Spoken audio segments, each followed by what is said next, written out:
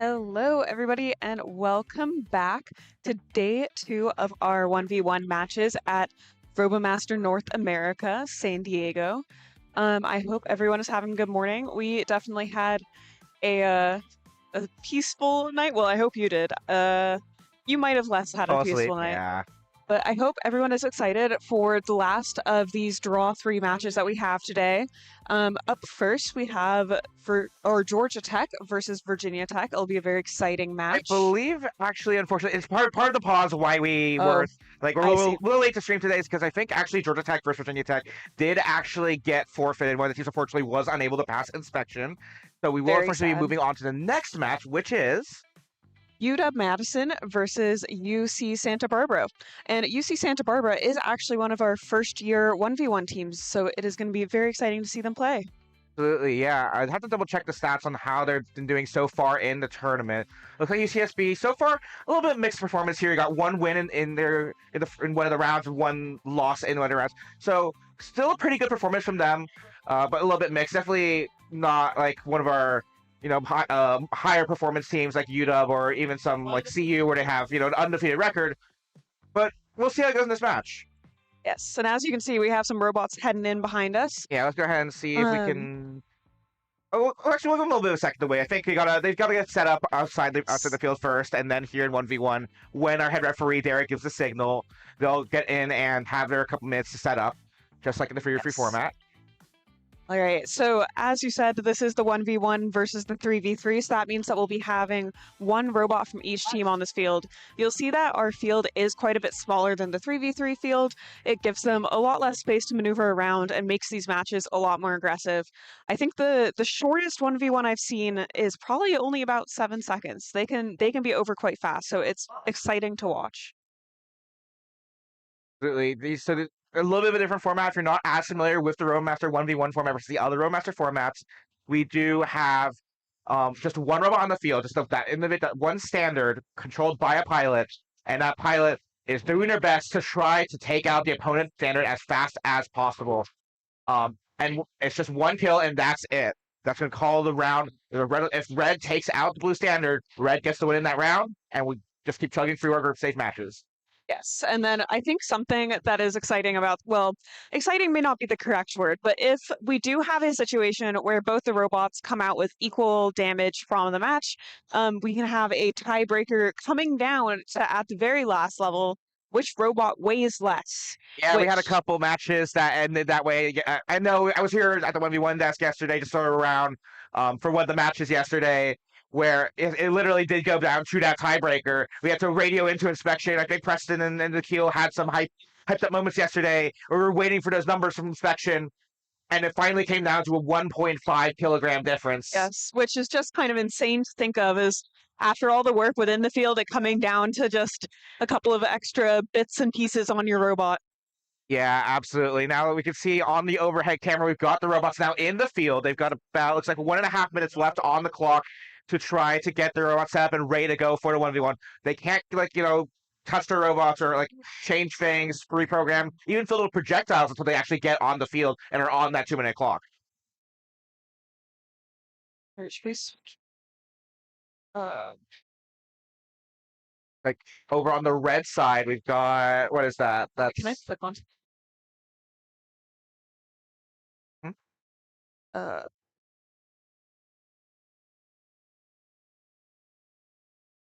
all right, so we have both of our teams getting their robots ready. That's going to be, looks like we can see on the red side that is whiskey from University of Wisconsin Madison, I believe.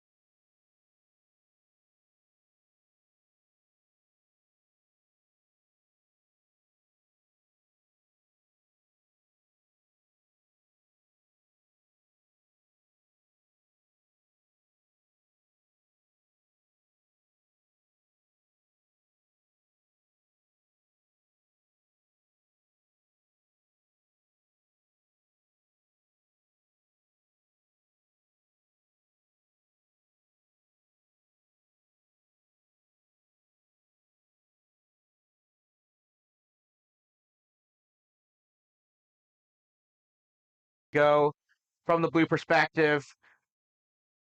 And they're off. All right. We can see that blue standard shooting fast.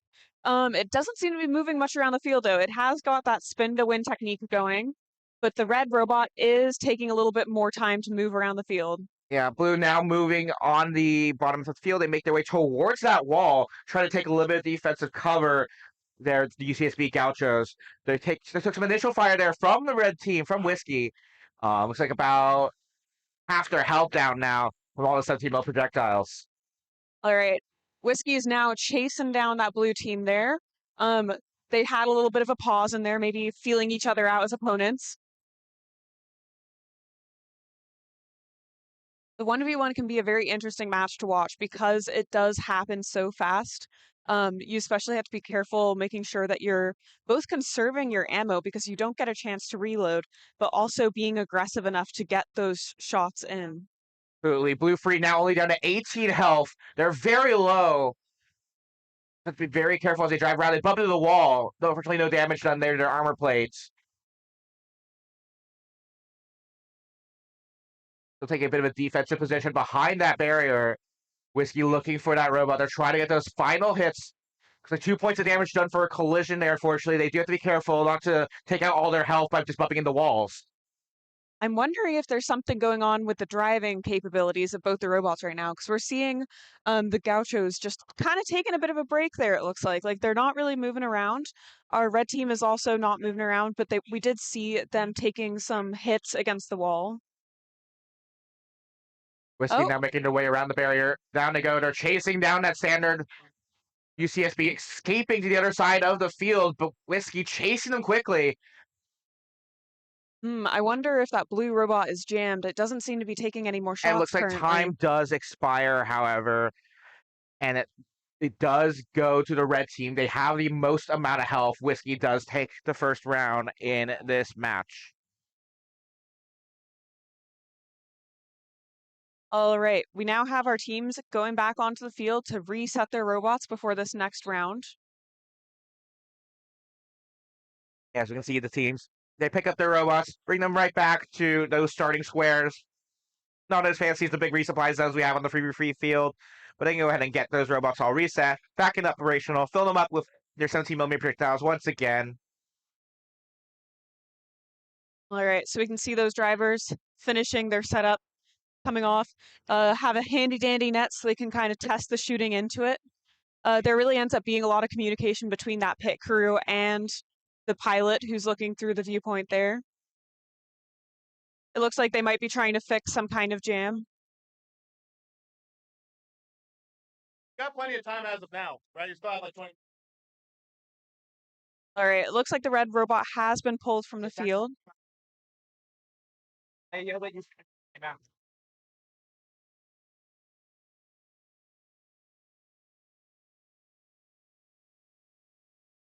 All right, if you're hearing any background noise, that is from our 3v3 matches. If you want to take a look at that, that is happening over on our Twitch stream.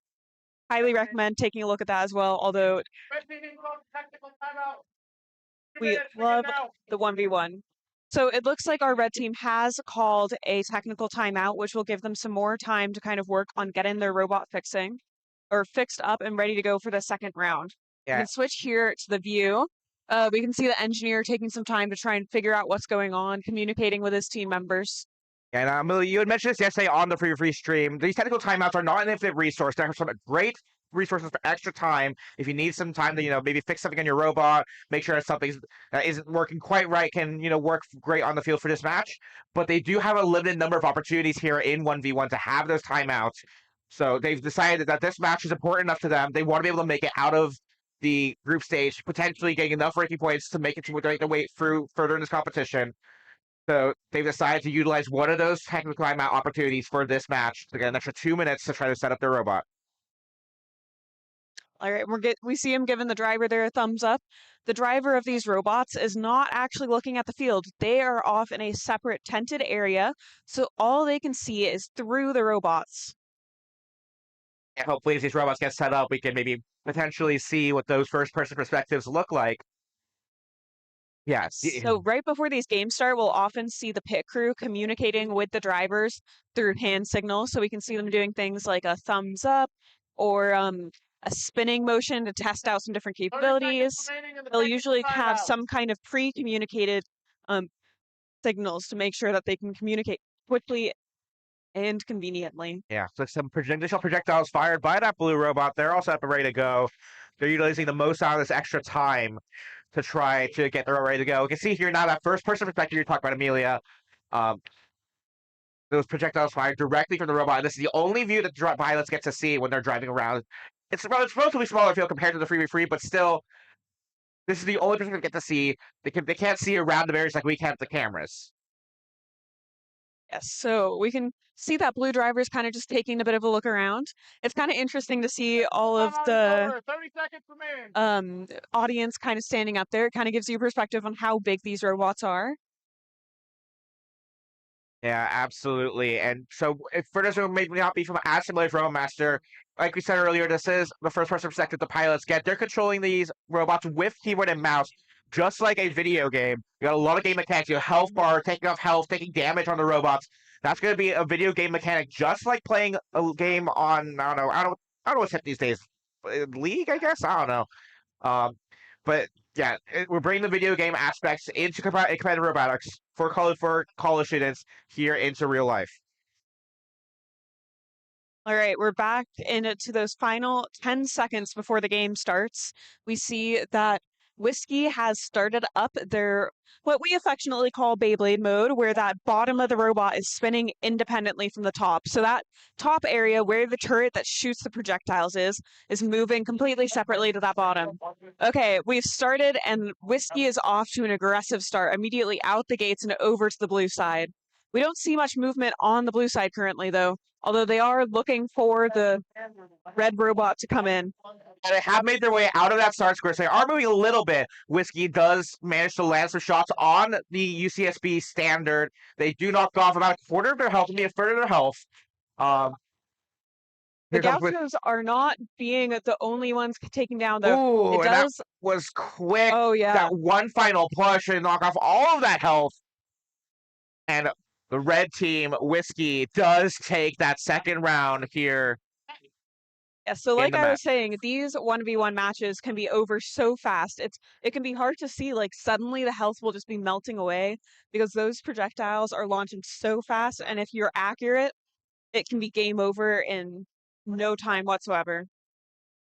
Absolutely, yeah. I think we've said before, I think, but UW has a lot of records. One of the records they hold is one of the fastest 1v1 matches ever. Like, everyone showed up, they fought for like 4 seconds, and that was it. It was over.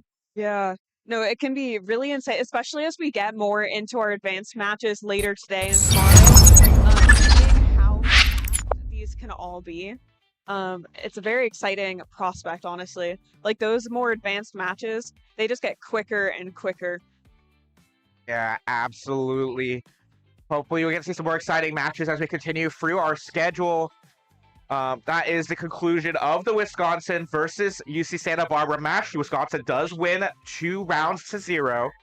They will get, I believe, 3 ranking points here in our Swiss draw. The way this works is we'll rotate through different rounds of our ranking schedule, where each team matches up with a team relative to their performance in the standings. And after we go through one round, everyone plays one match in the round. Then we reshuffle those rankings. We draw new rounds. We draw new matches for the next round. So we'll get a bit more information about the schedule and our next round of matches in just a little bit. But first, we got our final round 3 matches here to play right now. Yes, so it's very exciting to get to see them do the 3 full rounds here. We currently have our volunteers on the field sweeping up. You might have just seen walking behind us, we have some of the next robots kind of coming through. Before they get on the field, they go through an inspection process, which is basically where you have to take your robot to the people who are running the competition and check that everything is within the rules. So that means it has to be a certain size, has to be a certain weight. The referee system, which is what is used to help make sure that the scoring is correct and everything is within the correct limits, has to be working. They go through a test that the robots can shoot and drive. But once they go through that inspection, they have to turn the robot off, and then they are chaperoned from inspection over to our field here. That means that they usually have to carry those robots. Some teams do have a little bit of a wheeled cart that they'll use, but then they get put in our like loading bay over here, waiting and ready to go for their matches. Absolutely. And then once they're in that loading zone, they can't touch the robots at all. It's like we had some questions yesterday from the teams actually in the queuing area. I was around, well, sort of helping the referees out when we were getting these questions. Can the teams, when they're waiting for their match from the pit crew, can they program the robot? Can they turn it on? Can they make changes? No. These queuing areas, once they go for inspection, it's just hands off the robots. You can't really make many changes until you get into the field. We got these little separate loading pens just outside of the field for these robots, for the pit crews to get ready for their match. And then once that countdown begins for that setup period, that's when the robots have to quickly get the robots on the field, set them all up, and all powered on, connected and everything. And if they need to make some last-minute programming changes, they only have that final 2 minutes or so to actually make those changes. Yeah. So it looks like we are getting ready for our next match here, which is the University of Polytechnic Montreal. Got the order messed up there. They are the team Polystar, and they will be going against Torino University, which is one of our Italian teams. That team is named Roboto. So Roboto is in that blue corner today, and Polystar will be in the red. Yep, we're just waiting for some final moments as our volunteers help to get the field cleaned up, get all those 17mm projectiles. We had a giant stream of those earlier when Whiskey was able to take out Santa Barbara so quickly, shave off all of that health. They're just getting those final projectiles cleared off the field, and all those piled up in the little corner there where Santa Barbara previously stood. All right, so they will be hopping on the field soon.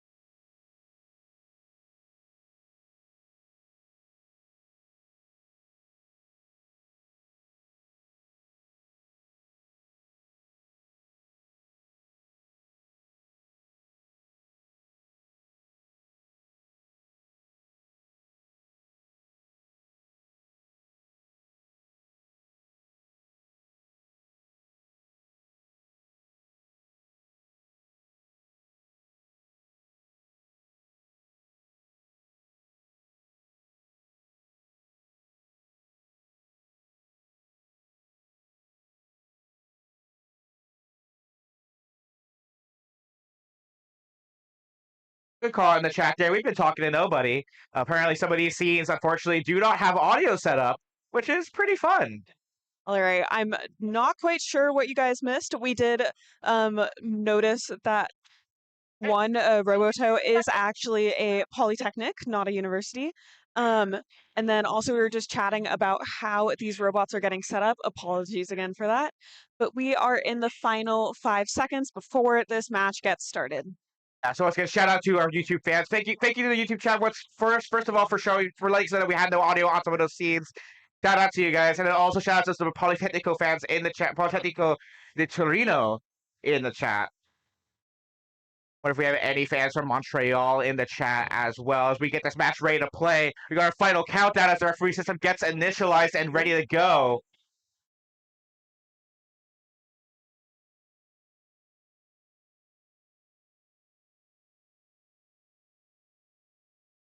All right.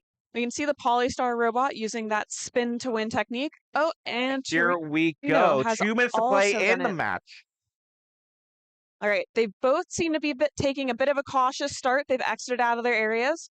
Roboto is taking that first push, though, making their way around to the red side. So we got Polystar fan in the chat as well. We got some folks rooting for Polystar and for Roboto.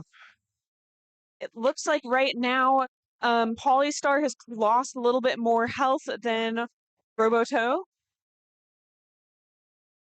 Polystar in the red, Roboto in the blue. It's kind of funny. Their logos have different colors in the background. Roboto's logo actually is red in the background, but they're wearing the blue colors on this occasion. They're making their way around that right side of the field, dipping behind the barrier, trying to take a little bit of defensive cover. Take a look at this other camera view. We can see the health bars of those robots. They're pretty even footing at the moment. Just about 160 health each, about. As they keep trying to dip and dive and land the 6-kilometer shots on their opponents. Yeah, this is a very close match. You can tell in the technique of how these robots are playing as well. They're both being cautious, wanting to make sure that they're getting an advantage, but also taking that time to attack the other robots. Oh, and it looks like Roboto is getting a bit of an advantage here. They're getting a lot more shots in this past few seconds against the Polystar standard there. It does look like something is going on with that Polystar standard, though. It's not quite at that same ability level that we saw earlier. Yeah, red standard Polytechnic Montreal. They are now at a significant health disadvantage here. They got just about only like a quarter of their health left, while blue has a little over half. And it does look like something with the driving ability of that Roboto, or sorry, not Roboto, of that Polystar robot is going on. We're seeing that one of those wheels appears a little bit stuck almost, instead of having like that traditional. They do ultimately get the kill there. Polytechnic of Torino does take all the health out from that Polytechnic Montreal standard. Roboto does get that first win in this round. All right, and we have our engineers coming back in to reset the field. We'll have to see if that Polystar robot is able to get fixed before this next round. If not, that would be really unfortunate. However, I'm hoping that we get to see another one of these really closely played matches. That was a great match to watch. Yeah, a good question here, Francesca, in the chat. No life bar. Yeah, we're switching between these scenes, trying to get you a good angle on all the action going on here on the field. But yes, we do unfortunately don't have the big fancy overlay like we have in the free format. So we'll try to get you the best we can in between the health bars there and the other camera views. Yeah, hopefully you can also see the light bars are horizontal red and blue bars on the robots in the game that does show the health of the robot. So they start out full, and as these robots start to take shots and start to take damage, the health does start to decrease until one of the robots eventually gets all the way down to 0. Yeah, so in our top right screen, you can actually see that full red life bar, and then in the bottom left of the screen, you can see that full blue one from our upper view. All right, we're in the last 45 seconds before the second round, and we see the pit crews exiting the field, prepping to go. All right, it looks like they didn't decide to spend much time fixing, so maybe it was a quick fix or something of the kind, or maybe it's just something they've determined they're not able to fix in this in-between period. And we can see again from the first-person perspective of the robots here in the red with the blue logo. They have Polystar, Polytechnique Montreal, and over in the blue corner, we have Roboto and Politecnico di Torino with the red logo in the blue light bars, the blue LEDs.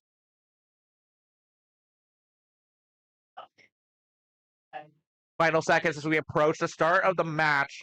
So now we're now in that referee system initialization phase. The referee system, the system tracking all these hits on the armor plates, the projectiles being fired by these robots. Okay, taking some time to initialize and get ready for the match. We're getting ready to go in just a few seconds.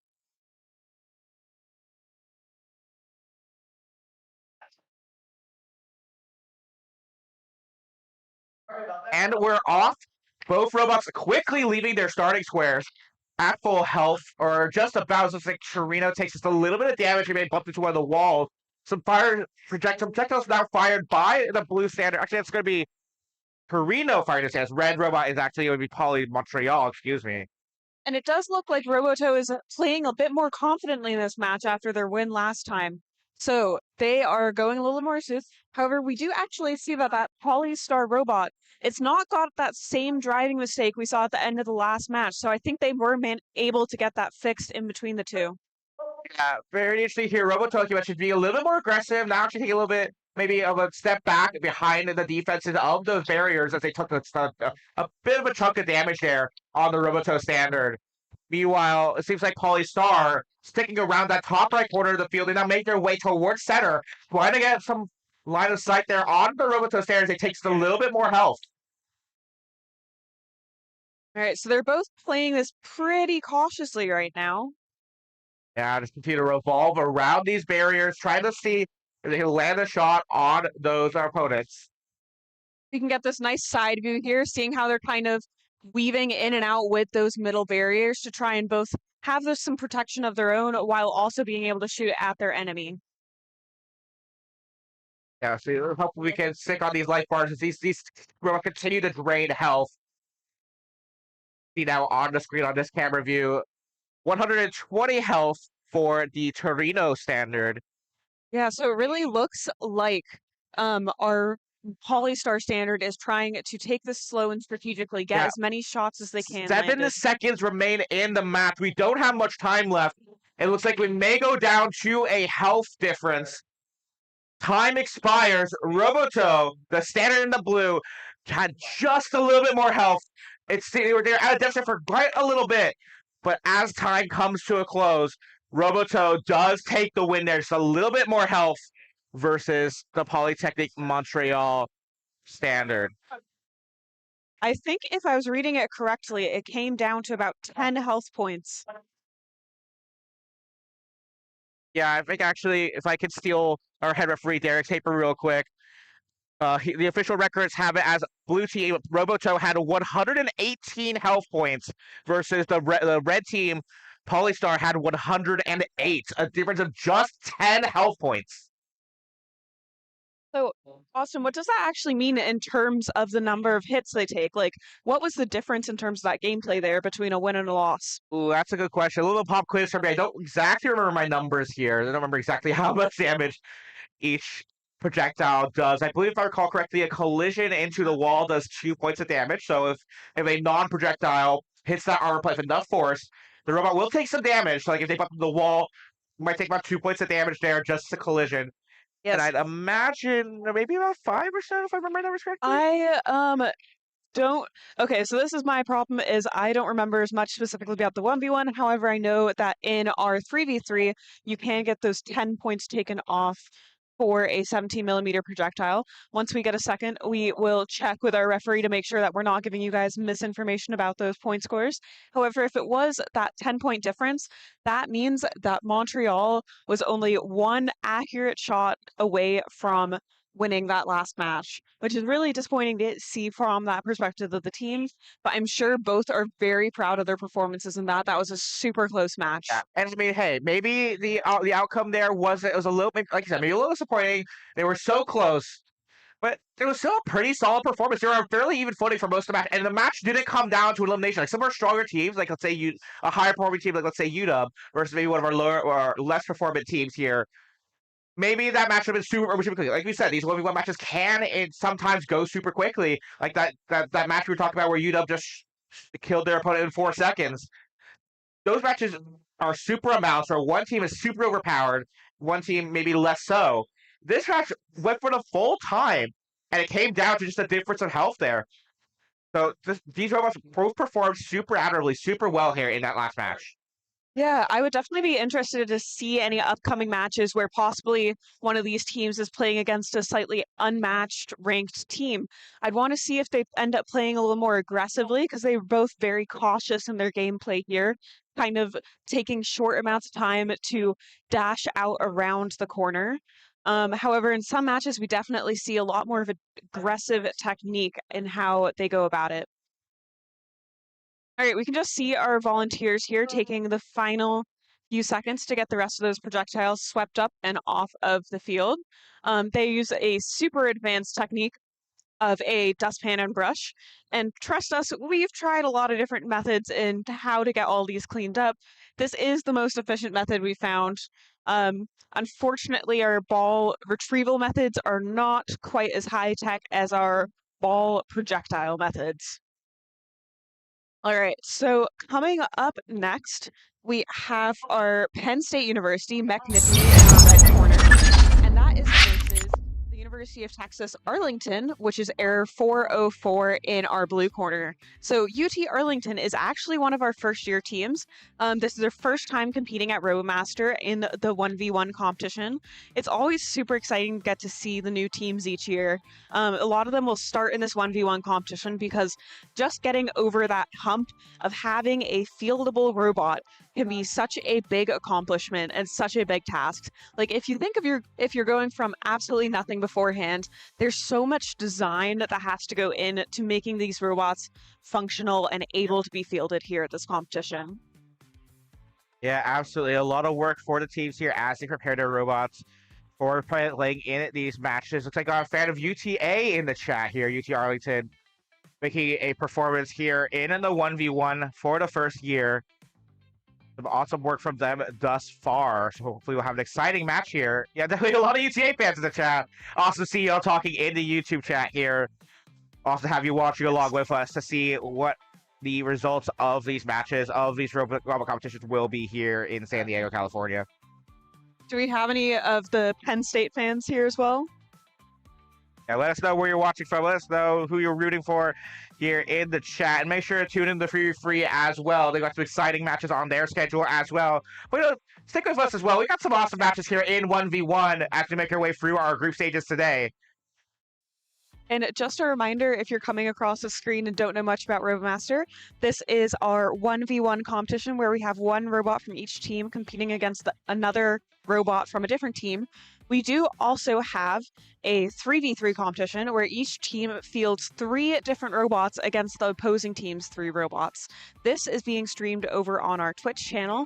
Feel free to check that out, especially in some of the breaks or in between times we have over on 1v1. We obviously would love to have you stay over here and continue watching our 1v1 matches as they are also extremely exciting.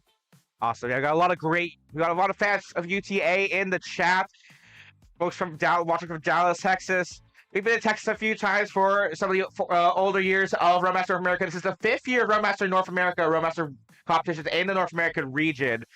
Yes. 5 years of RoboMaster is a pretty long time. Our first 2 years were in College Station, Texas, hosted by Texas A&M. Yes, big thank you to Texas A&M. Without them, this competition wouldn't have been possible. They hosted our first 2 years of the competition. So we are a big fan of our Texas RoboMaster community, which bands together and really is able to get RoboMaster going. Absolutely. We've had a lot of awesome growth in Texas this year. We've had Texas A&M, one of our legacy teams. We have UT also who joined a couple of years ago. They've been around for quite a while now. And then this year we've had some awesome growth in Texas. UTA, we got our fans in the chat. They've been super great this year in their first year. We also have Austin Community College who also joined. So definitely some great growth here in Texas. Yes, it's interesting because I keep thinking that these are named after you guys. So Austin, next to me, is Austin. So I keep going, oh, University of Texas Austin, that's his team. But no. We'll see. Yeah, I give a second bias, I don't know. Yeah, and who knows where RMNA 2026 will be? We've got all these Texas teams. Who knows where we'll go next year? We shall have to find out. Speaking of finding things out, we do confirmation from the rules manual, that big, thick manual that all the teams have to read to make sure the robots are compliant for the competition here. Yeah, so like I mentioned earlier, collisions, if the robot bumps into the wall or something with their armor plate, that is going to take 2 points of damage. And like you mentioned, Amelia, those 17 million projectiles that we have here in the 1v1 are going to be 10 points of damage. So since we had a 10-point difference, like you mentioned, Amelia, that was just one well-aimed shot at that armor plate. Yeah, that's such a close difference. All right, we can see it now that these next two teams are getting loaded in. Interestingly, they both have yellow accents going on. That is going to make it a little bit harder to see what's going on the field, I will admit. But I do like that both teams are getting some of that accent color in there. If you heard me over on the 3v3 stream yesterday, I am the fan of an aesthetic robot. I love when teams take a bit of a chance and do some extra styling to their robots. I'm not as much of a fan of a duct tape robot, I will admit. Thank you so much for the lovely comments in the chat. We appreciate you for being here. Thank you so much. We just love being here for Roadmasters, watching these competitions, supporting all of the teams, all of these engineers, working through their preparations, working all the learning that they've done. We were alumni of teams ourselves, so we've been through this process. We've been in their shoes as they make their way through the 3v3 and the 1v1 competitions. Yes, so we see the robots just double checking that everything's working. In that bottom right-hand corner, we can see MacU. The robot's kind of looking around, testing things out, looking up and down, waiting for the timing period beforehand to come up.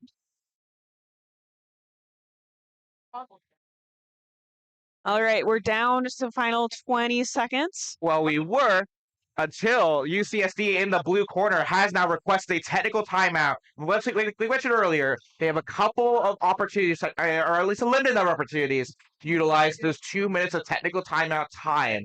It's just like they need a little bit more time to get their robot set up and ready to go. We can see actually on this camera here, those UCSD members working on their robot, getting it ready to go for the match. I apologize. It looks like I had the schedule wrong. So this is UCSD in the blue corner. I had said that was. Oh yeah, that's actually a good question. Yeah, we've all UTA fans in the chat. What happened to UTA? All right, so it looks like maybe our schedule got swapped around. So re-announcing who is actually on the field. In the blue corner, we have UCSD, Triton Robotics, who are very kindly hosting the competition this year. They are doing quite a lot. And then over in the red corner, we have Duke AzureBot. Duke is another one of our first-year teams. It's their first time coming to the competition. I'm very excited to see how that happens for them, what's going on.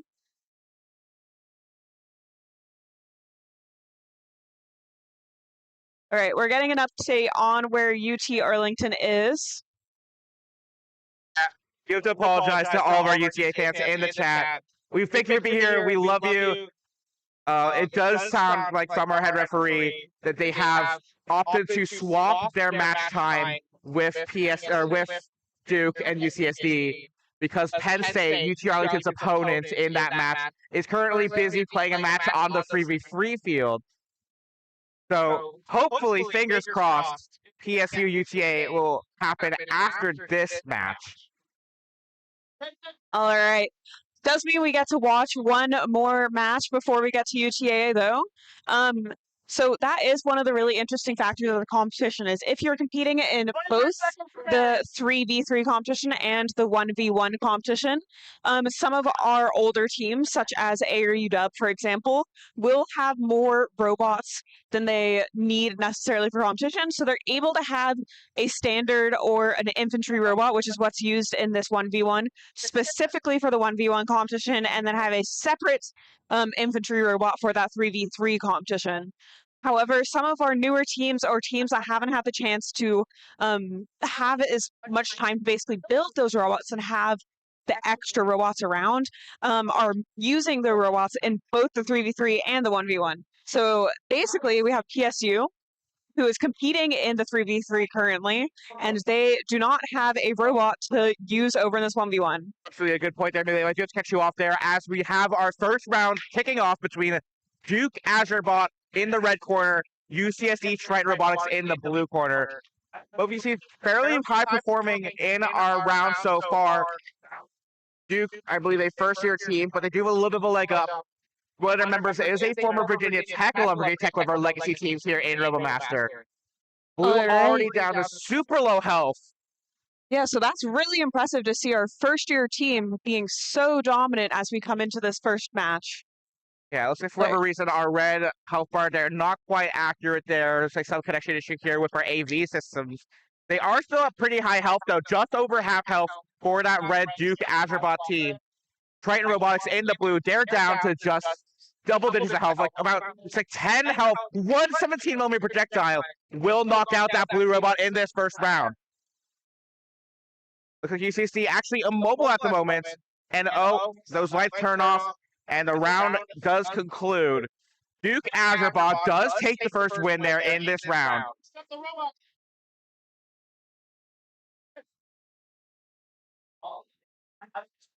Blue win or red win?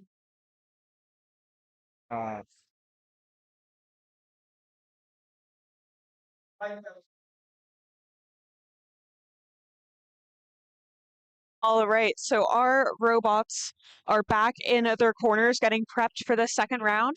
We see the pit crews pouring in some extra ammo there. Or just like scooping it in with their hands. Over on the 1v1 field, we don't have quite as sophisticated of a spoon method to get it in. If you've watched our 3v3, you might have seen our RoboMaster official spoon for refilling the robots. Yeah, looks like UCSD may have some issues there with their projectile launching mechanism. They're doing some final validations there, some final check. You see the net. They're trying to make sure that those projectiles can flow through their robot safely. Oh, and there we go. We're seeing that robot taking some shots. So it looks like they were able to get that problem sorted. All right, we're coming down to our last 50 seconds before the second match starts. UCSD pit crew making their way off the field. They verified those projectiles are able to be fired. Hopefully we'll have an exciting match here. 30 or so seconds left in the setup period.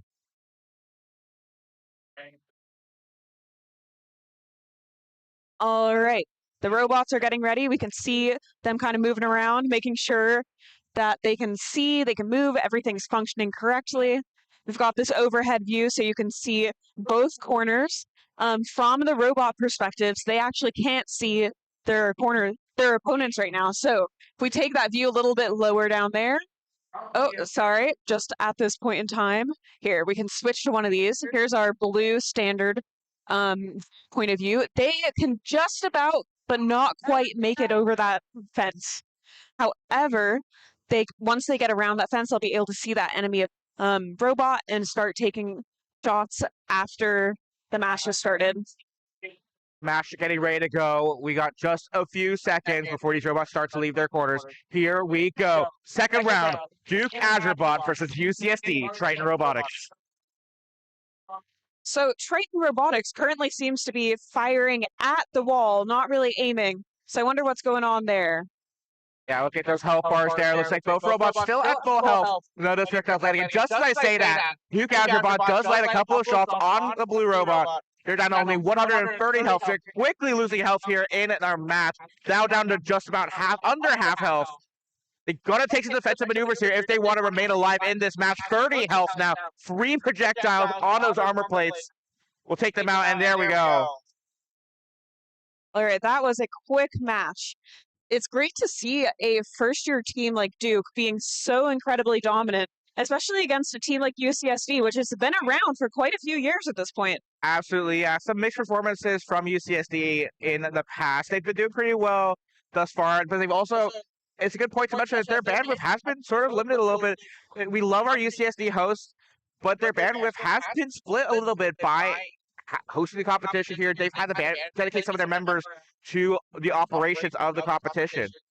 Yeah, no, so that is a big challenge. It definitely is a sacrifice for the team too, but they're sacrificing for the better of their RMNA community. So just because they want to be great members of our community, help us out, give us a place to run this competition, it does mean that they're not getting quite as much time and quite as many resources that can actually spend that time looking at their robots.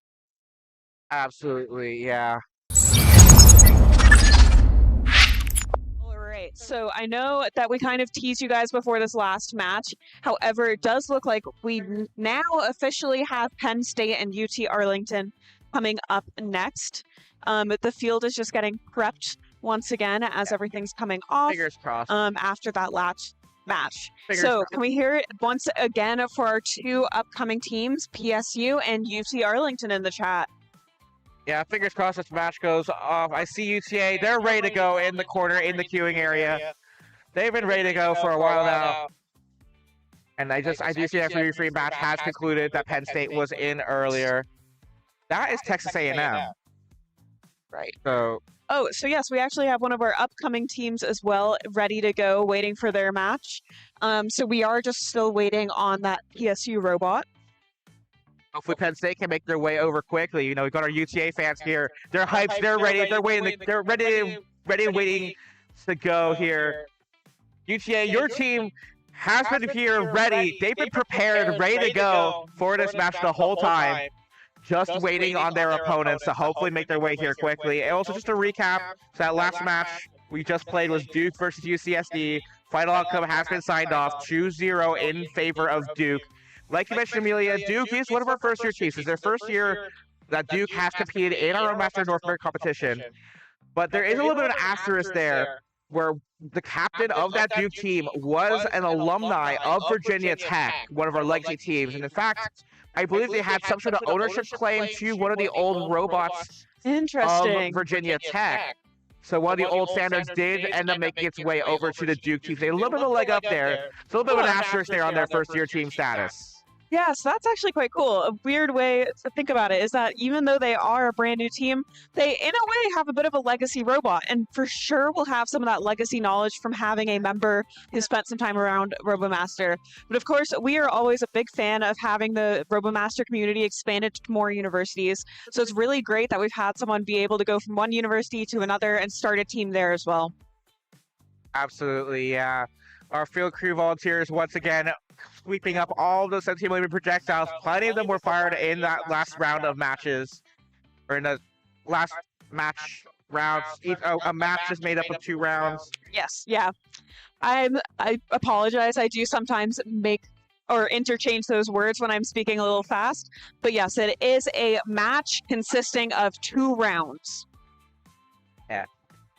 The folks get what you mean. The folks get what you mean. We got some awesome folks. Thank you for sticking with us here in the YouTube chat, watching the YouTube stream, cheering on your favorite teams. It's great to have you with us as we see what happens in our 1v1 bracket here across our competition. Apologies if you keep seeing us look over in that direction. We have the robot pens where the next few teams are getting staged, and we're watching for that Penn State team to make it over here so we can get back into this match. Yeah, we're waiting with bated breath, just like you UTA fans at home. We're waiting for this match too. Where's Penn State? Where's their opponent, UCA? Yeah. Like you said, they've been waiting here the whole time. They're ready to go. We're waiting with bated breath. Where are their opponents? Yeah, so if they are coming straight from their 3v3, they do have the option of just taking their robot straight from the field of the 3v3 and bringing it right here without getting it re-inspected. However, if anything went wrong with that robot in between those matches and they want to fix it, they will need to re-inspect their robot, which means they have to go through that process again before they're able to play. So if that ends up taking too long and they don't turn up soon, it might be the case that their match gets pushed back one more, as it looks like we have some of our upcoming teams already ready to go. That, Amelia. We've already fooled our fans once. Yes, I hope not. We want to see UTA. Don't will that into existence. Don't manifest another swap here. It does look like we have some robots coming in. I'm trying to tell. Yeah, I see a person. I see him carrying a robot. I see our chaperone here. Shout out to our volunteers for helping make sure everything goes off without a hitch, or as few hitches as possible. That is, in fact, Penn State. Let's go! All right, we see a Penn State coming in behind us. You're getting the live action feed. But I just kind of... Yeah, you can see behind us, head referee Derek with the flag, talking to the team. They're almost there. They're nearly there. They're right behind us. They are right by the field, which means they are imminently ready to get this match going. UT Arlington is sitting over. I'm sorry, my mouth is getting a little mixed up with so many words. All right, I know. We're trying to hype you to the max. I don't want to lead you on. We do keep thinking, however, this we have about as much knowledge as you guys right now. It does have a lot of flex in the scheduling. Our 3v3 is a little bit more rigidly scheduled. However, with 1v1, as we have that double aspect with the 3v3 competition, it does mean that our schedule can get pushed around a little more sometimes. However, we are seeing the robots move around to the sides of the field now, which means we are imminently getting ready to do the match. I'm looking around, looking at all our screens for the updates. I do see, like you mentioned, Amelia, UTA has made their way to the field. Penn State as well. I can see on the referee computer just out of our line of sight. We have loaded up the next match. It is Penn State in the red and UT Arlington in the blue. McNittany versus Arrow 404 coming up to your screens now once they get their setup period underway. All right. Both teams are waiting by the entrances, waiting for our head referee to give them the go-ahead to enter that field. All right. Our head referee has his flag up. I think we're just waiting on a last couple checks.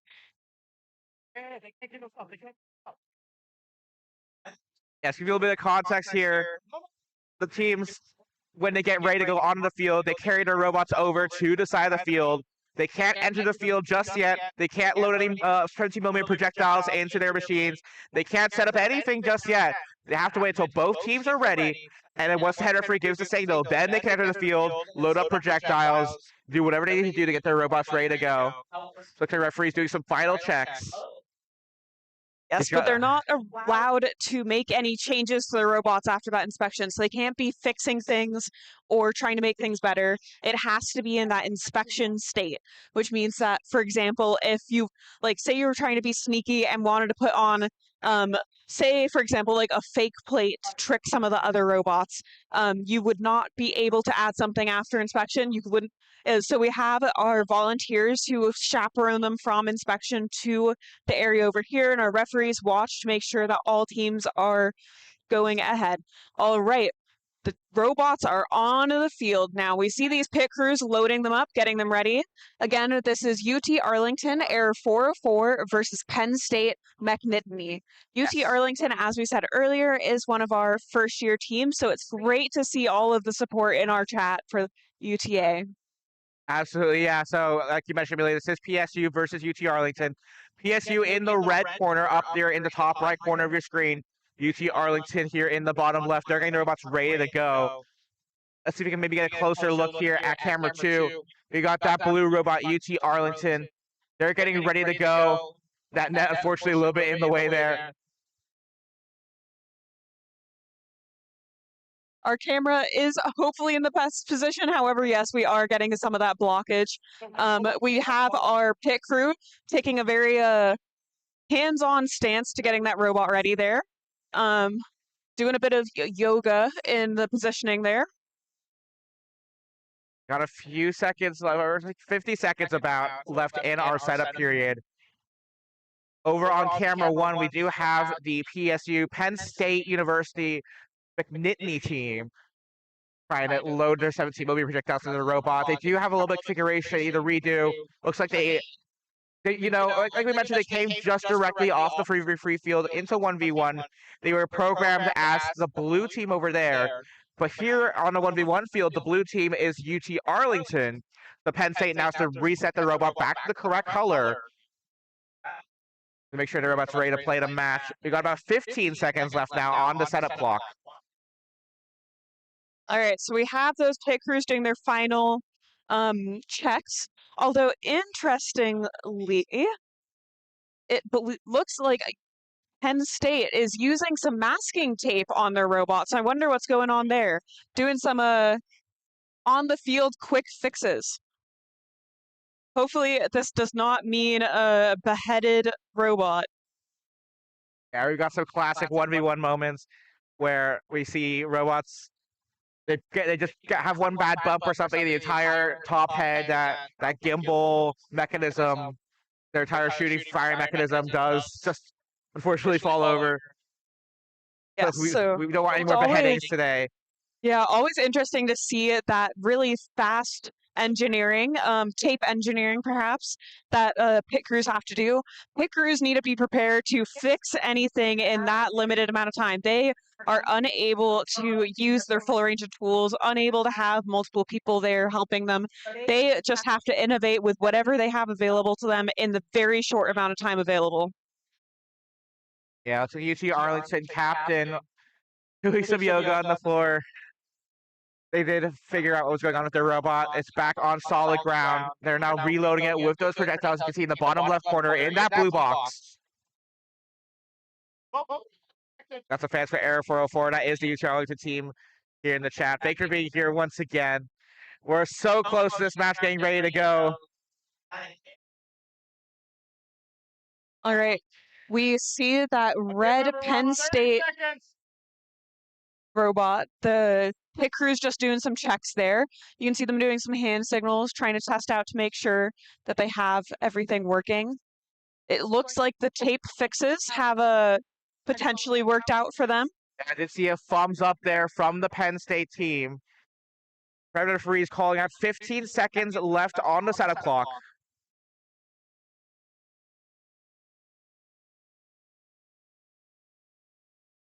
Person on the field, which is pretty interesting here for the setup phase. 5-4 for Rhea. Can we start the match with person on the field? All right, that's interesting. I haven't seen that one before, but we're ready to go anyway. Finally, we're ready to go.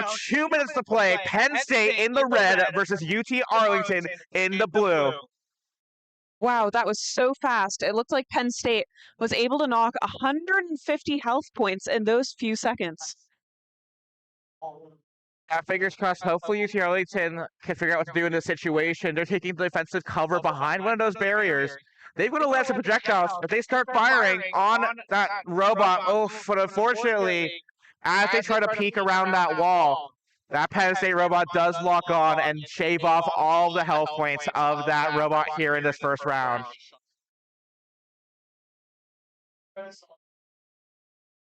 Eric, say that again.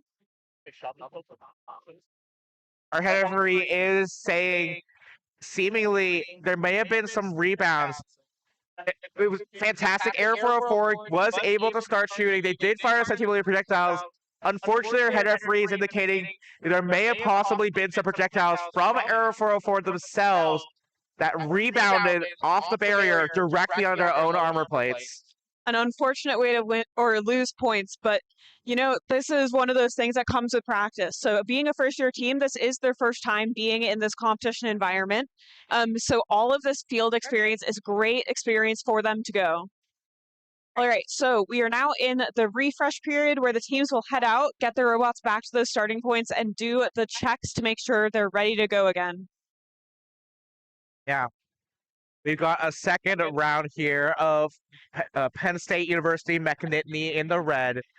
University of Texas at Arlington in the blue. Team Error 404. Hopefully they figure out some of the issues that were going on. Hopefully they've learned their lesson that they won't bounce those projectiles off the wall.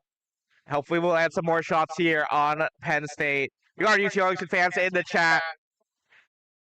I feel like I'm ready for UT Arlington here. They got some awesome folks here in the chat. Awesome folks here in the venue. As their pit crew gets ready to go. Yeah, y'all have got this. Let's go. Let's go.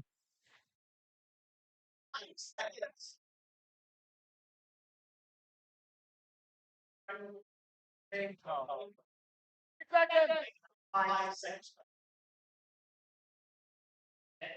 think that's the thing we fixed earlier.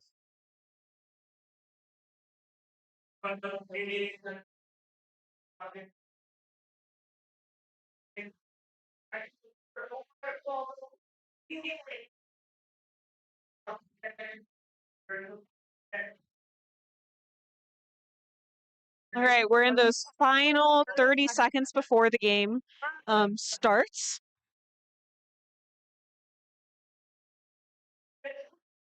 Aha. There are some other scenes where we lose the audio. Yes, so thank you for our viewers for letting us know that there are some scenes where we're losing out those mics. If you don't hear us at any point, please let us know. I think we've managed to fix most of the situations. However, we are talking relatively constantly, so if we appear to just not be chatting, we are actually chatting, and apologies that you're not hearing everything that we're saying over here. Okay, we're getting ready to go. Final countdowns for second round of Penn State University versus UT Arlington. Robots are hopefully all ready to go. Final countdown in 4, 3, 2, 1. Game start. All right. UT Arlington's moving forward. However, Penn State is quickly out of their starting zone around the corner. They're taking a pretty aggressive approach to this game. However, we can see there's damage on both robots. So UT Arlington is holding their own. They are fighting back against Penn State. They do seem to be on, or they were at least on fairly equal footing, 170, 160 health each. Now UT Arlington a little bit of a disadvantage now, 130 to 160, but still in the triple digits of health thus far. They're there in the center between those two barriers, trying to land their shots onto that red PSU robot. Both teams are getting shots on the other robots. It's good to see. Ooh, down to 30-10. Oh! UT Arlington, unfortunately, does lose all their health points in that match. And that second round does go to Penn State and the McNittany team. All right, but that was great to see UT Arlington, one of our first-year teams, holding up so well against one of our older teams who's been around for a while. Absolutely. Penn State University Roblox is, like you mentioned, one of our legacy teams. They have been around for, I believe, all 5 years. They were there for the original Roadmaster 2021 North America Division League. They've been around for quite a while, so it's amazing. They were on equal footing for quite a while there in that match. UT Arlington was able to last for so long as a first-year team. It's an amazing performance from them thus far in the match. Nothing to be ashamed of there. Yeah, so especially in this first year, moving from a lab environment where you're just trying to get those robots built and even make sure that they're working in the ways that you want is such a hard challenge. And then getting to this competition environment, so much stuff can change. So it's great to see that they were doing so well, especially in this first year of competition. Yeah, absolutely. A great job by the Arlington team. A valiant effort there in that match against Penn State University and the McNittany team. We will see them later on. We have another round of these group stage matches left to go in just a little bit. All right, well, coming up next, we have Texas A&M in the red corner, which is the Texas Aimbots. And then on our blue corner, we have the Simon Fraser University Ascension team.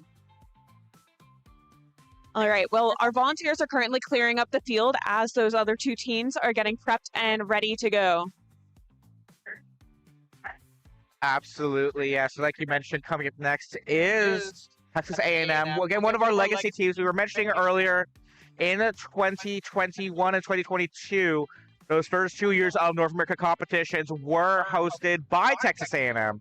Definitely happened around for quite a while. Interesting fact about Texas A&M, they did also travel to China. There's a larger format competition, Roadmaster to 7v7 competition held every year in China. Texas A&M was able to travel and represent the U.S., the North American region as a whole, as one of the teams competing in that international bracket in China last year. And they have been around for a long time. They were also at the competition in 2019, which is the last time that A or UW, our four-time reigning 3v3 champions, was able to go to China. So Texas A&M has been one of the founding members of this RoboMaster North America community. So it's great to watch them each year and see how their robots are improving and changing. Yeah, and in this next match, they're facing Ascension Robotics from Simon Fraser University out of Vancouver, Canada.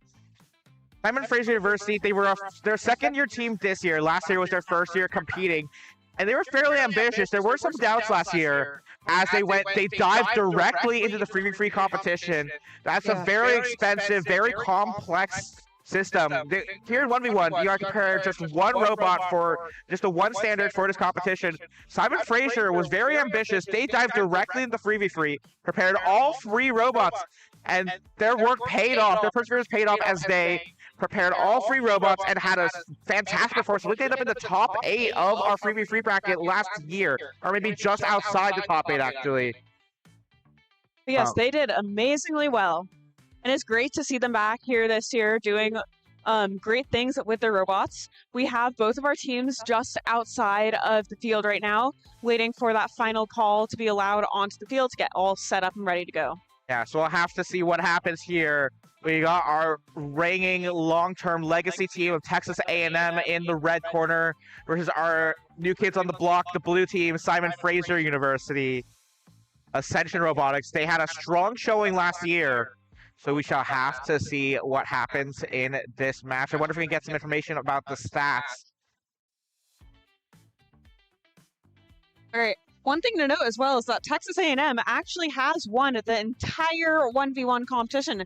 They were the 2023 Seattle competition champions of the 1v1. Absolutely. So they definitely have a good amount of strategy and have that experience in the 1v1 to be able to take this all the way. That is a good point. It is actually a little funny. Texas A&M was actually able to be the champions of the 1v1 competition the year it was hosted in Seattle, the home of UW. UW was the champion of the 2022 competition hosted at Texas A&M, and in 2024 in Colorado.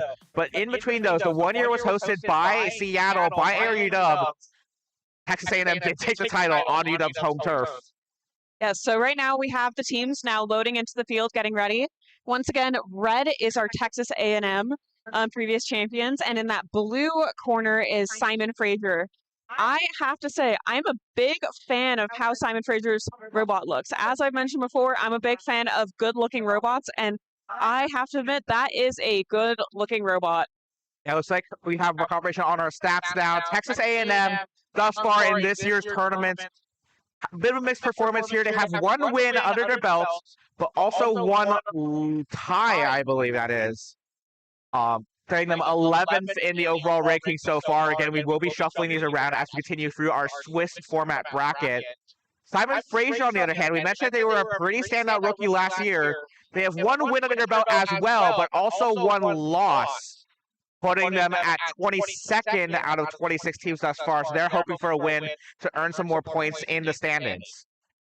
All right, so we have our Texas A&M team. They still have some of our pit members out there working on getting things done. However, our Simon Fraser team is done and ready to go.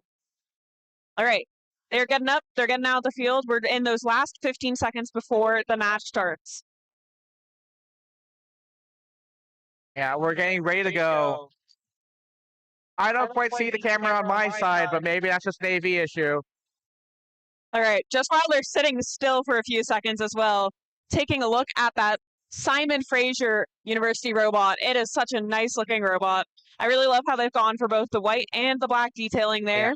Yeah. It's their new black and white logo there, the Ascension logo, the little diamond there this year on that button. Looks like our final seconds of the match starts. That camera just jumping in right now as the match starts. SFU versus Ascension. all right. They're both off, both quickly getting going. All right, Texas A&M versus Ascension, excuse me. Looks like, some initial shots fired across both teams. Red at a slight disadvantage, a little bit less health on the Texas A&M side versus Simon Fraser. Simon Fraser. Looks like Simon Fraser is taking some very accurate shots. They're holding their own against this legacy team. They're driving around a lot there in that bottom left corner of the field. They're making the walls even. Red down to very low numbers of health now. 20 or so health left on that robot as balls continue to fly. They do land some additional shots on Simon Fraser. A little bit more damage dealt, but Texas A&M is so low. 1 minute left in the match. We're getting up close and personal. All right. And Simon Fraser takes the first round. Absolutely. Thanks for the comments about the echo on the audio. I'm not sure how much we can do about that. I wonder if we could get some support from some of our other members of the broadcast and stream crew to help out there. So thank you for bearing with us. Yes, apologies if you can hear a lot of audio. So 3v3 does happen in the same room as this 1v1. So there's a lot of audio going on. Right now over on 3v3 as well, we have one of our big teams, CU Boulder, competing. So a lot of people are in the audience making noise for those teams. And then we also have the support from the teams who are currently on the field as well over here. Hopefully we can get some of the audio kind of sorted out, but thank you for letting us know anytime we have audio going a little bit funky. Good to know. But yes, right now we just have those teams getting the final checks done. Absolutely. It looks like both pickers have actually cleared the field at this point. They still have about a minute left in their setup period. But it looks like they've done all they desire to do thus far. Oh, no, and as I say that, because Simon Fraser has decided to reach into the field. Looks like they want to reset something on their robot. The robot bobbling her head up and down. I wonder if we can get a view on that. That's a bit laggy, unfortunately, from their perspective. They're not seeing that lag in real life. That's just on our AV end. We've got a little bit of technical issues on the production side, like the audio y'all mentioned. But we'll work through it. But very fun to get to see them do their little nod. It looks like it has a nice little is that a feather accessory? Yeah, that's pretty neat. I wonder. I don't know exactly what the mascot of Simon Fraser University is, but I'd love to hear from them. I'll see if I can find out a little later what the feather is for. All right, we're down to the final seconds of the setup phase as we get ready for round 2, Texas A&M versus Simon Fraser University.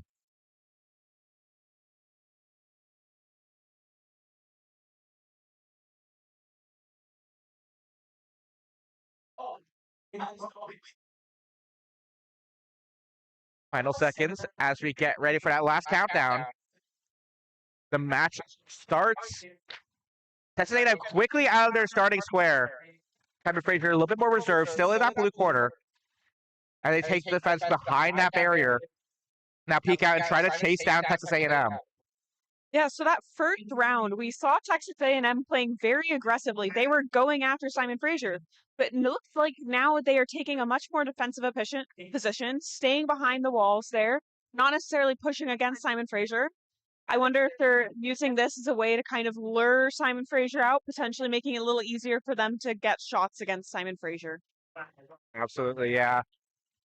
Simon Fraser looks like they're taking a bit more of a defensive position. They're parked up behind that barrier. Texas A&M driving back and forth, trying to get some sights, their sights set on the Simon Fraser Ascension robot.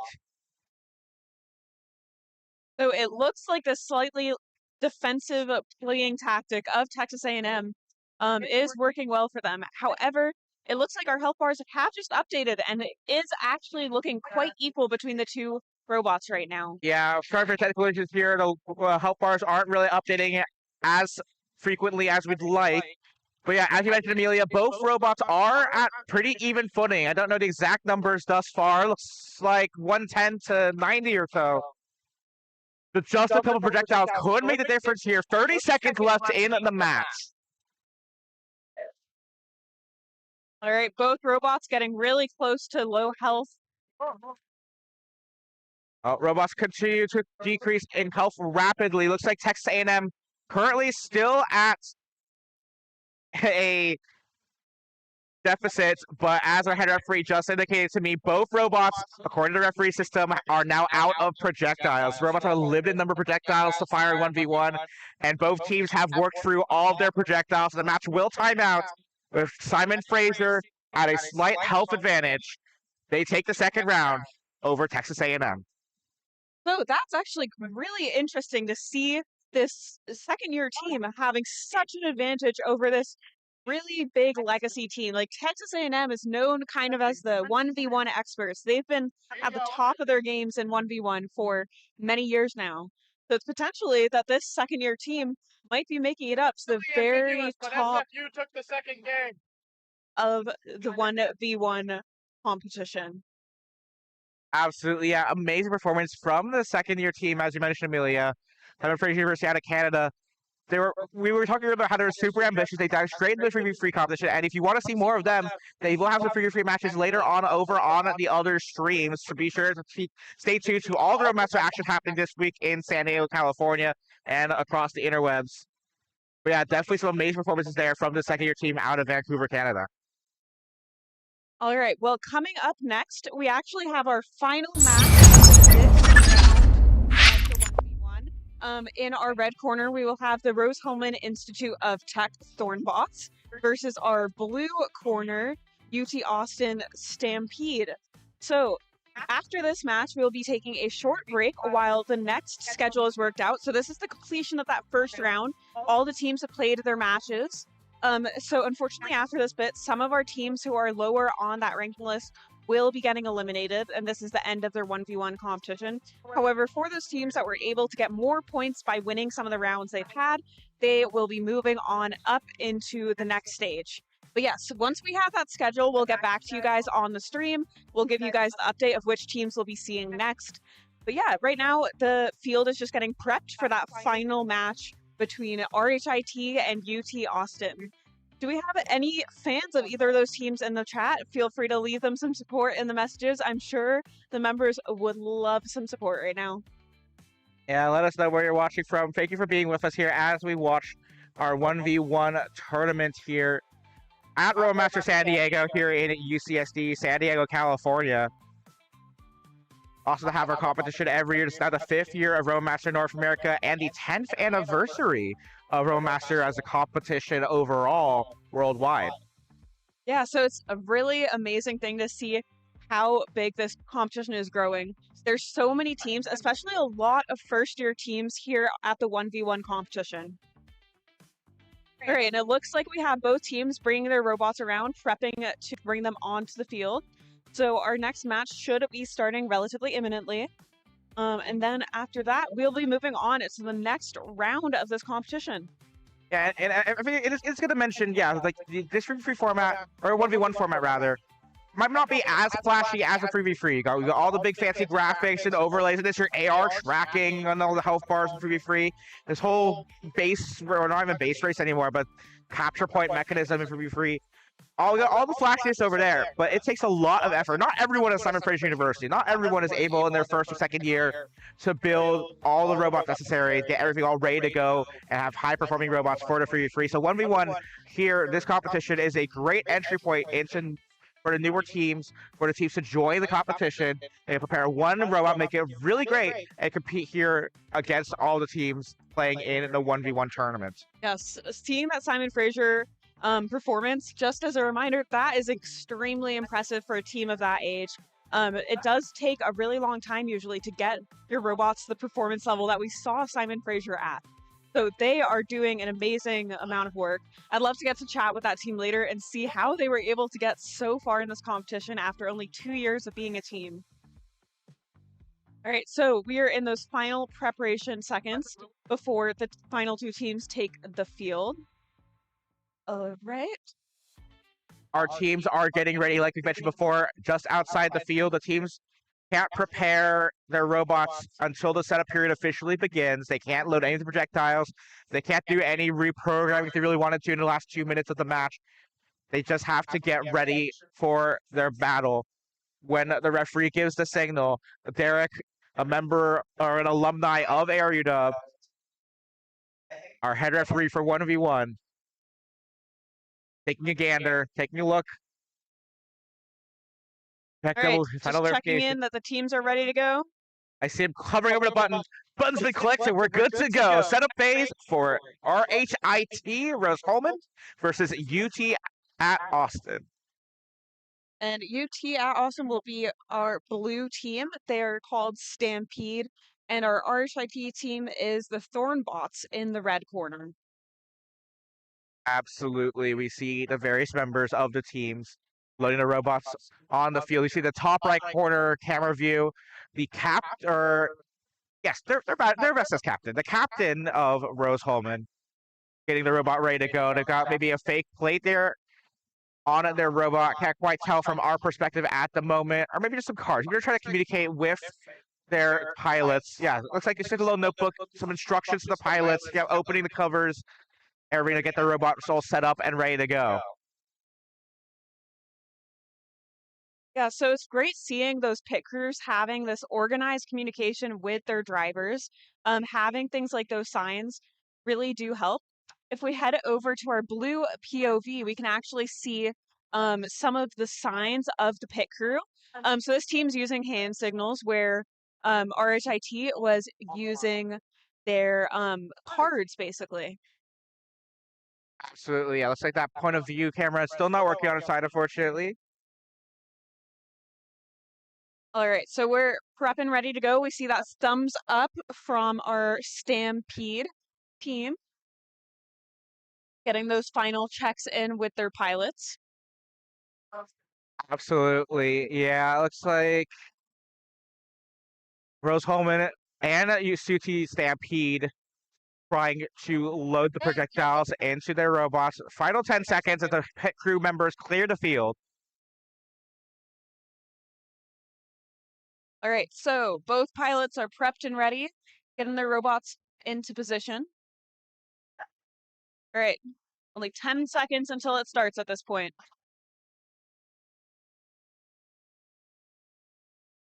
We're getting ready to go. Final seconds as we count down the match. Off we go. Both robots quickly out of their starting squares and quickly exchanging shots. Do see Stampede run into the wall on that quick start. They were feeling a little bit eager as that match started there by the looks of it. Rose Holman in red, the foreign bots trying to get some shots fired at that blue robot, the UT Austin robot. Team Stampede.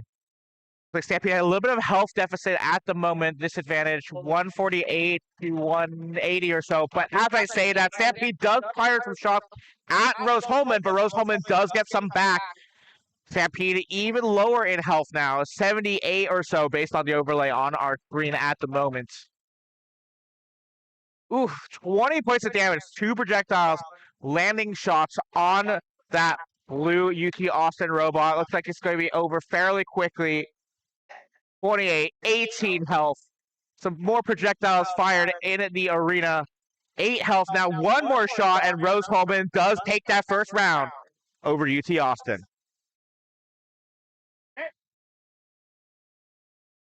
All right. Our head referee has gone ahead and given the all clear for the teams to head back onto the field. The 2-minute timer is counting down. The teams, for some reason, don't seem to be hopping straight on. They are at a 1 minute 45 to get them reset now. Yeah, here comes the Rose Holman captain now. They're going to be transporting that robot back to the start square, back to reset the robot, reload projectiles, get the robot back up and running. Actually, seems to turn it off, interestingly. Maybe something needs a power cycle or a reboot. Interesting, as they were fairly strong in that last match. They did take that first round over UT Austin and the Stampede team.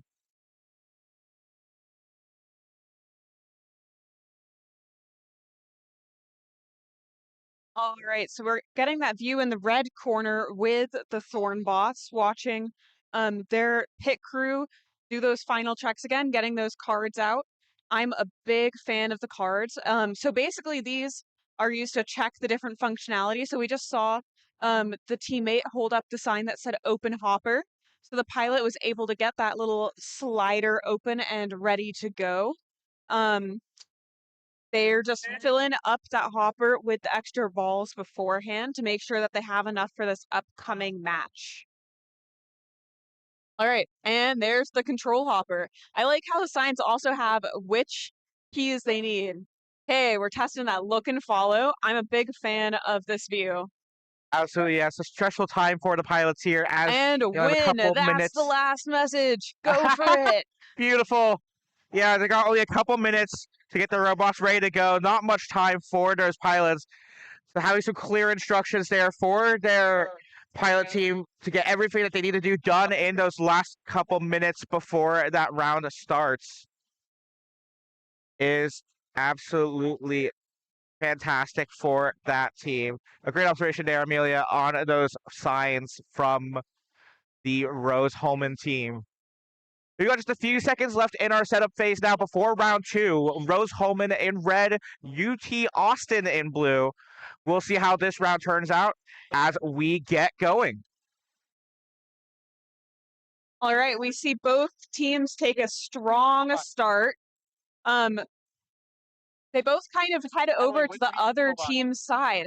So they've kind of taken a defensive position on both sides, but on the opposing team's original home side. Okay, well, our red team, RHIT, is using the side bar to kind of move around, although we are seeing that UT Austin robot taking a bit of a pause. I wonder what was happening there. UT Austin at a slight health deficit, but they're still fairly equal at the moment. With 1 minute and 15 seconds left to play in the match. That Rose-Hulman robot in the top left corner. They haven't strayed very far from their setup square.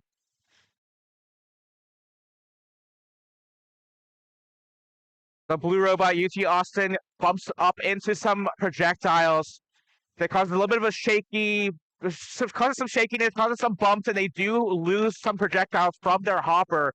We were talking earlier, Amelia, about those projectiles getting stuck in their wheels, causing some instability of the robots, and we saw that just now as Stampede did lose several projectiles from their hopper.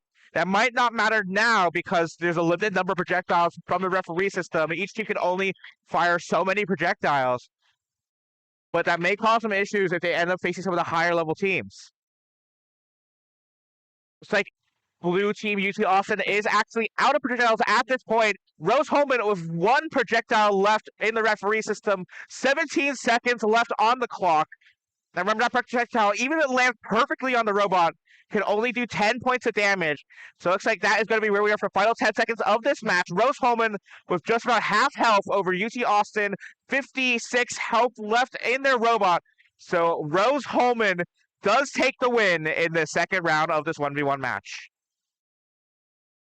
All right, that was a very interesting match to watch. I think it's always quite interesting when we get these matches where our robots are running out of projectiles before the end, and then the win condition does come down to the health points. But RHIT is taking those too, and like we said, this was our last match of our Draw 3 round, which means we will be taking a short break now as the schedule is made up for the next set of competitions, where the teams who will be advancing past this stage will be finding their new matches before the next group of matches. Absolutely, yes. I just want to touch on that, Amelia. Fantastic point there with the projectile. It's a bit of an interesting end condition there where the robots do end up running out of projectiles. And unfortunately, the match does end up timing out afterwards because of that. This does sort of emphasize the importance of accuracy there, where the robots need to be super accurate. They need to land these shots. They have a limited number of projectiles. They need to get on those armor plates if they want to have a chance to win.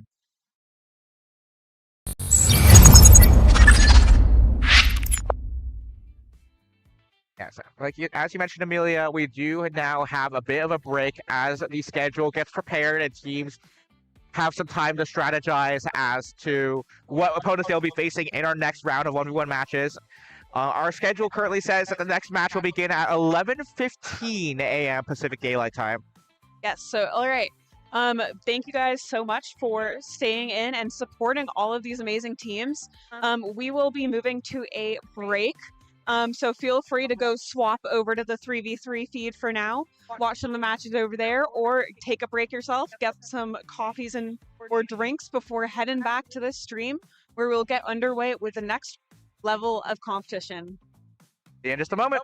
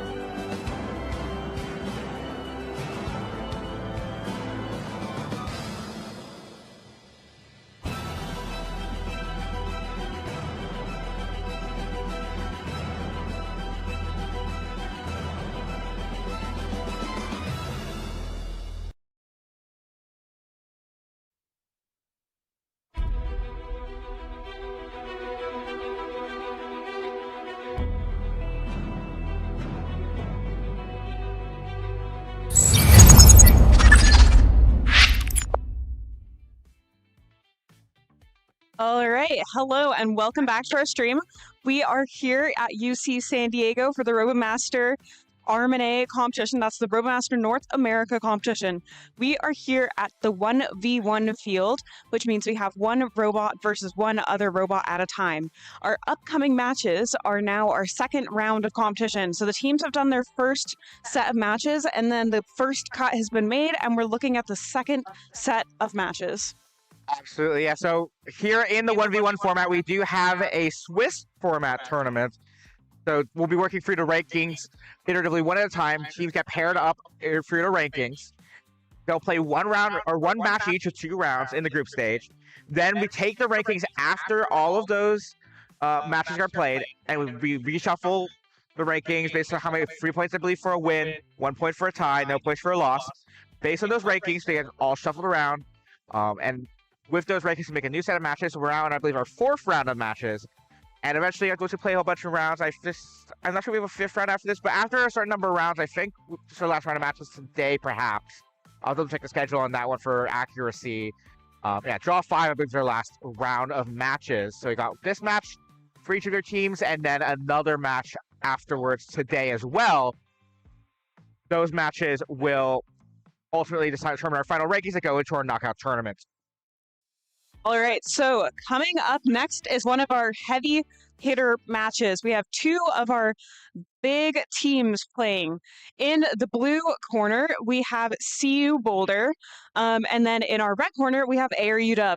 So AR UW is currently the reigning 1v1 champions. Yeah, yes. That is correct. I will note, however, this should be a very exciting match. In our current standings, we have 2 undefeated teams. AR UW, as you mentioned, are reigning champions, and the CU Robotics, their opponents in this match. Both these teams so far have a win-loss tie record 3-0. Both teams have won 3, but by the nature of competition, these teams face each other. One team will take the win, one team will walk away with their undefeated record shattered. All right, so we can see both teams prepping their robots. 50 seconds. All right, they are at their final 50 seconds before the start of the match. So we have CU, who are currently testing their shooting capabilities, and then over on the UW side, it looks like they're checking some final things, showing some different signs, getting ready to go. Yeah, we're ready to go. You might be able to see there on the ground by the UW pit crew one of those fake plates that UW has prepared. They're testing out the computer vision. Got another member, so Eli with the instruction or the commands, the cards that we were talking about earlier to instruct the pilots what to do. They're shaking around. They're testing things with that fake plate. Make sure the vision is all ready and working. CU, meanwhile, validating their systems using a net to verify that the projectiles are firing correctly. They need to make their way out of the field. 5 seconds left. The pit crew members are clearing the field, and the robots are ready to go. Setup period is over.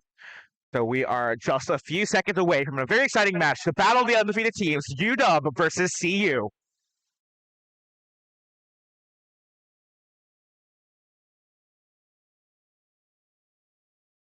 All right, And match they're off. starts. Immediate aggression from CU. They got up close and personal to UW standard, bumping into them in the top right corner.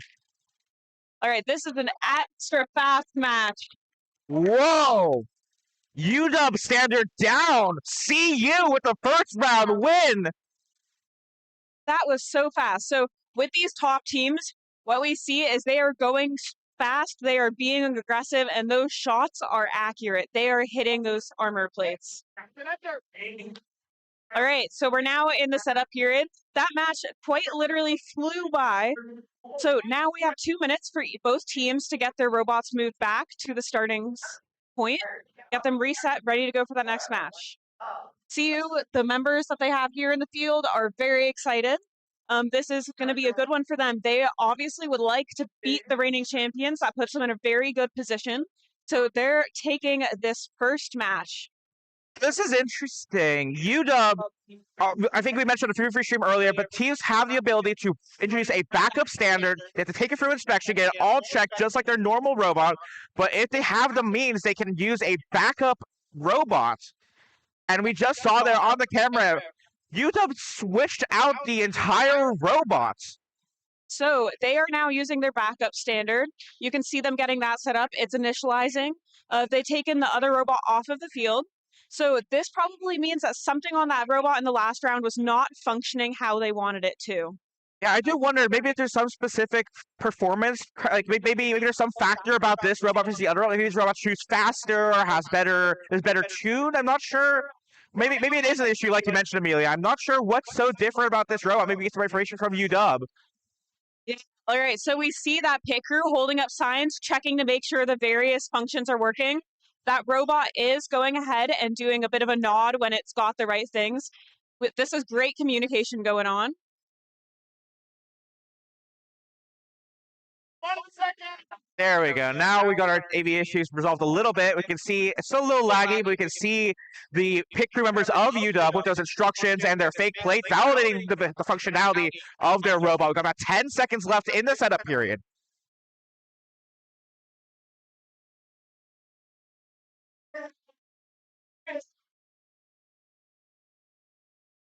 All right, we're down to our final 10 seconds before this match starts.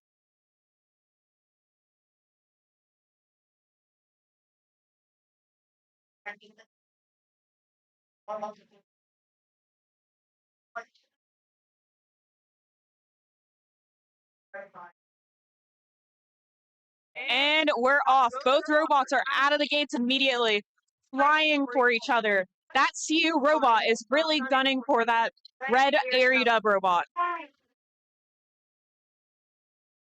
And that's it. It's over.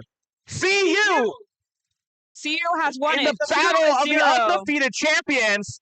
Both teams entered this match 3-0.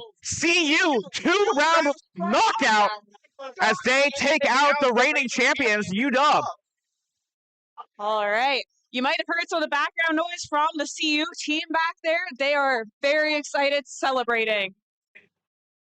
All right, both teams are now coming on to get their robots cleared. Those matches happened so fast that it looks like we don't actually have our next group of teams here from inspection.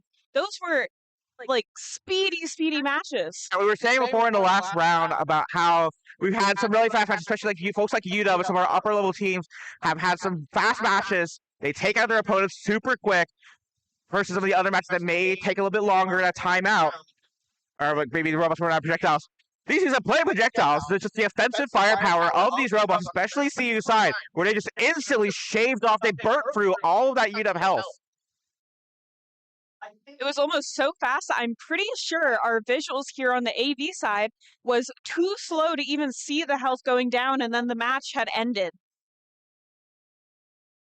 What a match here in 1v1. Absolutely crazy.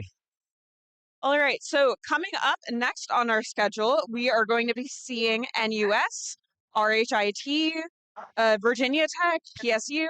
So we have a lot of exciting teams lined up for these next few matches. Do we have any of those team members or support for those teams in the chat here? Yeah, shout out to all the CU fans that were in chat during those seconds of gameplay. Shout out to the CU driver, a certain notorious member of the CU community. Or rather, RMNA community. All right, so we have our field volunteers getting the field prepped and ready. It does look like we have a bit of a delay right now, just as we don't have our current team or our next upcoming teams here. So we will let you know once we're going to go ahead. That isn't actually that much of a delay, given that this match is scheduled to run until 11:30 and it's only 11:23.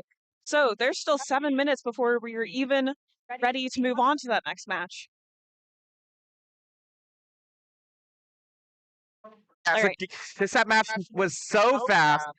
Our teams aren't even through inspection. They're not ready to play the next match.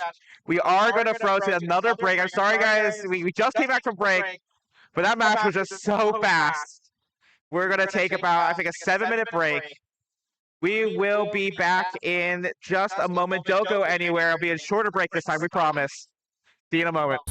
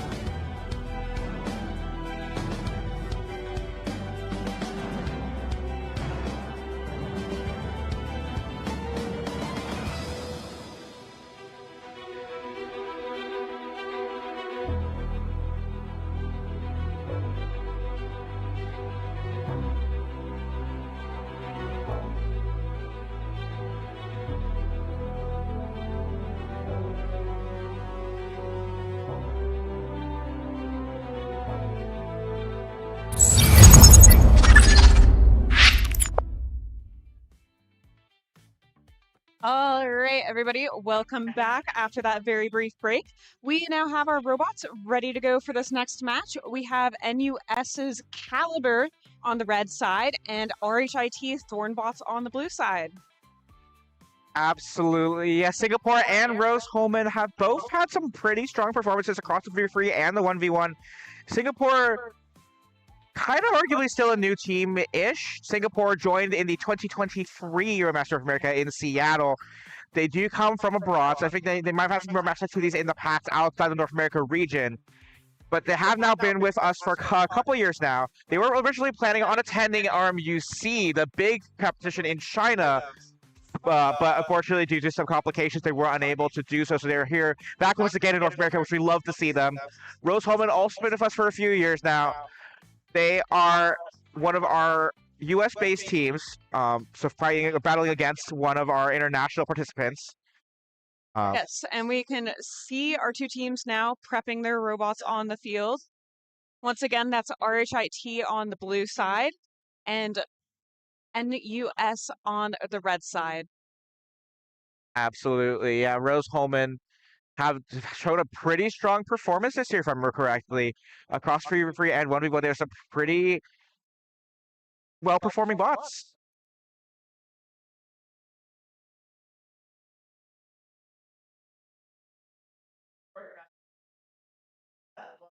We can see here the robots, or the team, the pit crews rather, getting the robots set up, ready to play their match.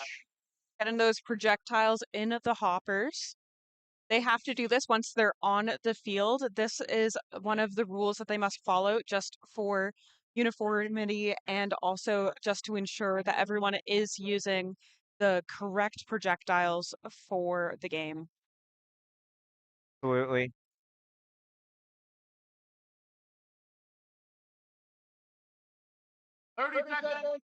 All right, we've just gotten the 30-second countdown. We can see that NUS is already off the field.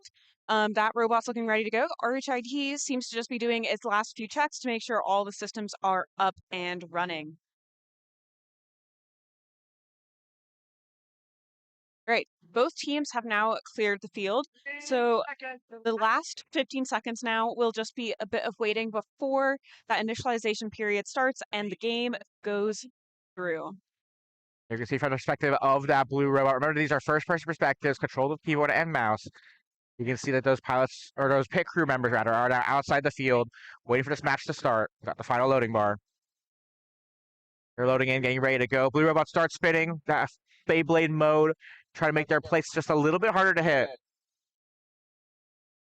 All right, 5, 4, 3, 2, 1, and they are off. 2 minutes to So the blue play. robot immediately is driving to the right, although it looks like it's driving a little bit funky there. Our red robot, though, is speedy and getting shots off against that blue robot. Projectiles flying everywhere. Now, we did notice this in the 3v3 yesterday. Here in the blue perspective, they have a custom HUD showing some indicator of where their shots potentially could land. That's our depth of field effect. But they are quickly losing health. Their screen is blurred. They are experiencing overheat. They shot a little too quickly, and unfortunately, that will knock out Rose Holman in this first round. Singapore does take the win by a knockout of the Rose Holman robot. All right, so our teams now are getting their robots back in position, making sure the hoppers are refilled, looking to make sure all their systems are running as usual. Yeah, we can sort of see here some of the custom HUD elements of that Rose Holman standard. You can see those lines showing the drop off of the robot, or of the balls, the depth as they continue forward. And actually now they turn off the robot. So they're going to power cycle that robot to reconnect it and get it reset up to join the game. About 90 seconds left on the timer for the setup period before we get ready for round 2 of Singapore versus Rose Holman. I am a huge fan of Rose Holman's cards that they use to communicate with their drivers. They have everything possible that they need there. So we've got a start robot card that can make sure that everything's working. Then once the robot communicates, the pit crew is able to go through, make sure those systems are up and running. So here we see a look and follow that's kind of helping make sure that that turret is moving as possible. My favorite card is the win and the head nod go on and thumbs up before getting off the field. I think that is a great message to give your pilot. It's a little bit more confidence in there as you're going. I'd love to see more teams having a bit of fun like that just before the matches start. Yeah, Rose Homeland's definitely been in the community for a little bit now. They always add that sort of fun element to the community as a whole. So it's awesome to have Rose Holman, and especially this year, they have some very impressive robots. You know, this first round, they go to Singapore. They have had some very high performers for quite a while. Rose Holman has also been able to hold their own. They've done some great work as well. All right, we're down to our final 15 seconds before the match begins. Both robots are just waiting for that period to start, and the teams are now anxiously waiting on the sides of the fields.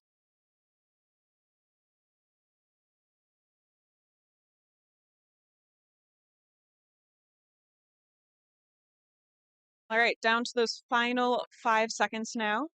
Getting ready to go. Okay, and we have RHIT starting that spin on their robot. So their turret at the top is staying locked in one position while their bottom is able to rotate around. Right, NUS pushing against the blue robot. However, blue is getting hit too. This is not a completely unequal match. Both are landing hits against each other. Yeah, blue Looks add a like little bit of help right advantage. now NUS has the lead, although it is a very close match currently. They do land some shots on red. Yeah, once again, still very close match. Just about 90 to 70 health, a couple projectile difference. The more shots landed on behalf of Rose Holman. Now they knock down just 10 more points of damage on Singapore. Singapore lands some shots as well. 50-50, both robots at the same amount of health. It's going to be a battle of accuracy to see who can land shots the quickest. Singapore lands a couple more shots. 20 HP now for Rose Holman. What a close match. I feel like usually when we get down to these low health levels, the matches are really quick, but they are both on the edge. And whoa! Rose Right. Holman with the shots on Singapore. They were at a deficit of 40 health to 20 health. But Rose Holman shoots just before Singapore. And Rose Holman, I believe, with the win in that round. Final result 1-1 in that group stage match. That was a really exciting last match, especially to see both teams working so close against each other. Absolutely. We were saying before how Singapore was a top performing team. They've done super well historically in the past. Rose Holman showing their super impressive fleet of robots, the team that they built this year. Yeah, Rose Holman has really been showing up every single year.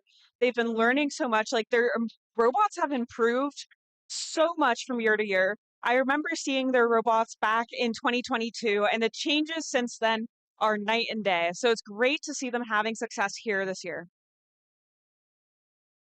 Absolutely. Not sure what robot. Oh, okay. I think looks like Red Free here thought there would be another round. We are still in the group stage, so we're playing 2 rounds and adding to our overall standings. So in this case, it was a 1-1 draw. So both teams received 1 point in the standings, and we'll move on and continue in our Swiss group stage format.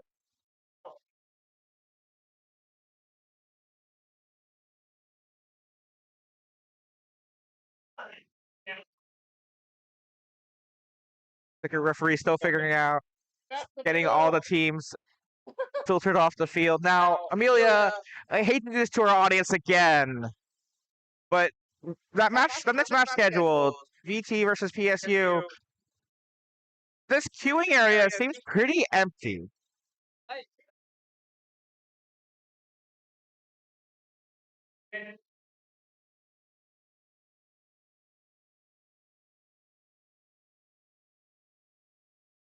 So chat, we are getting some extra, sorry, so we're getting information, we're getting updates from our referee crew, making sure we know where all these robots are.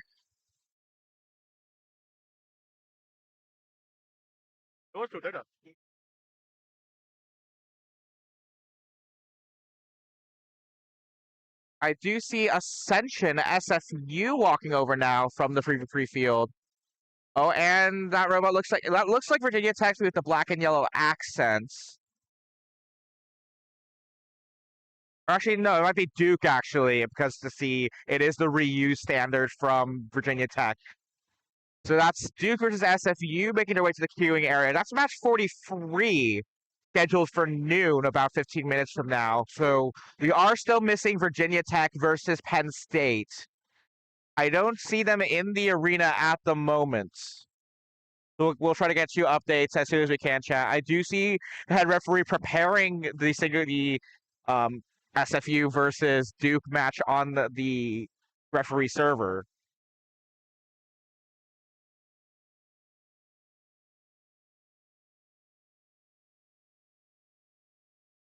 So we may actually have Duke SFU before VT and Penn State.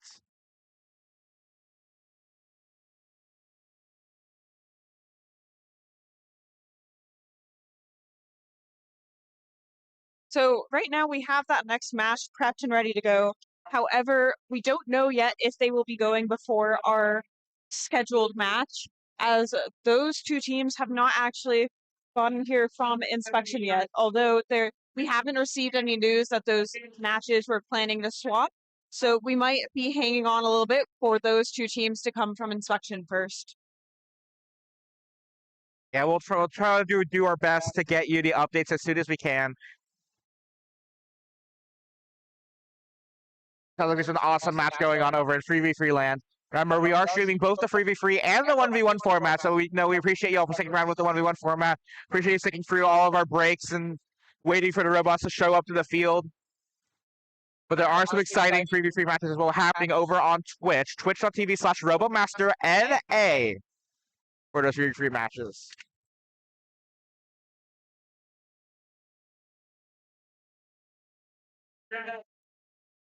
And it does sound like we have an update from inspection. The teams are allegedly on the way. Now, this UCSD venue is a bit unique. The inspection pathways are a little bit far from the arena. They actually have to go outside to get to the inspection area. So it's a little bit of a long walk. Hopefully we'll see those robots making their way to the field soon.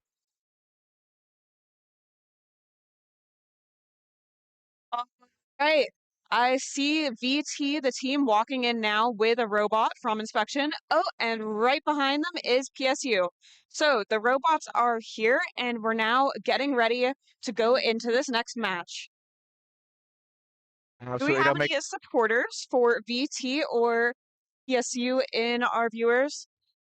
Yeah, let us know in the chat where you're watching from. What team are you rooting for? We're making our way through the top few matches of our Swiss ranking, making our way through the overall standings to try to add some additional points to their overall group stage score, get some additional ranking points for each of our teams.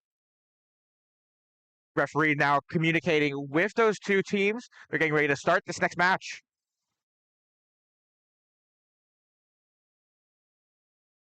All right, it does look like we have a little bit of confusion right now, but hopefully it gets sorted out soon.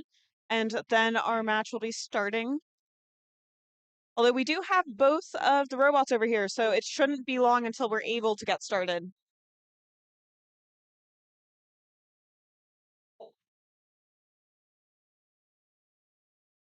Now remember, we are live from San Diego, California, here at the Price Center at the University of California, San Diego. So if you happen to be in SoCal, be in the San Diego area, be able to make your way down to the venue. This is a public event. You can come and watch the robots for yourself. Amelia, you were saying yesterday about how robots, it's just different seeing them in real life, seeing the robots shooting in front of your very eyes, watching the robots, watching these teams perform live in person versus on the screen.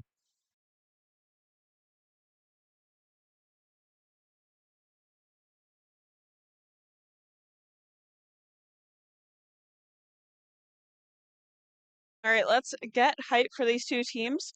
We have VT, who is one of our big legacy teams. They have been around for just as long as some of our other older teams, such as Texas A&M and the University of Washington.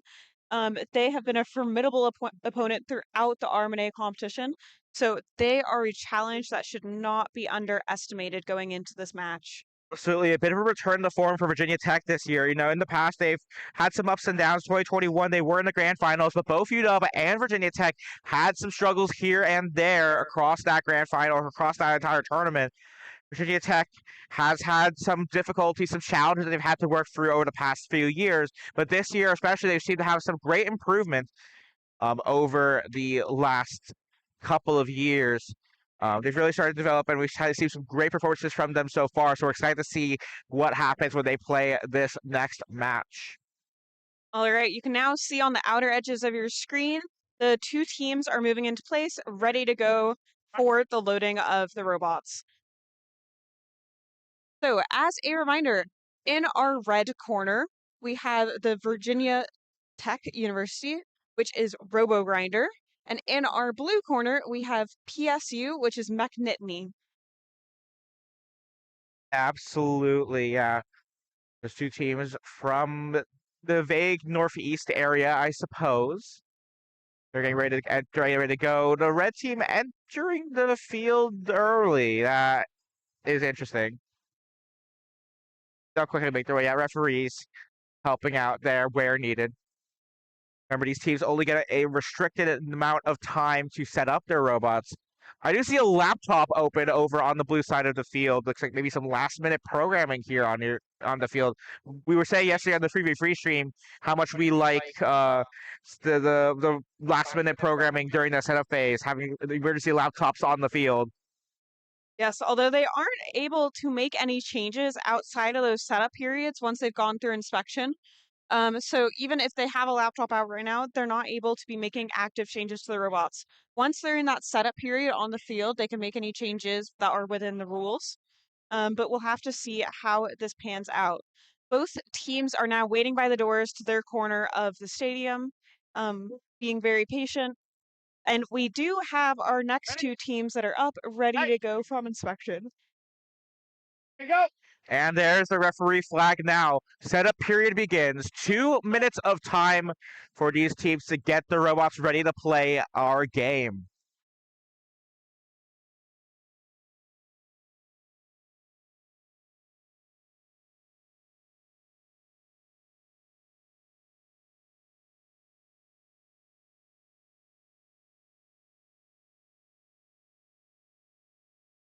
All right, on our Virginia Tech robot, which is top right of your screen currently, you can see they have added a fun little accessory to their hopper. I believe that is a rubber ducky. Excellent. We love ducks. Now, okay, I shouldn't say we love ducks, I suppose. The North American community has been a little scarred by the Purdue Ducks. Well, in the previous year, Purdue bought a a wholesale amount of ducks with these very loud squeakers, and they were distributed widely among the competition. That's our community here in Robomaster North America.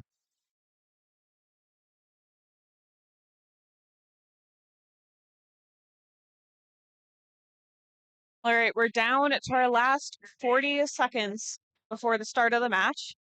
It will be very exciting to see these two teams play this match against each other. 30 seconds. A little bit of time left in our setup period. Just about 20 seconds left on the timer. Looks like some concerns possibly from Virginia Tech. They're trying to use that fake plate to verify the status of their robot. We do see it now spinning in that setup box as the setup period comes to a close. All right, one thing that I have a question about. Oh, my question is being answered as we speak.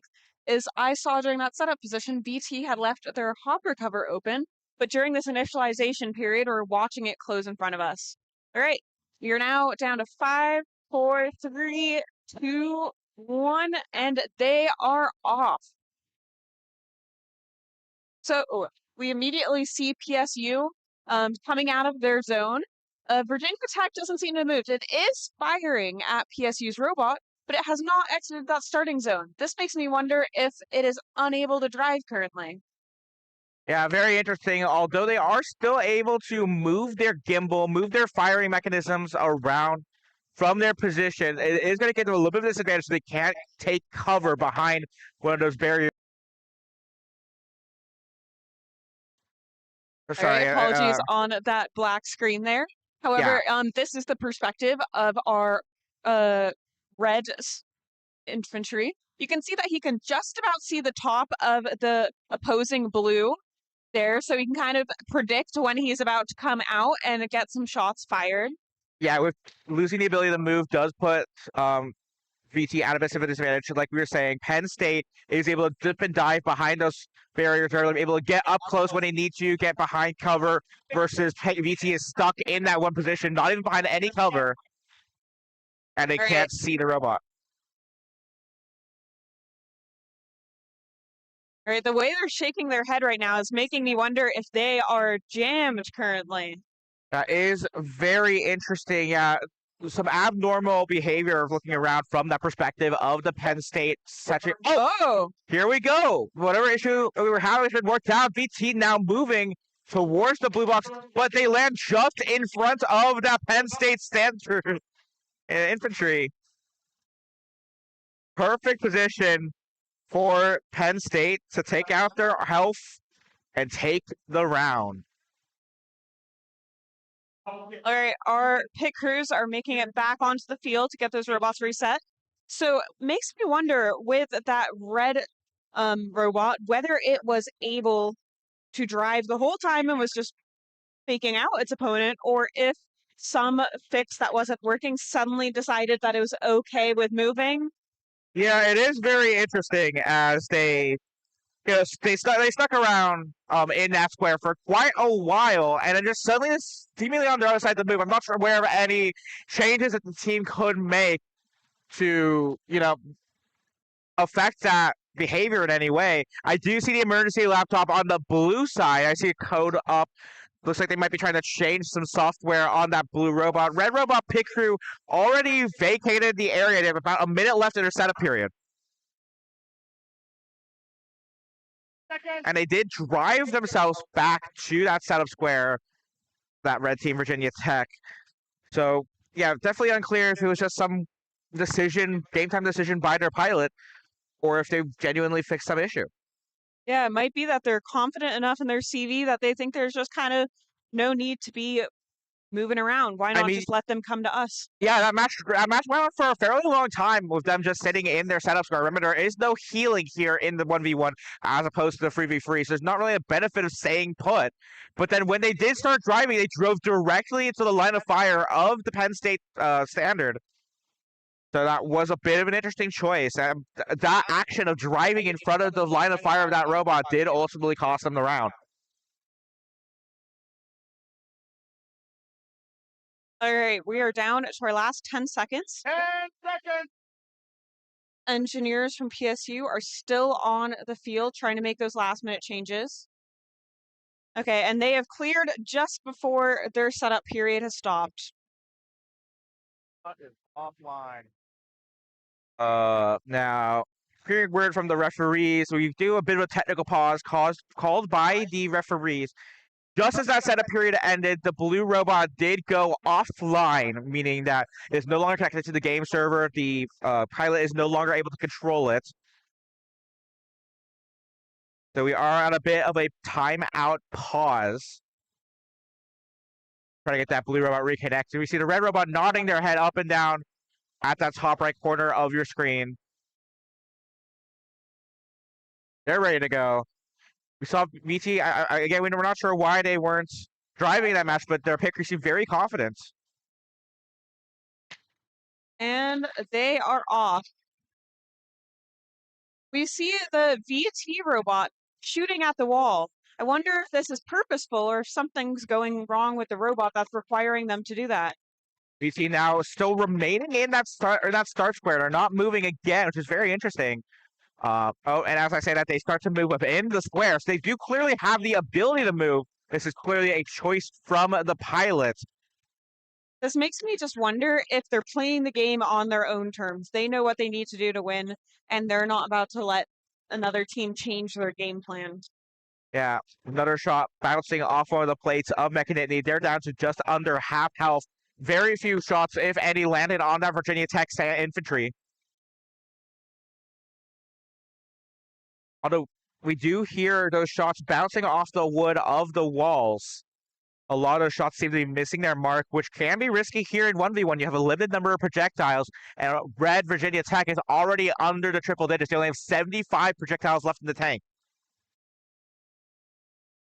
And they've chosen to fire all of them at a wall. Yeah, and those were all fired at the wall, so I'm not really sure what the plan was there. I wonder if it's like some sort of CV test or something, perhaps. Maybe they're confident now with their full, or at least nearly full house infantry, that they can, they're confident they can win this match. There's about 30 seconds left, as they now rush in front of the Penn State's infantry and lose the round. We got some speculation from our head referee that they're trying to maybe leverage the mechanisms of the Swiss tournament system, perhaps. Yeah, Virginia Tech, very interesting. There's some very interesting choices as they make their way. They drive directly into the Penn State sentry, spend all their ammo on a wall, and then just let them get shot by Penn State. Yeah, so that's really quite strange, especially as we saw them able to drive at the end of both rounds. I wonder if there's supposed to be some secret logic that, oh, if we just like go in at the very end, then we will be able to win. However, PSU was not having that. They immediately had them shut down as they came around the corner.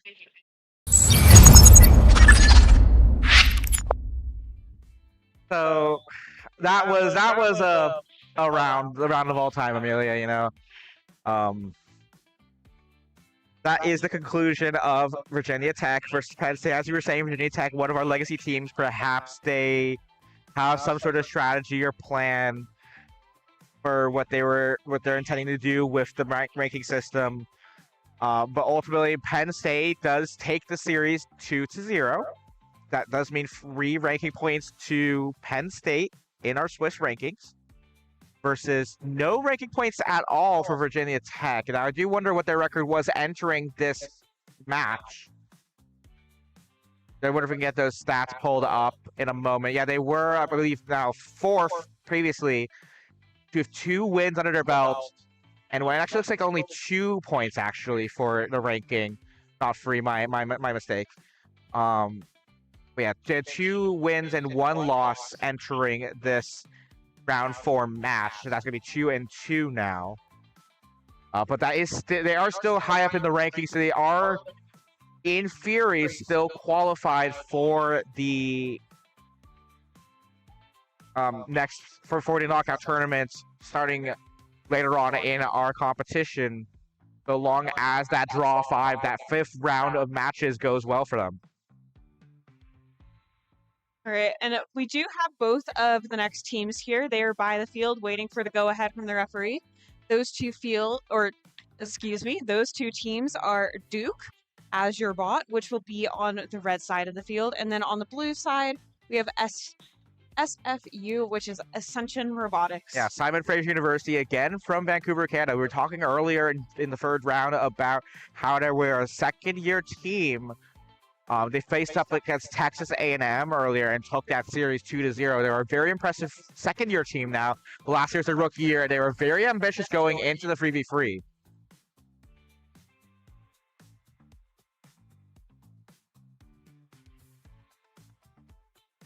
Yeah, so Virginia Tech versus Ascensions are, I believe, I'm getting my things mixed up. Not Virginia Tech. Duke, which it's really Virginia Tech Junior, actually. Like we were talking about it earlier. The Duke team, AzureBot, is officially a rookie team, but they have the institutional knowledge from a former Virginia Tech member, yes, as well as the physical old robot of Virginia Tech as their robot. Certainly, they've made some updates. They've made some modifications for their robot this year, but the foundations are there from the history and the legacy of Virginia Tech.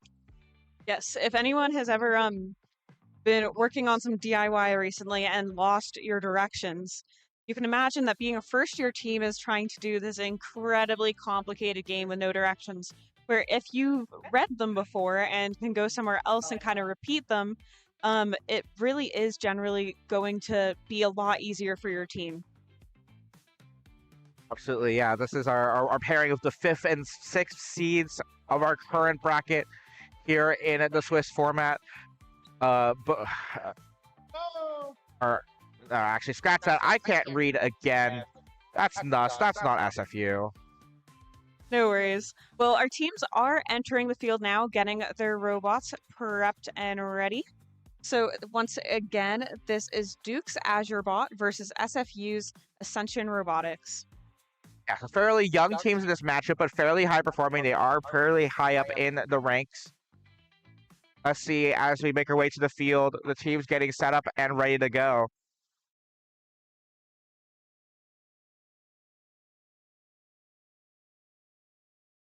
And as Amelia mentioned, Duke Azure Bots, ironically in the red corner, and Simon Fraser University out of Vancouver, Canada, Ascension Robotics there in the bottom left blue corner. But you can see those 2 pit crew members currently sweeping out the balls. They do this so that they don't get necessarily stuck under the wheel. It makes it a little harder for those robots to be unfunctional. So some teams will go through and kind of sweep all the balls in between the rounds. We do not, unfortunately, sweep everything up between rounds, as that would take us too long. But between every match, the field is cleared.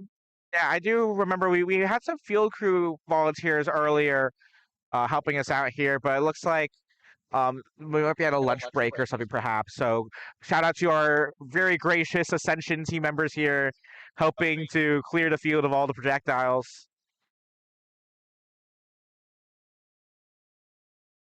All right, we're down into that final 30 seconds before the initialization 20 seconds. period starts. And you might have heard head referee Derek indicate that there are about 10 seconds left now in the setup period for this first round. Azure Bot versus Ascension Robotics.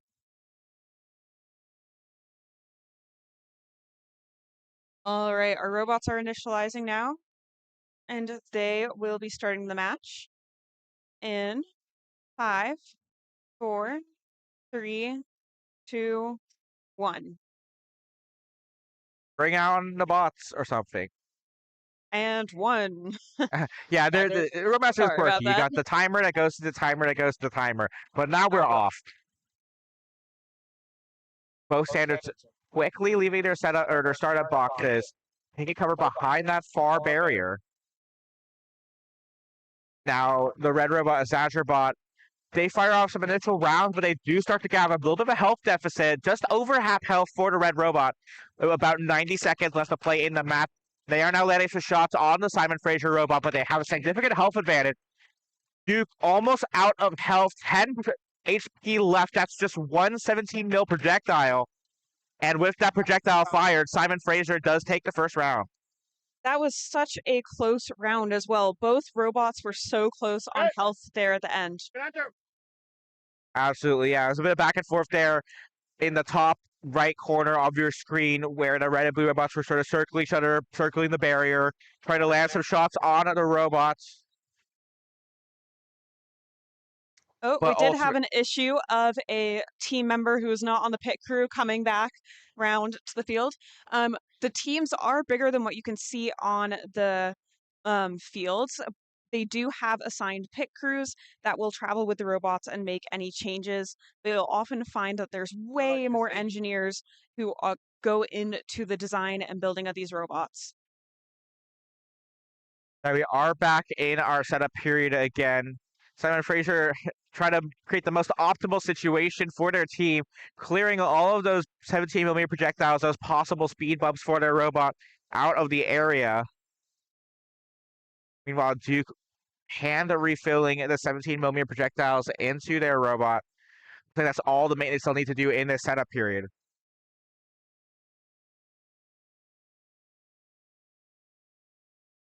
That first round did quickly go to Simon Fraser after a little bit of equal level footing competition. There's a couple of skirmishes up there in the top right corner of the field, there by the red start box. All right, I'm interested to see how Duke does in the second time. Will they be able to take the round versus SFU? Yeah, Simon Fraser University out of Vancouver, Canada versus Duke University here in the red box.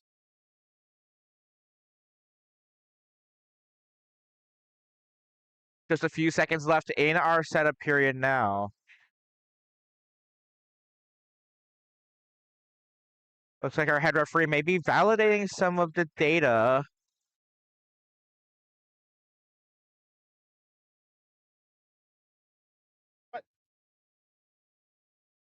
Or he's discovered that the referee server can generate a form that's just exactly the same as the form he printed out earlier. Lovely. Well, this match is starting in 1 second, and our robots are in fact off. Here we go. We'll see what we need to put on those forms as the red robot Afterbot quickly leaves its starting square.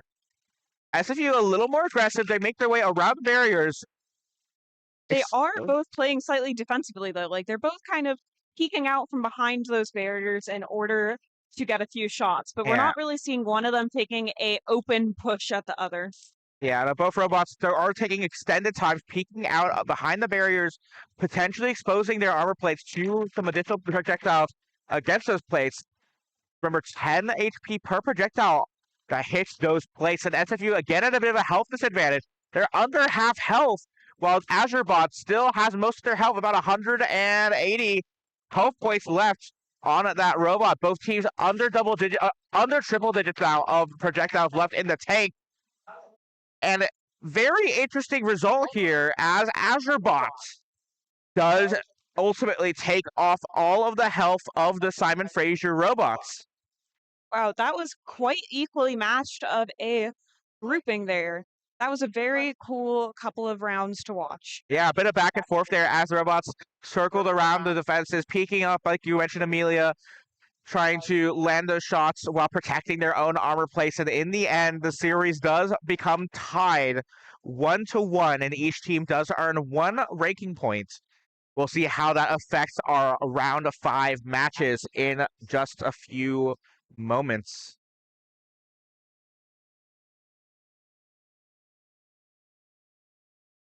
Yes, that is going to be it for this round for Duke and Simon Fraser University. Impressive work from both teams. All right, coming up in our next match, we have Uedo Samurai from the Kanto Union of some of the universities in that region. We also have Roboto from Torino Polytechnic. Both teams have shown very capable robots. So I think this will be another one of those tight matches where we're not really sure what we're going to see in the end. Absolutely, yeah. Another matchup of our international teams here. As you mentioned, Amelia, we've got Uedo Samurai. They are a fairly legacy team in the Romaster community as a whole worldwide. But coming from Japan, this is their first time competing in North America. We did previously have another Japanese team, Nagoya Union, or Nagoya Shachihoko from the Nagoya area of Japan. Unfortunately, this year they were unable to participate in the competition. So we hope to see them again in future years. But Uedo Samurai, they had some plans to participate in the Chinese competition in RMUC. Unfortunately, they had some complications of their own as well. Were unable to compete in Romaster in China, so they did ultimately elect to participate here in North America. We're happy to have them here for their first time in the North America region. And they've been doing a pretty good job thus far. I see them just behind us in the purple shirts and the purple cover on their robot. But yeah, Battle of the International Teams, like we were saying earlier, Kanto University is the official name on paper, but as you mentioned, Amelia, it is a collection of students from various universities in the Kanto region of Japan. And they are facing up against Roboto from Italy and Politecnico di Torino. So, despite being the North American RoboMaster competition, we now have a very much not North American match coming too, but it's going to be a very exciting match nonetheless.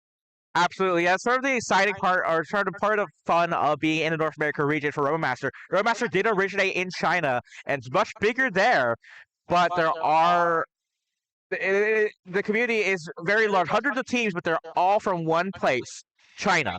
Versus here in North America, we got teams from, of course, the States, from Canada, from Mexico, all the North American areas. We get to see all these teams that normally in RoboMaster, you'd only see them once in the international division.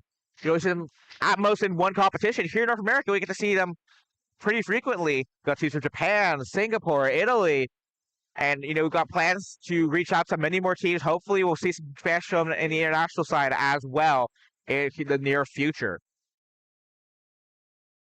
All right. Well, we do have both of our next teams, I believe. Oh, actually, that is a lie. I believe we are still waiting on some of our POLITO members. It does look like their robot is over here, but I'm not seeing their members with them. I think we should be getting started soon. They have passed inspection and they are both waiting.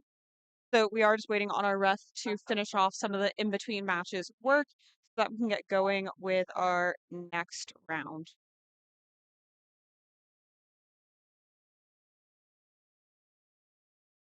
Like our head referee, Derek, is getting the teams ready to go now. Both Kanto, Union University, and Torino are ready in the queuing area. And as I say that, people coming and going from the queuing area, I saw a Torino member there in the corner. Now there are no Torino members in the area.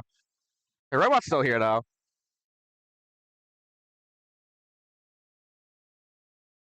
We'll have to get some updates to see what exactly is going on over there.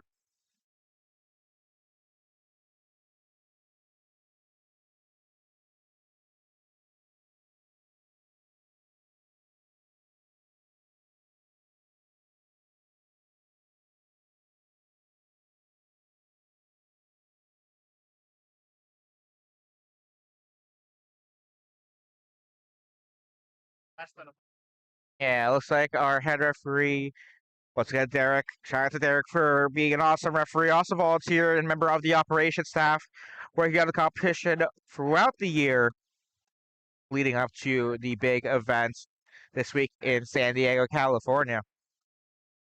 Yes, Derek, our head referee over at 1v1, is running the entire 1v1 competition by himself. So he's making sure all of the matches are getting going. People are getting on and off of the fields at the correct times. He's monitoring to make sure that everything is legal and staying within the bounds of the rules. So it does look like Derek is prepping those two teams to bring their robots over. The robots are now being lifted and walked. So this match will be starting imminently.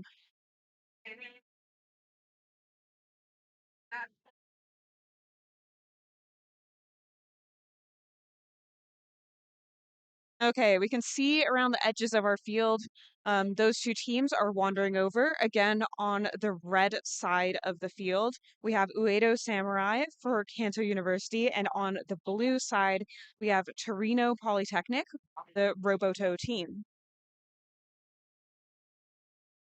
Yep, schedule officially updated now at this time. We are in progress. Kanto versus Torino. Uedo Samurai versus Roboto. Teams are getting ready. The referee, Derek, has his flag in his hand.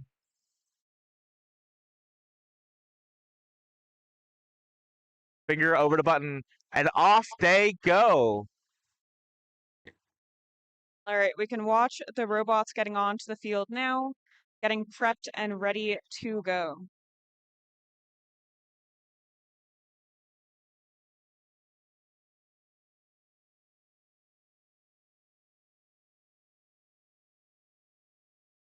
We can see over here on this side of the field, the red team, Kanto Union University, preparing their robot. You can see that big, bright purple cover, deemed legal this year by the RoboMaster Organizing Committee. Normally, teams have to be a little conservative about the colors they use. The teams are red and blue, and using those colors specifically may cause some interruptions with the teams some interference with the team's CV computer vision, they can utilize that to potentially auto aim to detect the targets, these armor panels on the robots themselves, and using that CV, they can detect and automatically aim at those targets, potentially automatically even shoot at those targets if they so choose. So the teams are limited in terms of colors they can use. They can't have things that are red or blue or things that look like armor panels to potentially trick the CV. Purple this year seemingly now a valid color by determination of the RMOC. Although historically, you haven't been able to use purple, which I was quite annoyed at as an alumni of the University of Washington, whose colors are purple and gold. So I was unable to use that color when doing the outside aesthetics of our robots. Yeah, well, yes, you have some great covers. You have the black, some white, some Yes, gold. yeah. I did take advantage of what we could use. However, I think having a little bit of purple accents would have led to some more fun possibilities as well. Very true, very true. I've got All right. just a few seconds left in our setup period. And as I say that, looks like the referees are now calling a timeout. So just a few more seconds. You can see there in the bottom left corner of your screen that it looks like, oh, they get a nice perspective of the Italian pit crew members' side of their head. But we do have the Kanto University robot ready to go. It is just that POLITO robot that they're trying to get going. All right, and with 5 seconds left, they're getting off the field. Jam kind of shoving to the hopper. So I wonder if there is a ball jammed in its turret, which would be extremely unfortunate given the nature of the 1v1 field.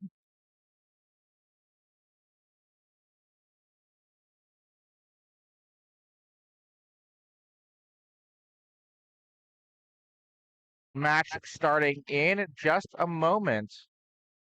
And off they go. So we see the Kanto team. They are right around the way, moving fast back and forth across the field. We do see that Roboto infantry using the spin to win. However, they are staying a little more reserved in their positioning. It does look like that robot can fire, though, so we don't have to worry about that jam I was just mentioning. Interestingly, we do see that purple cover for the Kanto robot flapping around a bit. So it looks like that became unsecured during the match.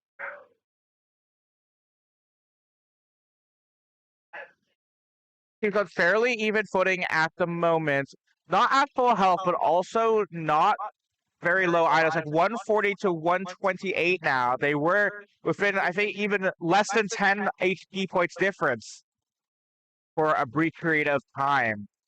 All right, they're at 1 minute left in this match. So it'll be very interesting to see how this next minute goes. Hopefully, one team is able to definitively end this. Right now, it is very close, as Austin was saying.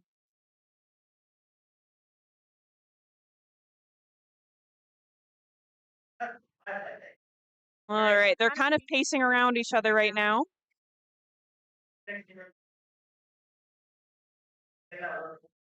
Taking a few shots when they think they have a view. And here we go. Both robots are running into the wall quite a bit right now, though. Yeah, looks like Red took a little bit more damage, and it looks like Header Free has indicated now both robots are completely out of projectiles at this point, at least in the game system. So 10 seconds left to play. It is a health difference of 112 to 120. An 8 health point difference, but in the end, Polito, Politecnico di Torino, does take the win in the round. That was such a close one. So yeah, if you are kind of new to RoboMaster, you may not know this, but in the case that we run out of those projectiles, and we are still like on the field running about, the victory is decided by who has done the most damage or who has the most health points left, essentially. But now we see both the teams hopping onto the field to get their robots reset and ready to go for the second round of this match.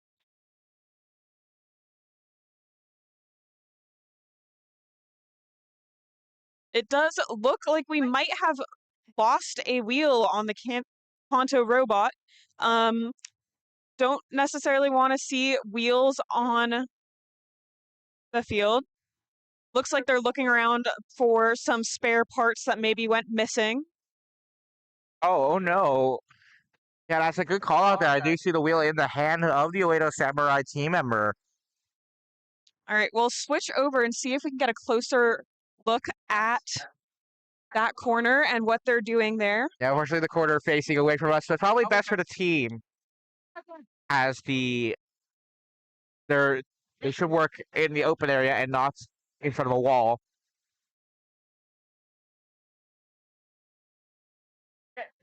Team technical timeout accepted. Both teams get 2 minutes.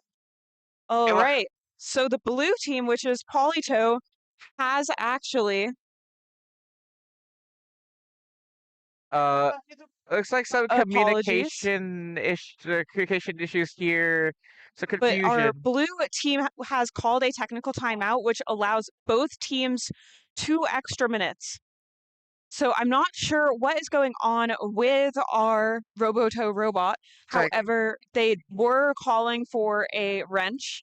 Yeah, I'm wondering if they are jammed. Using some tools, like they're removing parts of their robot. Yeah, perhaps it might be a jam in their firing system. They did win the round, but both teams did fire all of their projectiles. They did ultimately win the round.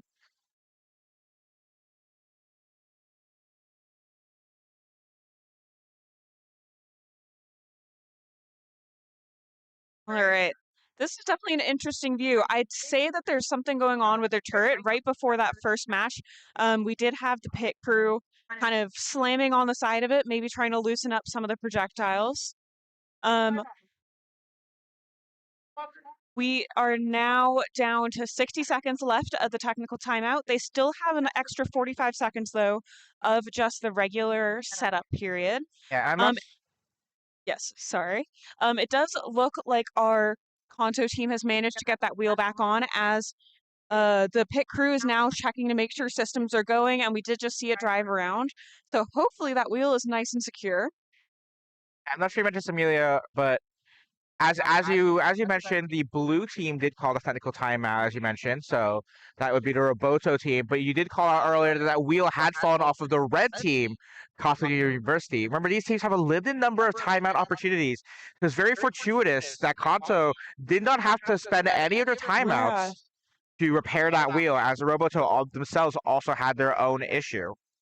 Yeah, that's very interesting.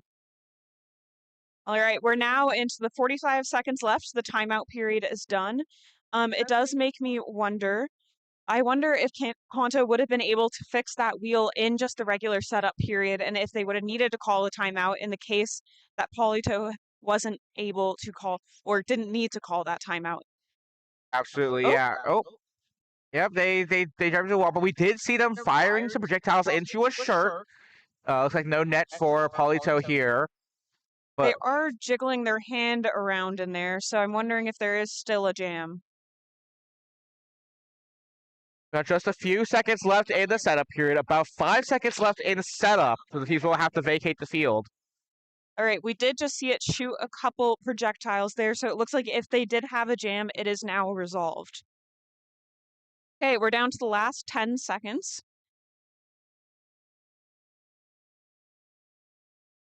All right, and both robots are moving around, getting prepped and ready in their respective starting corners. Okay, we've got that spin starting, and the match is on. All right, the Kanto robot, it looks like, is trying to not move too much, potentially because of that wheel.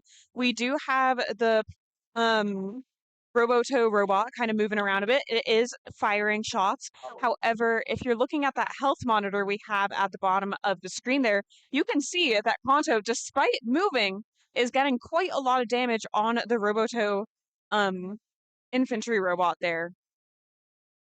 Absolutely, Amelia. Yeah. Kanto University, Oedo Samurai not moving. Okay, now they do quickly move out of that red start square, chasing down a Roboto standard. Only a few more points of health left on that Roboto blue standard. And there we go. Some final shots landed on that Polito standard. And ultimately, Oedo Samurai does take the win in that round, 1-1 overall in the series. Yeah, so I'd love to know a little more about what was happening with both of those robots, because they did use one of their technical timeouts trying to fix a jam, but we saw it shoot both rounds, so I'm not really sure what exactly was going on there. But then we also did see that wheel fall off of the Kanto robot, but it did move around a bit during that match at the end there, so I'm not really sure what the status of that robot is. Yeah, I'd love to get more information about that, but that is the end of that round, or that match, excuse me. Oedo Samurai and Polito Roboto from Politecnico di Torino in Italy does ultimately end in a 1-1 draw here in the group stage. Both teams do earn 1 ranking point to add to their overall rankings. We'll have to see how those rankings shift as we make our way through this round of matches. All right. So as the teams clear off their robots and our volunteers get the excess balls off the field, we are now looking forward to our next matchup, which is the OTU Ridgebots in the blue corner versus the Purdue Boilerbots. Oh, pardon me, I got those color wrongs. The OTO Ridgebots are in the red corner, and the Purdue Boilerbots are in our blue corner. We do see our OTU robot over here. Oh, no, pardon me. We do have both of our robots ready to go by the looks of it. So hopefully this next matchup will be starting shortly.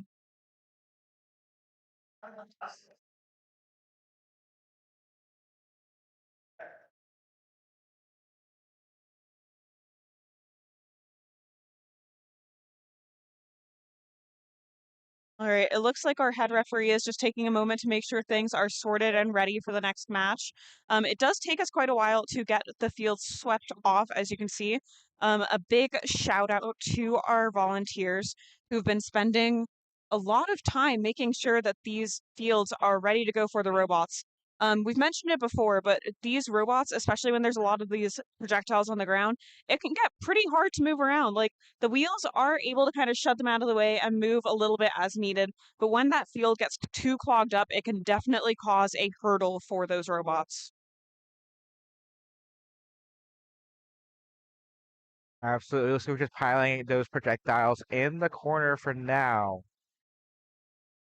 making the battlefield as clean as possible for these robots to navigate, utilize the fullest extent of the 1v1 arena and the terrain, no matter how flat it may be.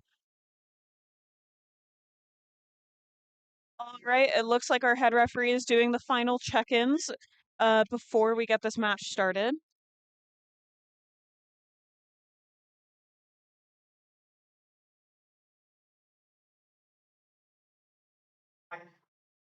Dr. Rushton.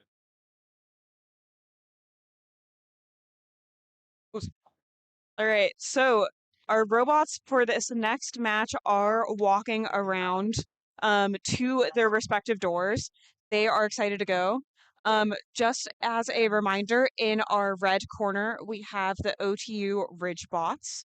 And then in our blue corner, we have the Purdue Boiler bots. I also just had a member from OTU come over and ask if we could give a shout out to their supervisor, Dr. Rushton.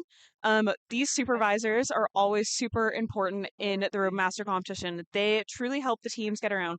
So, depending on the team, these supervisors can play either a pretty big role in helping them with a lot of the engineering feats, or sometimes they play a more background role of making sure that the team has the support it needs. But yes, we appreciate all of the professors and university staff who contribute to getting these teams running. Yeah, shout out to Dr. Rushton from Ontario Tech, as well as all of the advisors that are help out here in our Master North America community. I'm sure our teams are very grateful for all of their help.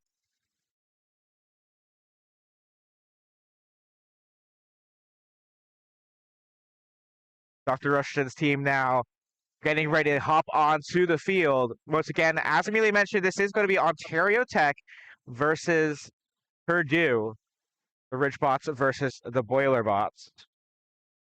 Head referee getting them ready on the field now.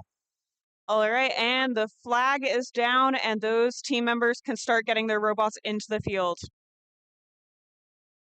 Ontario Tech in the top right corner in the red square.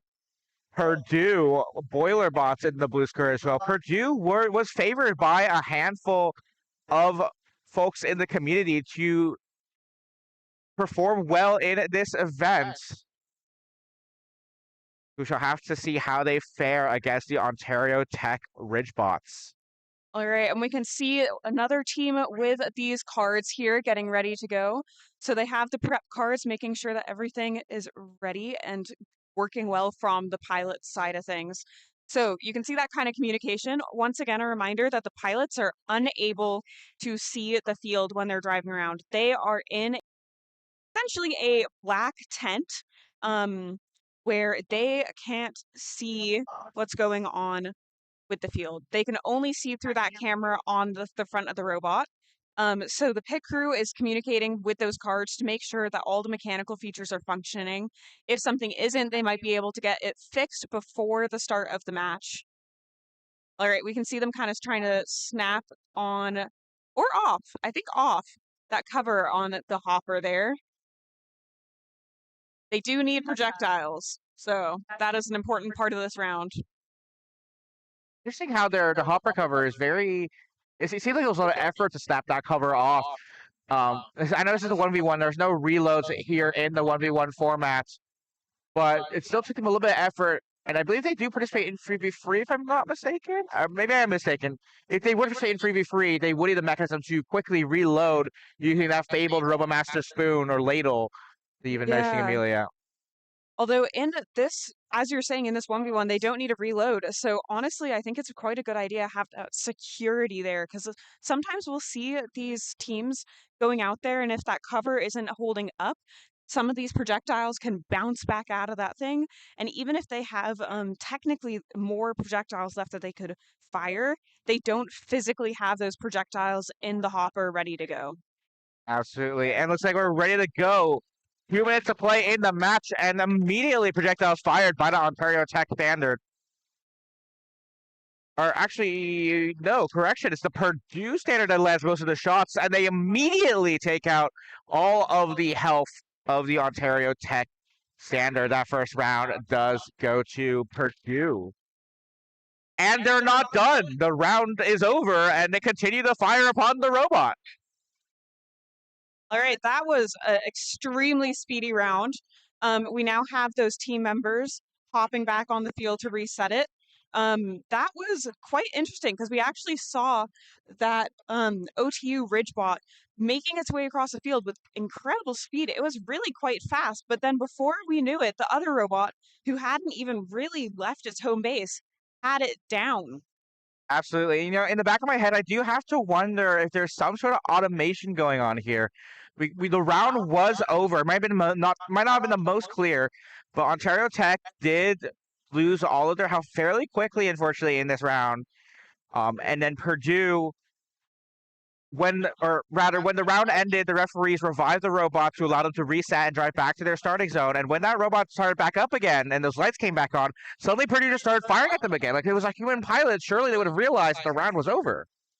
It does make me wonder if this is one of those situations where the robot, it was moving so fast at the beginning there, it makes me wonder if they were drawing more power than they were allowed by the referee system, which might have harmed them from that movement. So it might not have been completely just Purdue Mm. who caused that That is damage. a very good point, Amelia. A lot of complexity here in Roadmaster. It's not just as simple as having a robot that can fire projectiles, but you need to comply with the rules of the game, including the limitations on fire rate, on power draw, on all these other aspects. Even just straight up the physical mechanisms. We have specific referee system components, like those armor plates that are detecting those hits from those projectiles. Those are specified to be mounted on your in a specific way, at a specific angle.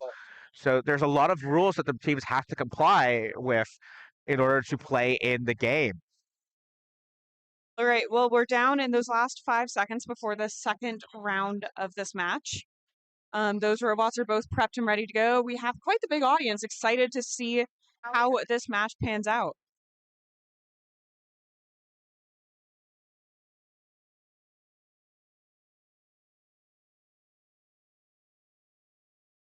have to have enough time for realize they need. All right, and the match is on. In the arena, we do get quite the loud range as one of the robots is essentially firing at one of the walls. Basically, those projectiles were going off the wooden wall, making that really loud sound. However, not a great sign if it's not actually going off the robot you're intending to hit. Absolutely. Now we can see in that bottom right corner of your perspective that red health bar. They are below half health. 80 health points to 200. So even if they have been firing, they have not managed to hit the Purdue Boiler Boss robot there. Yeah, no shots just yet. I do hear some more projectiles coming from that blue robot now. That's going to be the side of Purdue. Just under a minute left to play now in the match. Ontario Tech still at a significant health disadvantage. But both teams still have projectiles. There's still a little bit of time left for them to do something. 30 health now. They can hopefully make their way out of the situation. They are still firing, though, although I'm not quite sure why, given that the Purdue robot is hidden behind the wall currently. A bit of a pause there as both teams strategize, attempt to figure out what they're going to do as they take cover. Now Purdue aggressive, chases them down, and ultimately the Purdue does take out all of the health of the Reds infantry. Purdue with the 2-0 win of the overall match. Okay, well, that was a very intriguing match for sure. I'm sure the OTU team learned quite a lot from that. They are one of our newer teams as well, so this being here at the competition will give them quite a lot of experience. We often find that our first year teams and our early teams have great improvement post competition because you really just learn so much after seeing the robots in rounds, getting that practice in, and seeing what the other teams do to kind of fix some of the issues that you may be coming across. Absolutely, a lot of great takeaways for the teams to take from this competition, from this experience, both just as a Roadmaster team in general and also for each individual engineer, the learnings and things that they can take away from this competition, the experience in the engineering and programming, STEM, even other skills like soft skills, working with others, the business skills, making sure that they have the funding for their teams. There's a lot to learn here in RoboMaster beyond just the competition experience. And I suppose advisors like Dr. Russian of Ontario Tech surely will help them out there. All right. Our next match on the schedule is the NYU Ultraviolets versus the Austin Community College Fang Robotics. However, it doesn't actually look like we have either of those two teams here from inspection. We'll try and get an update on where they are for you. That match, our previous match, did actually go by quite quickly. So there is still quite a couple buffer minutes until the next teams are scheduled to be here for their match. Absolutely, yeah. So I guess we should talk about these teams while we're waiting for them. NYU Ultraviolet has been around the Roadmaster meet for quite a while now. One of our legacy teams, I believe they have in the past been one of the teams that would go to China back in the pre-pandemic days. Oh, that color has now turned red. I do not like the color red in this situation.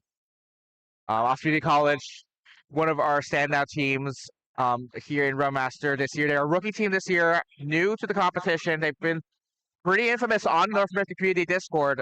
Basically, their captain has been asking a lot of questions, which is fantastic. We love to learn it here in North American Community. Definitely infamous for pinging a lot of folks in the community. All right. Well, we've had confirmation that this next match, unfortunately, will not be happening, which is very disappointing. However, that does mean that we now are going on our lunch break, and we'll be back at 2 p.m. with Georgia Tech versus the University of Alberta. That will be a very intriguing match to watch. So we will see you then.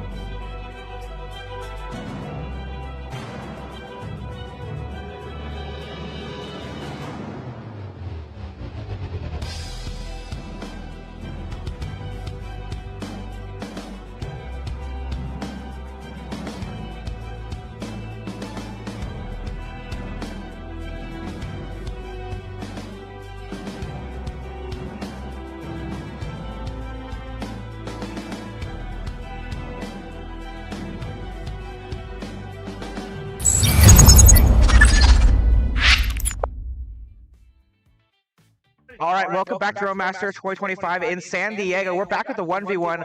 I'm Austin, and I got a new commentator with me. What's your name?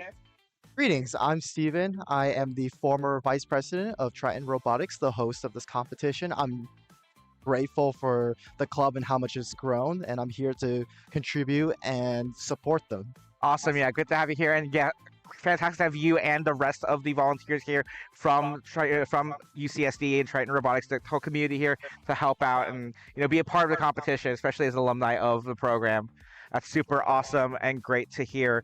We are about to head back into our rounds of 1v1. So on the schedule, we are back from our lunch break. We are headed into our next set of matches. First match is Georgia Tech versus University of Alberta. Robo Rambler and Artemis. So our teams are getting ready just about now. If we actually take a look at our field, that's not our field. Oh yes, that's right. The camera died. We'll go over there for a bit. Now, Steven, do you have any insights on the robots we're about to see here in this match? Yeah, I see Artemis on the blue corner here. They have an amazing turret. It makes its presence known. It's always revving its engine.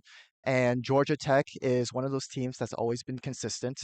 I love how their robot looks, and they're ready to make their presence known this year. They've been kind of in and out of RoboMaster, and I hope that they will become a continued and consistent presence here. Awesome. Yeah, we definitely would love to see these teams become more of a presence here in our Roadmaster community. This is the 5th year of Roadmaster North America, having Roadmaster competitions here in the North America region. And so it's definitely awesome to have them here. Looks like our top-down cam is still maybe having a few issues. So we'll see if we can get those sorted out in just a moment. Robots look to be in position. They are ready to start the match. We're just getting ready for the last countdown. Looks like matches might start in a few seconds. Classic round match. We got the countdown into the countdown and the other countdown. So many loading bars get the rest of them underway, but we are now underway. Beautiful start from both teams. They're taking position with red side on with the first fire, blue side retaliating, and they're exchanging quick blows, going back and forth between the walls. Oh, and we see a crash from GT, and then they just sit like a sitting duck. Artemis coming for a retaliation. What do you think, Derek, about this rapid fire start? Yeah, definitely good to see both robots firing at least the blue side. That's going to be University of Alberta over there on the blue side. Ascension, or not Ascension, that's SFU. Artemis firing shots at the robot. Looks like red robot here is going to be at just half health. So far, red has a slight health deficit. So they're going to need to fight back if they want a chance to win this round. Looks like blue side won that exchange, and it looks like GT is feeling the pressure right here. Artemis is just standing still and making their presence known here. This is quite the match we have here, folks. Usually these teams hide behind the walls, but we're seeing a fast-paced action here. Absolutely, yeah. Red side, Georgia Tech, still active in the fight, but they are at very low health. It's going to be bouncing up and down, sort of rocking back on these projectiles on the floor of the arena. Oh no, it looks like GT's turret is down. They're having trouble controlling here. Artemis can just come down for the kill right here. Looks like Artemis is just asserting dominance here, just slowly approaching on GT while the time ticks down. Absolutely. You see the top left corner of the screen, the red health, only 30 projectiles. Each projectile landing on the armor plate does 10 points of damage. These two robots are just going back and forth right here, spinning around the wall. Okay, and looks like UAlberta does ultimately get those final points of damage off the Georgia Tech robot. They do win the round. UAlberta with the first round. We now have a little bit of time for the robots to reset for the second round of this match. That was an exciting match, Derek. I really loved how both teams just came in at each other head first. It was very unfortunate that GT kind of lost control of their turret there, and I've always talked about the consistency. This is probably just one of those accidents where the projectile just hit some wire or something came loose, and that was just an unfortunate thing to happen right there. What do you think, Derek? Absolutely. Yeah, Steven, it sounds like you share your opinion with Amelia we had earlier on the stream today, all about the consistency of the robots, making sure that they can perform in every match to super well. Making sure that they can be active in these matches. You can build the best robot in the world, but if it's not consistent, then you can't perform in the matches. This is also one of the great times to see if these teams can recover. This is where the mechanical design becomes critical. We want to see if they can be able to quickly repair their robots during the intermission periods. If they can, we will have a match in our hands, folks. But if they cannot, we might just see Artemis come here and just take this 2-0. Yep, that is very true. We have just looks like under a minute left in our setup round here now. Now seemingly both teams have left the arena. So no other repairs or anything necessary to maintain these robots in between the two rounds. Looks like head referee Derek is taking a look at the pilot station. So there's an issue on that side of things. If we take a look at this side, looks like on our side at least, it's actually might be frozen on the AV side. I think, unfortunately, those cameras are not currently active. Remember that the pilots are driving from a first-person perspective. They can only see what's in front of them on the camera. That's okay. GT's head nodding. I saw Artemis head nodding. It looks like they're both trying to figure out how to get started for this next match. Hopefully the pilots can start communicating with their pit crew and then be done with their setup so we can get this match started. Absolutely. Still going through some technical difficulties, folks. Apologies Yeah. for that. But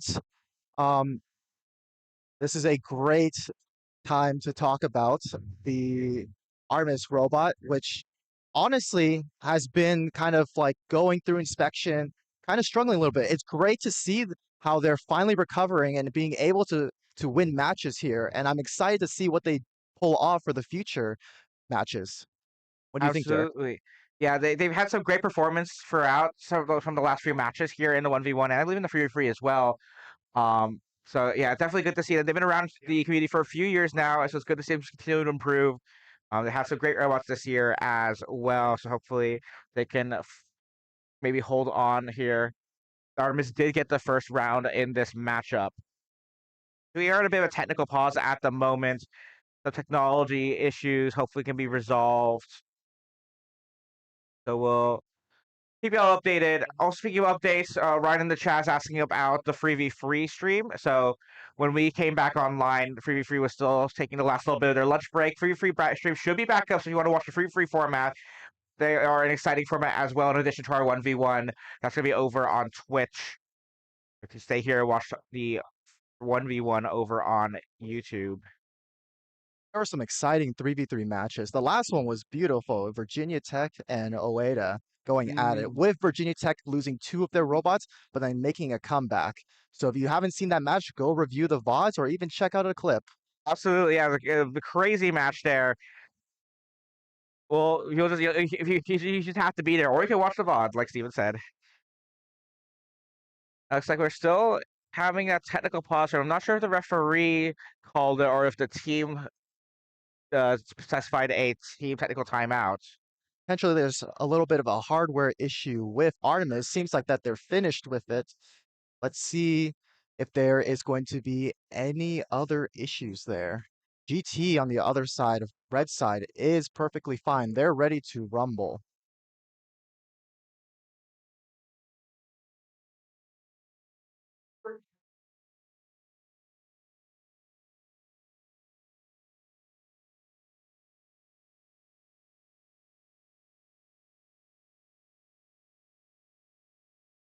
Derek, can you can you see the chassis configuration from here? I think GT might be running a holonomic drive. Do you know what Artemis is running?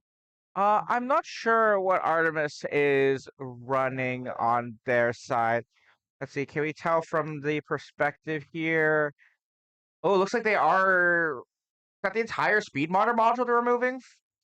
So I suspect it's a blue technical timeout then. There's something going on with the hardware. Maybe there was like just the pilot could not see. Maybe there was some overheating on the camera itself. I know sometimes that happens due to the placement of your video transmitter. Yeah, we got the head referee Derek over there taking a look. We've got the other field referee as well. They're going to be figuring out all the issues there. All the technologies, a bit tired. We got, one of our cameras is also not quite back from lunch yet, but you know, um, yeah, hopefully things can get sorted out soon. We got some other teams waiting in the area as well for the upcoming matches. You see, They're looking in anticipation as they are getting ready to start the match. Hopefully we can get this match started, Derek. yeah, I can see UTA in the queue. We had some awesome UTA fans in the chat earlier. They're Seems like, brilliant. yeah, UTA has a lot of fans at home, apparently. They're all hopping into the YouTube chat, cheering on their team. We love the support for RoboMaster. RoboMaster is not one of those big competitions that many colleges talk about, but I love the people here and how much they support robotics. What do you think, Derek? How did you get your start in robotics? Uh, well, so as a UW alumni, I did join UW as a sophomore member earlier on just before COVID. Actually, I saw all the Chinese competitions. Um, And yeah, so I was like, I want to do that. So I ended up going to UW, joined as a member of UW, and then the pandemic happened. But fortunately, had this Roadmaster North America competition to start up, and we've had a few years of this now where we've been able to compete and see all the folks here in North American community. Yes, Derek, that's such a great story. For me, I also had a similar story where I saw an advertisement at UCSD for RoboMaster, except they actually described it as League of Legends mixed with first-person shooter elements. And so I got very intrigued because robotics is just such a cool concept. There's so many different designs. You can look at all the different teams here who have come and fielded their robots. There's no robot that is the same as the other. And I got my start in 2019 and I've loved it ever since. That's awesome. Yeah, good to hear. Hopefully, we get these robots back up and running soon. Looks like referee's still taking a look. Do we have any information on this? Is this a team timeout or a technical timeout?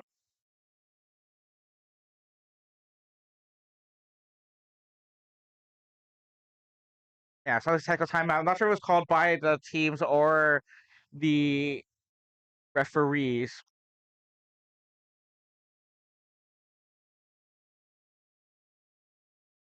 And I'm just gonna do a quick hot swap here. I'm gonna sign off for now and let Steven hop in the commentary booth here.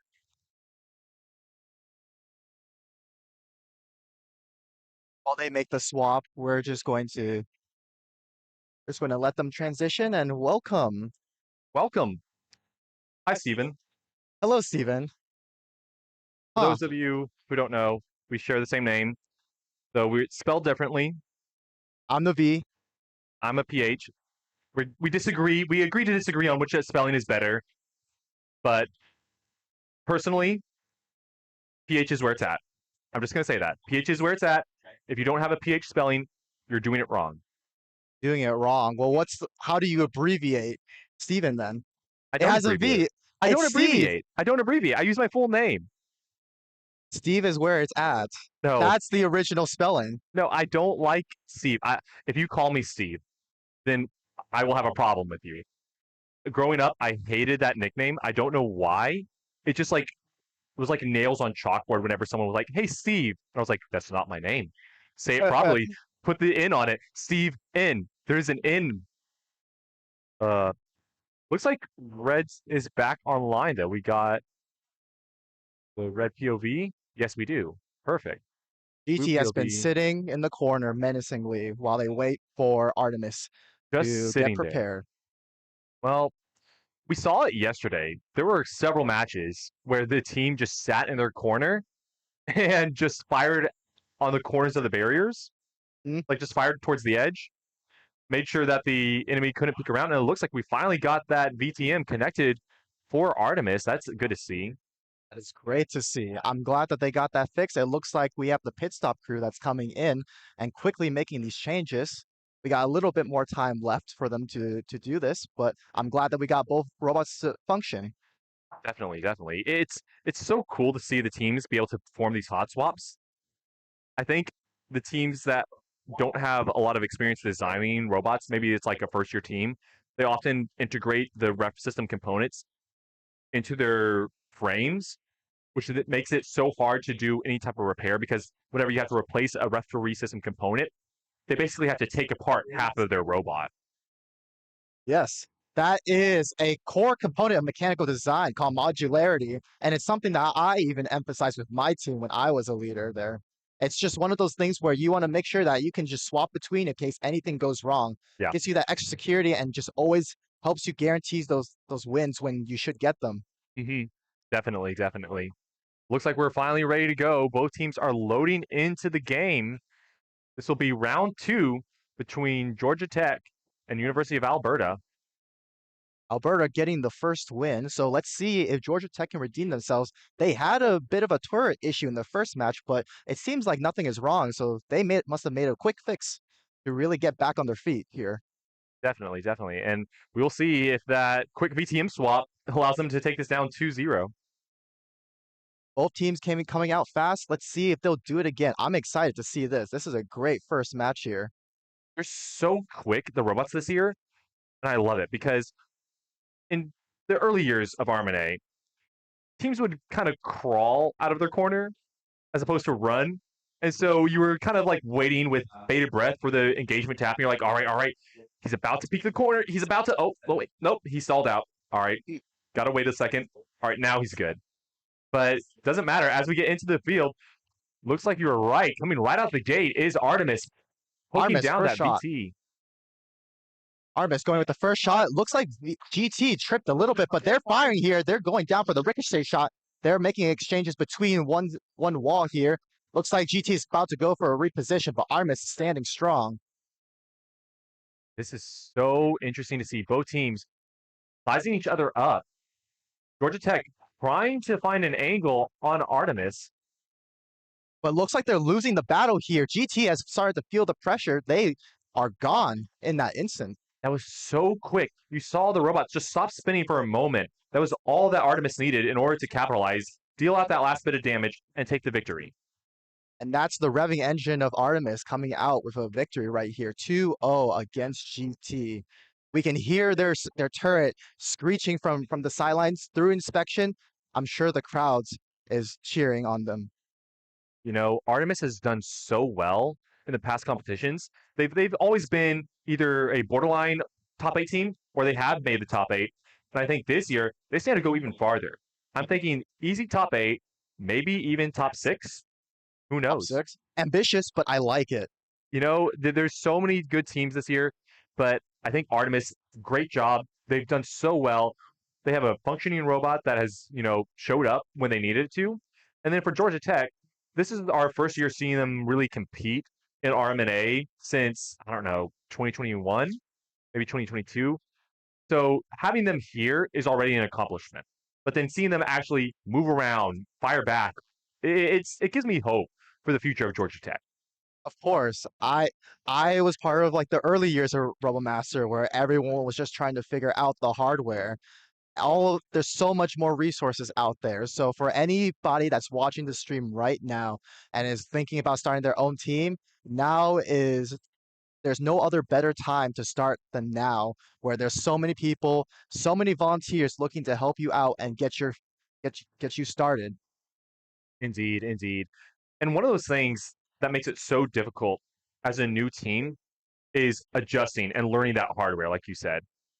And one of the cool things about RMNA is that we have such a responsive community. It's like you can ask a question in the RMNA Discord and you'll get an answer from like 10 different people within 5 minutes. It's so quick and the information is so available to the new teams that they don't have to go through those early growing pains that I think a lot of the early teams did that we had to go through. Yeah. When we were on RoboMaster and competing and building our robots, it was like, all right, how do I program the MCM to not kill my robot? Anyone? And it's just crickets. Whereas now it's like, which cable should I use? And then you'll get like 15 different recommendations of this cable with all their different spec sheets showing it's like, well, this one's better for this and this one's better for this. And inspection was so brutal. They were just like, nope, this doesn't work. Get out of here and figure out yourself. I know. Unfortunately, at the competition, when we're trying to get teams ready for a match, we have to be a little bit more strict with them. We can't be as kind, but it's good for teams to get that experience because there's nothing that can replicate the amount of stress, and especially from a time perspective, that you get at the competition. And so you can run a scrim with yourself or at, the Midwest Conference, or even, go travel to a school that's nearby. I'm thinking like, TAMU and UT or UCSB and UCSD, right? You can run these internal tests, but there's nothing that's going to test you quite like being at the competition, having to go through inspection, having to run back to your pits, grab that battery, come back, and then, oh no, I also got to get a VTM. Run back to your pits, go get a VTM. It's just the amount of work in this environment really grows you. The amount of growth that you get from the competition, I would say, is equal to like months in the lab. Oh, yeah. It definitely makes you stronger. All the students here have been working throughout the entire school year, trying to hone their design, optimize any little bit of key engineering concepts that they can take and apply it to these robots. They have been really, really doing an amazing job this year. And I also want to give a thanks to UCSD as a host themselves. This competition has been running very smoothly throughout. If you've ever seen the history of like RMUL or even RMOC, sometimes there's always like these growing pains where things just go at a slow pace, things just don't work out, teams just struggle to really get on the field and start operating. But I think every team has been performing up to standards, and we'll just start to see this birth of like competitiveness for Global Masters. Definitely. Our next match will be between UT Austin, so Team Stampede, versus UCSB, Team Gauchos. The Gauchos, this is their first competition. This is their first competition. They've done, I think, okay for a first-year team. It looks like they have the standard kit that Rebel Master does provide, and this is like a very nice baseline robot. I know a lot of people kind of like have criticisms about its capabilities, but honestly, I respect it. It's like a great entry-level robot. And there are several teams that have gone to the top 8 with that kit robot. In fact, in 2021, Telpo Cali, one of our former Mexican teams, won the 1v1 confrontation with a kit standard. Yep, and that's how they do it. In this game mode, not only do you need a good design, you need a good game plan here. You need to have good positioning and a pilot that really trusts the engineers who are able to program this robot here. Exactly. And as the competition has grown and as the robots have gotten even better, the kit standard, it can only take you so far now. You can get baseline functionality, but if you really want to go to that next level, they're going to have to start implementing things like super caps, like CV, like custom suspension, just all these different things that you can't get with a kit robot. And you really need the customability and the personalization of a robot that is designed over several years. Do you have any memories of when the last time a kit robot has made top 8? Was it 2023 in Seattle? I believe so. If I'm recalling correctly, it was WashU with a kit robot in 23 Seattle. I believe that's correct. If anyone else remembers their kit robot making it farther in the competition in 2024, feel free to let us know. But to my knowledge, the most recent top 8 kit robot was WashU. Great. Well, I'm excited to see UCSB really, really show the world what this kitbot can still do. What about the other side, Stephen? Well, UT, they've had an interesting event so far. I believe in their first 1v1 match, their head fell off. Ooh, so that's no good. I'm glad to see that the turret is back on the robot. We can see it here. It's back on. It's moving. So they were able to go put it back, do some quick repairs, stitch them back together. But I am scared that he's going to fall off again. Yeah, that is something that I don't like to see either. We've already seen Artemis try to repair, and it looks like they're already starting. Artemis is or excuse me, UT is going for the aggressive push, but Santa Barbara is just standing firm. They're holding their spot. They're shooting. They're deterring right here. Not letting up is UCSB. They are puppy guarding that corner. Not going to let UT try to get around, but UT trying to find an angle in between the barriers. Very good use of the blockade by UCSB. It looks like they're trying to ricochet as well. Yeah, it looks like UT is actually trying to do some resource management here. Santa Barbara is just trying to waste all their ammo right here, and it looks like Santa Barbara is on the tail end here. They're kind of hiding now. UT is looking to take more space, but we actually have a reversal here where UCSB has taken all the space, and now our UT is actually back in their original starting square. Exactly. And UCSB right now trailing a little bit. They're at 110. UT Austin at 170. This could still go either way. With over a minute left in the match. UT looking to be a little bit more aggressive. They definitely do have the health advantage. UCSB is at half health, so they have to be a little bit more cautious, and they've been wasting a lot of ammo. So in terms of the game state, oh no. Look, we got an engagement right here. We got both robots firing at each other. UCSB definitely firing a lot more shots. Are they running out? Just launching volley after volley, these two teams not wanting to give up. But you're right. UCSB taking the worst end of those trades on just a sliver of health left. And UT Austin taking it down. Round one in this best of two match. Great performance from both teams. I think that UCSB had a good strategy in the beginning, playing defensively, letting Austin come to them. And they were able to kind of guard that corner. But then Team Stampede, they just found a way to move around and force UCSB out of that corner. Just kind of like smoking a mouse out of its hole, right? Yeah. And it looks like both teams are running mechanism wheel configurations, but UT has that custom edge where they're able to design their robot to go much faster. UCSB with their kit robot has limited maneuverability, which is forcing them into this like more defensive play style. Right. And UT is just going at them and taking advantage of that. Exactly. And I think the cool thing about UT is that they were once in the position where they overcooked, right? Their first year in 2022, they were part of the POLITO Alliance, and they had a custom robot. And then in 23, they cooked a little too hard. They saw what UW did. They tried to copy it, and then they added these gigantic hoppers on top of the robots, and it caused so many like PID issues for them. They realized, all right, we need to throw that in the trash, go back to the basics, and they just focused on the standard in 2024. They put all their effort into developing a good working standard, and now this is the result.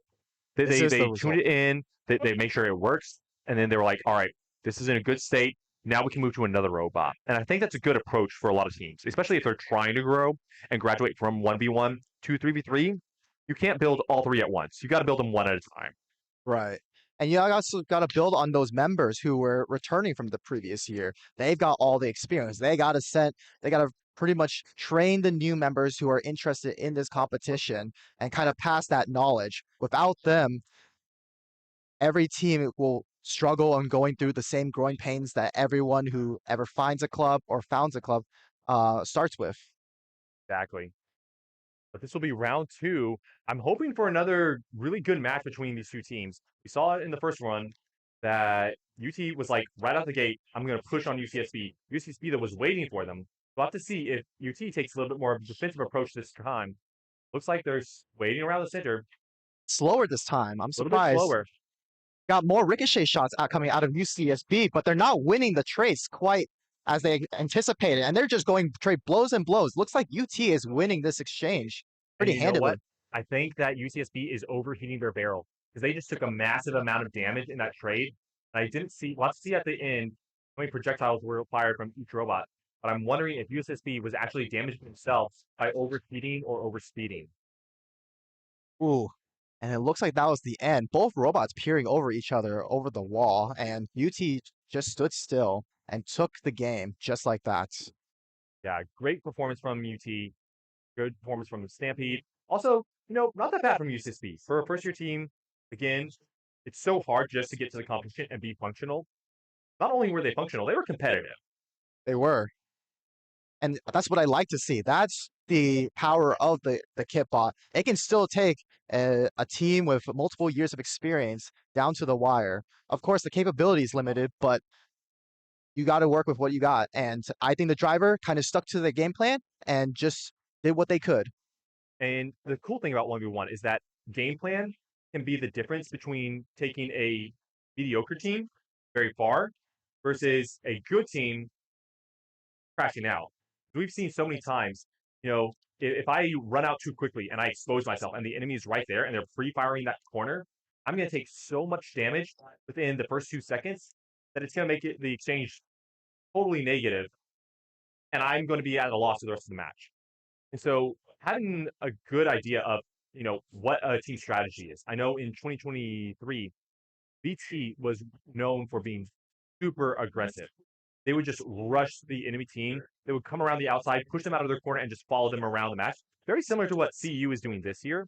Right. But then they went up against UW, and they lost. And so then in their semifinal match, they toned it down and played more defensively. UIUC, who was competing in 2023, was able to exploit that because they had a better defensive understanding and a better driver who played from a defensive standpoint. So they were able to win that round and move on to the finals against TAMU. BT then had to face UW again, lost again. But it goes to show there's more than one way to go about this game mode, and you have to know your opponent. And so I think watching these matches, and these are short matches, right? It's not going to take a ton of time. It's right. You're watching the 3v3 matches, 5 minutes, and then you've got a setup time, then you got to reset the field, and then you got the waiting time between matches. It's like 1v1 goes quick. So you can, poke your head in for just like 20 seconds, 30 seconds. See, like, okay, do they play aggressively? Do they play defensively? Do they like to run around the barriers, or do they like to play on the outside? And those aspects, that game knowledge, can help you move forward, especially when you go face the top 8 teams, right? If you don't know your opponent, you're losing the match.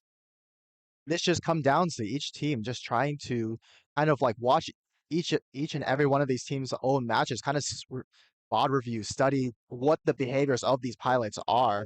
But I do have a question for you, Steven. We saw some ricochet shots coming from UCSB. We've seen that in past years. What do you think about the manual pilot just deciding to bounce walls either off the ground or off the wall? It is a strategy, one that we've seen in years past, and I think we saw I'll call it the best use of it at actually the Midwest Conference. I think it was in 24 or 23, where I think it was Purdue was using their balancing standard in a round, and RHIT or UIUC, one of the teams that was there, realized they couldn't shoot the Purdue standard because it was pointing its wheel at them. So they were like, well, what if I aim at the wall right beside them? They just started ricocheting shots against their armor panel by shooting this wall to the left of them. It was like, oh, that's a good idea. I didn't think of that. And so then you saw a lot of teams start to use the ricochet idea, like, all right, if this team is hiding behind this barrier, and I know they're not going to peek, well, I'm going to try to ricochet a few shots, maybe scare them. Like, I don't even have to do damage, right? But if I can scare them by them seeing bullets coming across their HUD, then maybe that will smoke them out, right? Right. So it's really cool to see, the strategies evolve. I don't think that Ricochet is going to be like an elite tier strategy. I think it's definitely something that's like you could use situationally, maybe. But I think for most of the top tier teams, it's like you're focusing on placement and positioning, and then speed a lot more. Oh, of course. And with all the top teams, they always have the capability of using their supercapacitor modules to gain that extra little speed to really do a flanking maneuver. They also can rely on their computer vision to do a little bit of the aim assist for them. I've always thought of how awesome it'd be if you have a manual pilot who's also able to just switch between CV and the manual pilot trying to do a ricochet shot just to get that extra angle, because computer vision isn't quite there yet where it's able to just detect when to ricochet the shots off. Definitely. Well, that last match was UT Austin versus UCSB. This next match will be UT Arlington versus UCSD. There's just too many UTA schools here, but we got the host here facing what looks to be a new team this year, correct? UT Arlington, yes, they are a new team. They are a first-year team. One of the most rabid fan bases, though, UTA, if you are in the chat, let us know. Y'all are some of the most passionate individuals I have ever seen for just a 1v1 team. I'm loving it, right? 1v1, I love 1v1. I've been a supporter of 1v1 since it was introduced. But it doesn't get quite as much popularity as 3v3. And, it's understandable. 3v3, it's bigger, it's flashier. But I think 1v1 is so cool in its unique approach to robot engagement because you don't get respawns, right? You get a limited number of projectiles, and it's so quick. You only get 2 minutes in a round. Rodolfo C, we are here. Awesome. We love to see UTA in the chat. UTA versus or UCSD. I almost said UCSB. I'm getting them confused again. But UTA versus UCSD. This could be a really fun match. UTA had a couple good matches yesterday. UCSD, they've been struggling a little bit, especially in 3v3, understandable. But they've also been struggling a little bit in 1v1. And I know that they're hoping to have a good performance here. But I think UTA, one of our standout rookies of the year, I'm going to go ahead and say it. Like, if I had to pick a rookie of the year team, my pick right now would be UTA. UTA. They have been out here passionate with both their fans and their engineers. They're looking to make a mark here in the 1v1 competition. But on the other side, we have Trine Robotics, the host. They've been splitting time between hosting this tournament, but then also fielding these amazing robots. They've got this nice yellow aesthetic here on the red corner. We're going to see if they can get all of their capabilities in line to really push UTA to their limits. As we get started here, Trine Robotics going for an aggressive maneuver right here. We got a huge spillage here from UTA, and UTA is not even looking at the right direction. UCSD is just going aggressive here, really pummeling them. Those projectiles just dribbling out of the barrel for UTA. You see it. I wonder if their flywheels aren't turned on. There may be some issue there. UCSD making use of the weakness. UTA not spinning, not moving. That is not good. You cannot do that. You cannot be a stationary duck in the 1v1 competition. Oh no, they're stuck against the wall here. They're trying to run away, but they can't. UCSD is really hunting them down here. Looks like that they're on their last leg here, UTA. UCSD is really pushing them. And the match here ends with Trine Robotics coming out victorious. That's really unfortunate for UTA. They had such a good performance last night in several of their matches. I was really hoping to see some of that similar level today, but just some issues with controls, it looks like, and some issues, with the flywheels. They weren't firing correctly. UCSD, though, really strong showing. They came out, they took the center. They were able to lock on to the UTA robot, find them, launch some projectiles, deal some consistent damage. Some good signs if you're a UCSD fan. So of course. Yeah, I'm biased. I'm from Trine Robotics. I'm happy to see this team succeed here. Looks like we saw from the sideline, the pilot was talking with the pit crew. There might be some issues, but hopefully they'll sort it out. Looks like they're starting to reload, refuel both sides robots, and they're going to get ready started. So hopefully there are no major issues from UTA. Hopefully, because we want to see a good match between these two teams. Oh, And I of know course. both of these teams also want to have some good competition because it's fun, and it's great when you get a win. There's absolutely no shame in just taking a win when it's given to you. But at the same time, you want to be able to test your robot, and the only way that you can test your robot is if your opponent is fighting back, right? Just because you can't explore every option, you can't really stress your robot or your pilots if everything's just given to them. Mm-hmm. Yeah, Trine Robotics looks really strong right here. They might want to even test some new strategies over here if they can. They look like they're really getting pumped here. The robot's already just head bobbing right here. UTA looks pretty good to go too. Looks like the match will begin very shortly. Well, and we've had some times before where it's a simple issue. The pilot just forgot to turn on the flywheels or forgot to select the correct, upgrade path. There's no upgrade path in 1v1, but maybe he just forgot to turn on the flywheels. We're gonna run on the assumption that UTA just didn't turn on the flywheels. That's what I'm going with. I'm gonna believe that for right now, but we will see this next round if that's really the case. Looks like the match is about to start in 5 seconds. Both teams are ready. We have on the red side UCSD and the blue side UTA. Who will start the match rolling? All And right, we got UTA moving. UCSD really pushing forward, and they got an instant engagement right here. UTA going for the more aggressive strategy. They're both spinning, really trying to address who's the more dominant robot here. They're both trading blows. UTA is losing this battle, but they're still standing firm. What do you think, Steven? I mean, it's a good match right now. They're both moving. They're both spinning.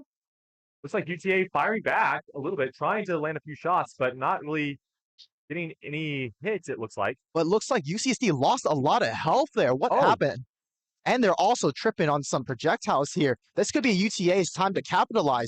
Are they going to actually do it? UCSD is now on the back foot here. They're really going for the duel. It is very close, folks. We are seeing both robots in their last leg. And it looks like, yes, UTA was able to take that round. What a comeback from UTA. You know, at first it looked like they weren't firing, and that was probably because they didn't have the UV modules powered up very high. I couldn't see the projectiles glowing, but they were actually able to deal a lot of damage to UCSD in that one engagement there briefly, where they were both right up close to each other. UCSD also, for whatever reason, not being able to fight back, but UTA, excellent comeback, being able to split it 1-1 with UCSD. Excellent showing from both teams. Of course, yes. UTA, they should be happy for how that first round started. They couldn't be happier trading this for 1-1. They should come back from this match just like head over their heels, really excited. They took a veteran team 1-1, and that's something you should be looking forward to for next year when you go and iterate on this current design. You saw what happens when a team kind of takes some backseat on some certain design considerations where the ball starts to trip your robot up. We're looking at UTA take advantage and punish Trine Robotics for that. Indeed, indeed. Great showing from both of these teams. UCSD, a veteran team, I think they're really making improvements this year compared to last year with their robot design and with their robot architecture, the software that they've implemented.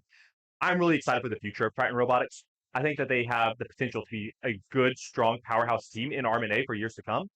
They just got to make that last little jump, like you said. And for UTA, I think they have a chance to be one of our standout teams in the year's future, kind of like RHIT was, right? Initially, RHIT, when they started out, they got a little bit bigger eyes in their stomach, if you will. They had these crazy robot designs, and they were like, all right, we're going to have these spikes on our robot. And we're like, you can't do that. That's a safety hazard. But then their next year, they're like, all right, we're going to make it simple. We're going to go back to a box, just a square box. And it worked. And then they made improvements on that box.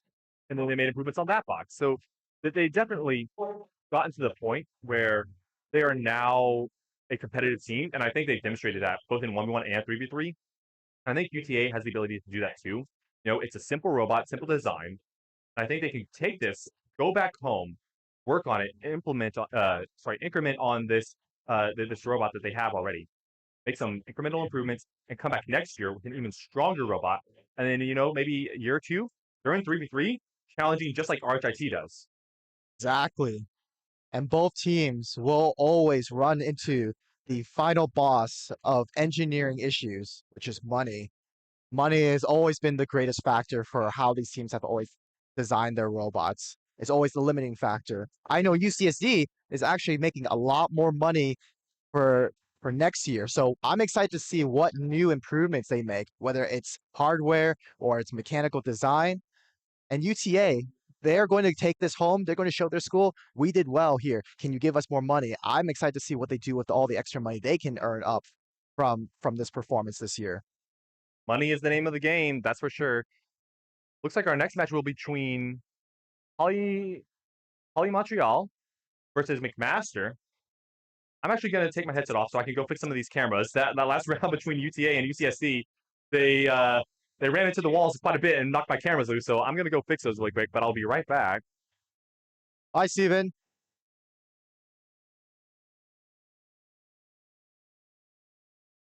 Folks, we are setting up for the next field right here. We're going to get set up with both teams. They're about to get ready to go in. McMaster is going to be on the blue side, and we're going to have POLITO on the red side. I'm excited to see what the Italian team can do here. Italy has had issues with their shooting mechanisms in 3v3, and it seems like from the previous match, they were able to get that functioning. So I'm really excited to see what they can do here. We're good to go. Just as both teams are coming into the field. Great timing, Steven. Yes. And you're quick with fixing things. Yes. Steven is the best name. Can we agree on that? We agree that Steven is the best name. And everyone should be named Steven. That's his third name. Like if anyone says my sibling name in my direct, like yes, Yes. have Polystar and McFalcons. Polystar will be in the red corner. Falcons will be in the blue. This will be a fun match too. Polystar has been, they find their robots this season. I know, they were largely made out of sheep. They've implemented plastics. It's like makes some so really interesting design on the Polystar robots. And it's spinning right there in the corner, and that popper, those sleep, those slim. they have Polystar has a unique configuration right here. I remember in inspection that the inspectors kind of had to look very closely at the angles of the armor plates because they kind of like push the boundaries on the design here. But everything passes here, and we're going to see if that is the difference here between McMaster and Polystar. Can McMaster shoot this configuration through the roof and take the dub, or will Polystar outmaneuver and outdodge McMaster's fire and really take this dub home? Well, was trying to look at an armor panel on the phone that seat could follow it. Didn't look like it was responding to spell, so maybe it won't be active in this. Or where maybe it was just the phone and maybe the reflection, the glare was causing it to not pick up the armor panel. We'll have to see.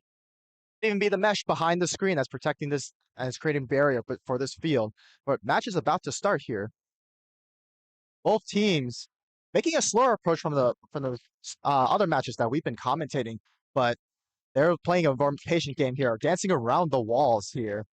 Polystar is definitely the slower robot here. McMaster's maneuvering beautifully around the walls. What do you think, Steven? Both belts, being aggressive. Both teams are playing very defensive, very careful. Are they? Like McMaster though, not moving, not spinning. That's an issue. They need to get okay. Good. They're moving away. Polystar was about to move in, a lot of damage right there. They might have been trying to bait Polystar to come in because it looks like the engagement here. Polystar just got chunked there, lost half their health. But ooh, way more chunk, and that's it. Oh, nope. Still alive, still standing.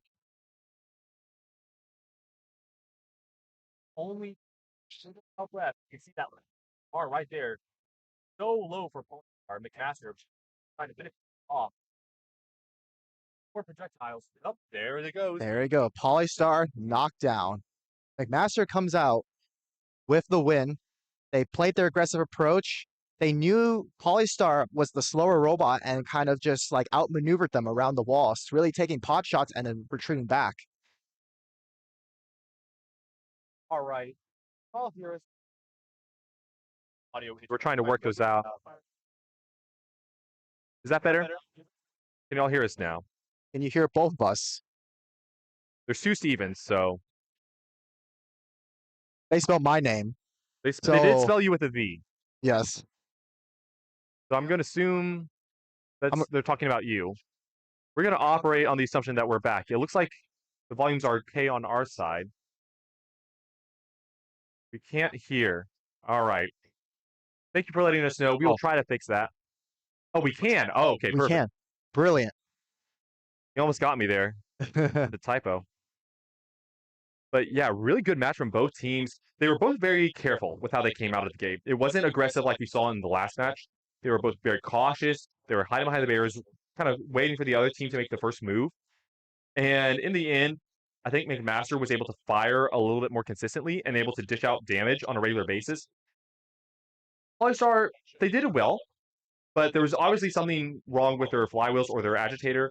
They weren't launching enough projectiles, and so that was an issue. They weren't able to deal damage was the main part. They moved around great, and they were spinning, they were translating across the battlefield, but if you can't launch projectiles, you can't do damage, can't win. And that might just be like the projectiles that McMaster have been shooting at them have been like hitting key internal components or just like making them malfunction. But it looks like Polystar was able to get back pretty quickly in the middle of the match. So it might just be like a minor like tweak. Something happened, but Polystar is still back on their feet, as you can see right here. They're spinning correctly. Let's hope that they can also like shoot correctly. We don't know if there's any other issues. Doesn't seem like the pit crew saw anything. McMaster is nodding. They're ready. They're getting ready to play the second round. And you know, I wonder if the CV was activated on the McMaster robot midway through that match because they had a really good burst in the middle. Oh, They yeah. did a lot of damage. That's really hard to do if you're just aiming just with a mouse. Of course, yes. And there's also just that like input delay, knowing when to shoot as well when you're the human pilot. Because sometimes you just have to kind of lead your shot in. You never know where it's actually going to end up. And these flywheels aren't necessarily going to shoot perfectly straight like a video game would. Definitely. There'll be a very interesting second round here between Polystar and the McFalcons. Looks like we are in a technical timeout once again. Don't know what the issue is. Looks like it's with the drivers. Looks like McMaster driver is having some issues. Let's see if...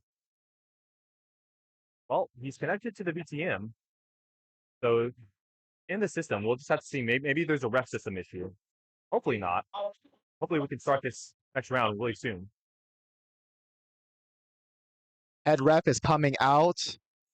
Hopefully the problem is sorted out here. We might have to go through additional diagnostic checks. Polystar is ready to go. All right. Looks like we are back in now, loading into the game. Starting in 5, 4, 3, 2, and 1. Let's go. Round 2 between McMaster and Polystar. McMaster out the gate really quick. Really quick. Finding that angle down on the far side against Polystar. Getting out a lot of damage, taking Polystar down to near half health. And McMaster just like they saw Polystar couldn't drive as fast as they could, so they took advantage of that and really kind of caught them out surprised. Polystar thought that this was going to be a slow battle again, so they were trying to hug that wall. But McMaster's going in for the punch right now, and they're really being aggressive here. They know they got this on lock. So Polystar down to a quarter health now. McMaster not even taking a single point of damage yet. Polystar just losing even more health at this point, and they have stopped spinning. You can see that speed monitor blinking red and blue. That is not a good sign if you are Polystar. they can't shoot. That is disastrous for them. All they can do is outmaneuver right here and last as long as they can. McMaster, though, not letting up, just waiting for the final moment to put Polystar out of their misery. And there it is goes. that match? That's match. All right. Good Well, game. Polystar, unfortunately, some technical difficulties there. You know, something was clearly wrong with the robot. We saw that issue. The speed monitor started flashing blue and red. As an inspector, tell us what that issue is. Like, was it jammed? What was it not connected? What was causing that? There's a multitude of issues. That could be actually the blue and red lighting could be that there is something stuck inside the speed monitor. It could even just be like there is something wrong in the sensor right there. So that's something that I hope Polystar can fix or even get replaced right there. That's not a good sign. Really?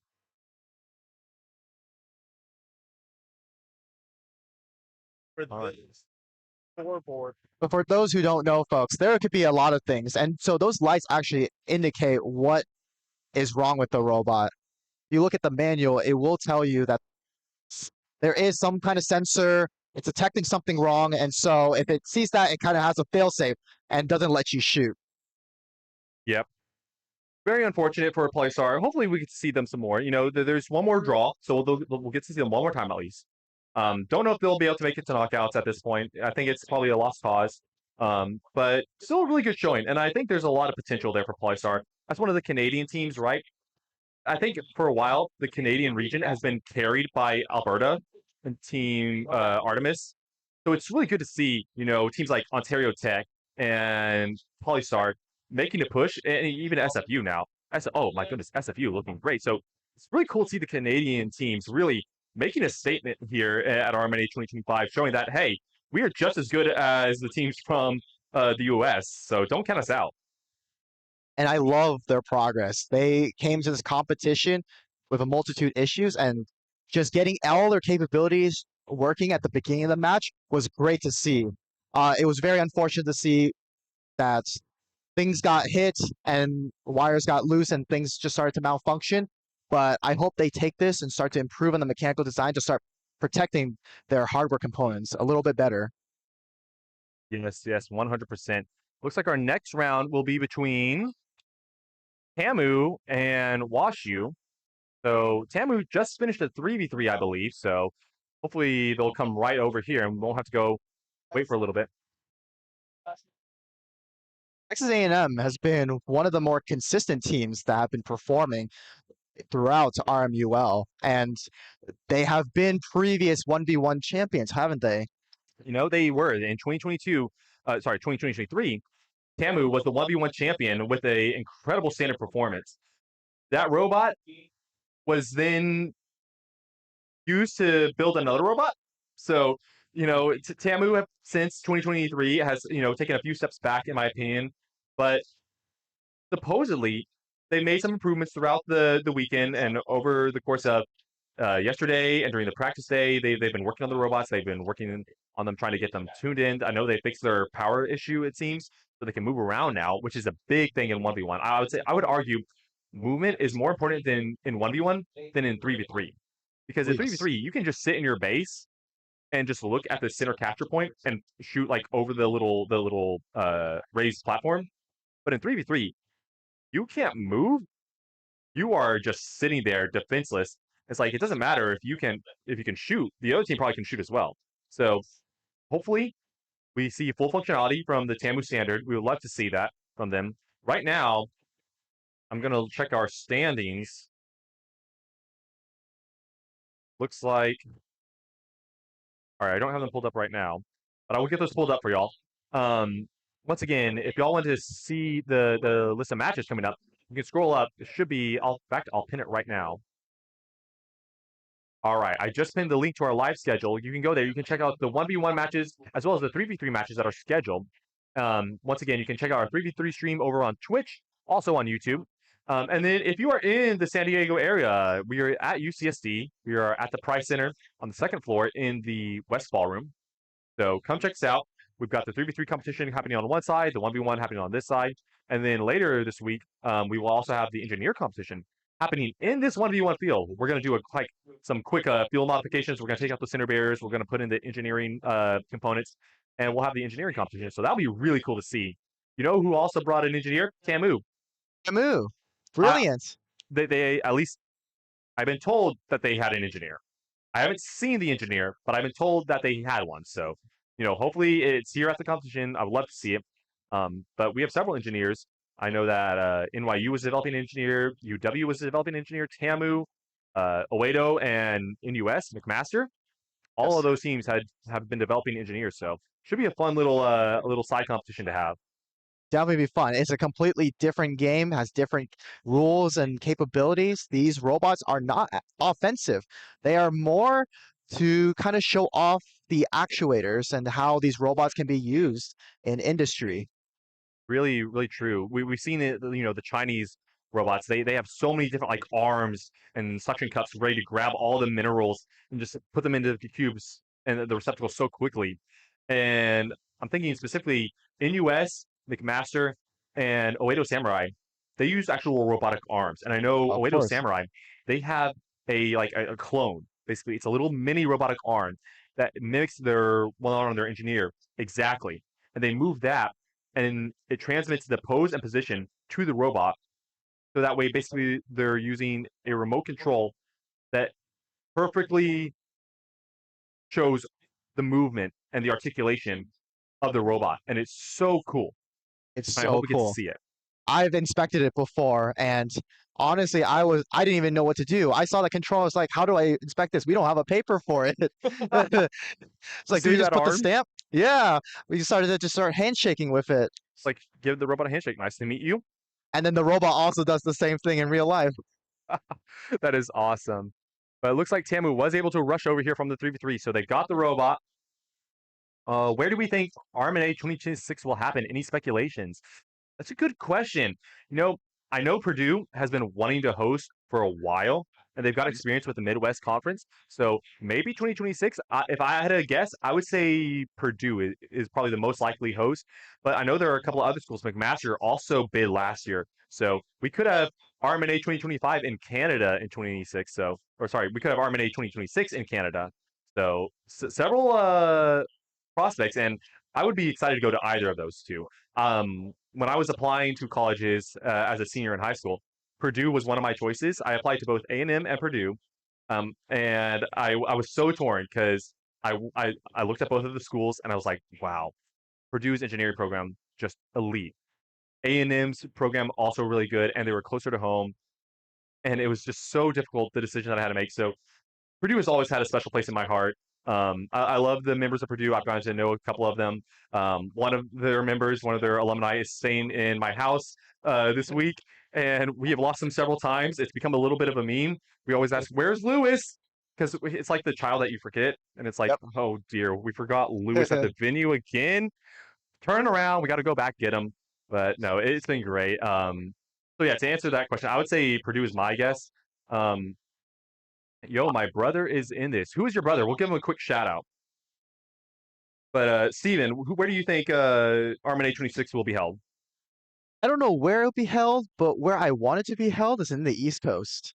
We haven't seen any of the East Coast team really bid for it, but we also never had it held, any tournaments held in the East Coast. So it'd be That's a really good nice point. to see. You know, that's a very good point. I was thinking like BT, right? They've been here since 2021, and they're a very experienced team. Oh, I think yes. that would be a potential host. NYU, I know NYU has thought about hosting. The problem is that it's so hard to get space in New York to Oh, of hold the course. competition. Yeah, New York is just like one of those places where real estate is pretty much valuable. Everything just costs so much there. So I do understand from their perspective, just the hosting it would just take a magnitude of an effort, a Herculean effort to accomplish. But BT, that seems like the most likely approach from my. BT, I think, is a good one. You know, I think what you're saying, we need to get more teams on the East Coast. We do. We need some Floridian teams in here. We gotta bug Florida, be like, hey, where's your RoboMaster team? Chat, if any of you go to Florida or know people at Florida, be like, hey, have you heard of RoboMaster? Do you have a RoboMaster team? You should start a RoboMaster team. It's totally not an ulterior, motive that we just want to go to the East Coast to have a competition. Or even Boston. I must confess, I haven't gone to the beach yet, even though I know the beach is gorgeous, but the water is so cold. Oh, I yeah. don't like cold water. Even like compare it with UCSD here, La Jolla has beautiful coastline right here. Water's perfect temperature here. I understand why you would want to go to the cold water on the other side. Yeah, I've come to California a couple times before because my family lives here, or a part of my family lives here, and we've gone to the beach several times, and I touch my toes in the water. I'm like, ooh, that is cold. And then I go to Florida. I'm like, wade into the water. I'm like, oh, okay, this Gulf water is nice and warm. Oh, yes. I always love the water here in California. It's the best. Um, I moved Midwest and there's no body of water anywhere to be seen. So I miss the water. I'm glad I can come back here and enjoy a little bit of the ocean. So, are you a big surfer then? No, I'm not. I just like going to the beach to kind of just like relax, get a nice variety of the environment because you always just sit at work all day inside of like your cubicle and you don't really get to do much or experience outside that much. Get to enjoy the wildlife in their natural habitat. I would say I'm also like one of those lazy beachgoers where it's like I'll plop my little sunshade down, my towel. I'm like, okay, just listen to the waves, and this is fine for me. We'll just relax here on the beach. You know, no need to get up, no need to swim, no need to be active. It's like, why would you go to the beach and be active? It's like, I want to relax. On a side tangent, have you ever tried beach volleyball? I have. In fact, I play a lot of beach volleyball back home. It's so hard compared to court volleyball. It's just a whole different game. I don't know how they do it. It is so frustrating for me because I also play court, and I'll be playing in the court, I'll be playing inside, and it's like I'll go up for a hit, and it's like I get perfect height, my jump, it's timed well, and I go on to the beach court, and it's like I can't jump at all. The sand just like crumbles underneath my feet. I'm like, I have no height. No. Well, it was a great anecdote for this match here, going for a spike and not quite there. Let's see if WashU can really take a victory over TAMU here. They have been the underdog consistently against TAMU. They played, I think, in 2023. That's who TAMU knocked WashU out of their top 8 in their top 8 appearance in Seattle. So let's see what happens in this rematch. Both teams moving. Looks like TAMU spinning and moving. So good look from TAMU and launching projectiles. WashU not spinning, taking some damage. That is not a good move. They need to start moving, either breaking that line of sight or spinning, because TAMU is just lining up the shots and just damaging the WashU robot so quickly. Wow, that was a quick round. What happened there? WashU kind of just stood out there and just kind of accepted their fate there. You know, it's been unfortunate, but WashU here at this competition has had some issues with movement and control. So not quite to the level that they were at in 2023 or in 2024, which is really sad to see. But I have faith that WashU will come back. It's just, this year isn't their year.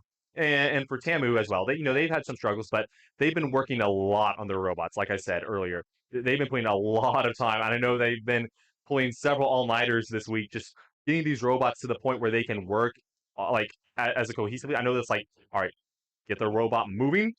All right, now we have a power issue. All right, the robot power issue solved. Now they're not shooting. All right, now we got to solve the shooting. As you just saw, they were able to launch projectiles. So TAMU has just been incrementally solving problems, which is, reassuring to see, because it's like, all right, if you can solve one problem a day, by the end of the week, you'll be in a really good spot.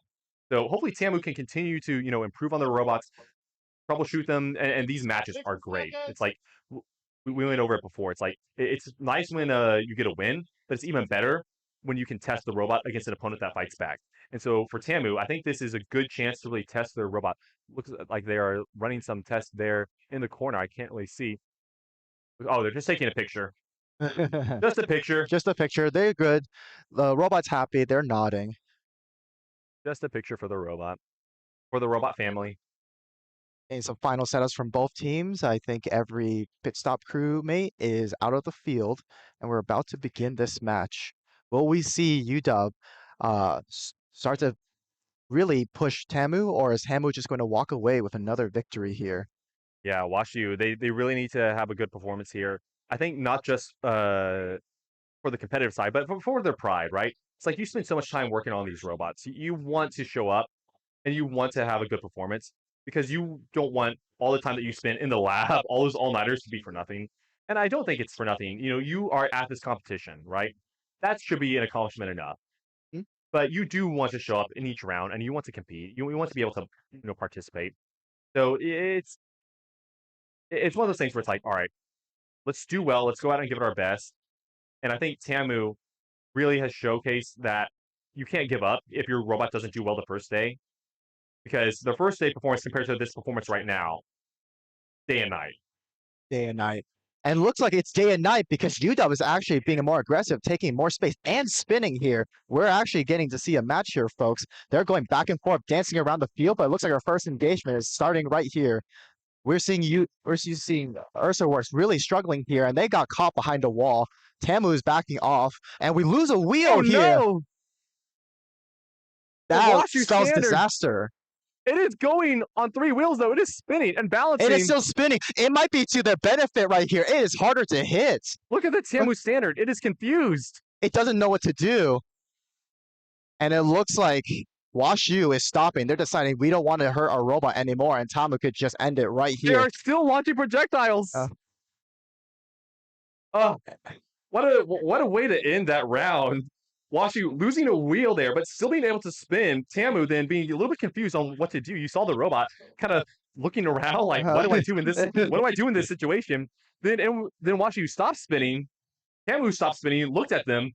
WashU launched a few projectiles towards TAMU. TAMU finally was like, okay, you want to continue? We'll end this properly. Yeah, and that's unfortunate. Maybe they just hit the wall a little too hard and sent one of their wheels flying. Must be a set screw somewhere on the field that they can retrieve again. No, I'm sure there's a couple of screws and bolts. I know I was sweeping up the field yesterday, and it was like every time I would go in, there was like, oh, there's another screw, there's another screw. So we would find quite a few screws on the field after each match. Obviously, the teams have to go back in their pits and be like, all right, which screw are we missing now?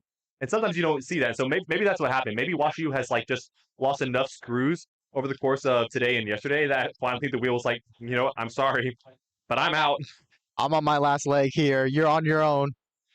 And that's interesting. I think it's a good decision for WashU to kind of just stop their robot. They saw something just fail catastrophically. You don't want to just keep going right there. Right. You don't want to turn a bad situation into a worse situation. So you're absolutely right. Good job on WashU that they were like, all right, it's cool, but let's make sure we don't completely break this robot. We still got one more round at least that we need to play. So hopefully they can go back to their pits, get that wheel back attached, and they'll find another screw or maybe just gotta duct tape it in. I don't know. We've seen teams, show up with duct tape robots and wheels just slammed back on. So I'm sure they'll get back together. But great job from TAMU, honestly. Really impressive showing, especially that first round. That first round went so quickly. They were able to identify the WashU robot position really well. They were moving, they were rotating. So full functionality from TAMU. Again, they've been working on these robots a ton. Well, happy to see them. I don't know if they'll be able to make it to the top 8. They've still got quite a hill to climb. That's what I need to do. I need to go back and find the standings. I will try to get those standings for y'all and see where our current top 8 are. But this is the 4th round of the Swiss bracket. We will have one more round, and then the top 8 will move on to our double elimination bracket. So it looks like you might need a 3-2 record to make it to top 8, you think? I would say a 3-2 record or a 3. I don't know if 2 losses will get you to top 8, but maybe 3-1-1. I can see 3-1-1 getting top 8. Because it looks like WashU, that was their second loss. So they're 2-2, and I think TAMU moves up to 3-1 here. So TAMU's sitting very comfortably to make it to top 8, while WashU might have to pray a little bit to actually make it to top 8 this time. All right, I have the standings right now. So in first is CU Robotics with 4 wins. Really impressive. In second is PSU with 3 wins and 1 tie. In third is Air UW with 3 wins and 1 loss. But Air UW did play CEU, and that is where their loss came from. In fourth is Oedo Samurai with 2 wins, 1 tie, 1 loss. Tied with them is Duke, RHIT, SFU, all with 2 wins, 1 loss, and 1 tie. In 8th is VT with 2 wins and 2 losses. And tied with them is Artemis with 2 wins and 2 losses. And then in 10th is NUS with 2 wins, 1 tie. Oh, hold on. Yeah, the This scores list is aren't not updated. making sense. All right, my list is not updated. I will get a better list at some point, maybe during the break between round 4 and 5, which will be coming up here shortly. I will try to get the updated standings for the 1v1, and we'll figure that one out. And this is actually our last match for the round 4. This will be UW-Madison versus UMN. So Minnesota. Team Whiskey versus Team North Star. This is a Midwest regional clash right here. These teams, I'm not sure, have faced off each other before. This might be their first match face-off. You're right. Team North Star, they are a 3v3 team. Team Whiskey, they're a 1v1 team only, so this is the first time that they are meeting in the 1v1 field, I believe. You can see that North Star robot with that chunky hopper and the emote, the smiley face on it, waving to the crowd. Love to see it. I love these fun little designs on the robots. With Purdue, they've got the rubber ducks. Though there is a Purdue duck on the VT's infantry, which confuses me. I remember when I first saw it, I was like, oh, look, it's the Purdue infantry. And then someone was like, oh, that's VT. I was like, why did this VT have the Purdue duck? They were like, they just thought it was cute.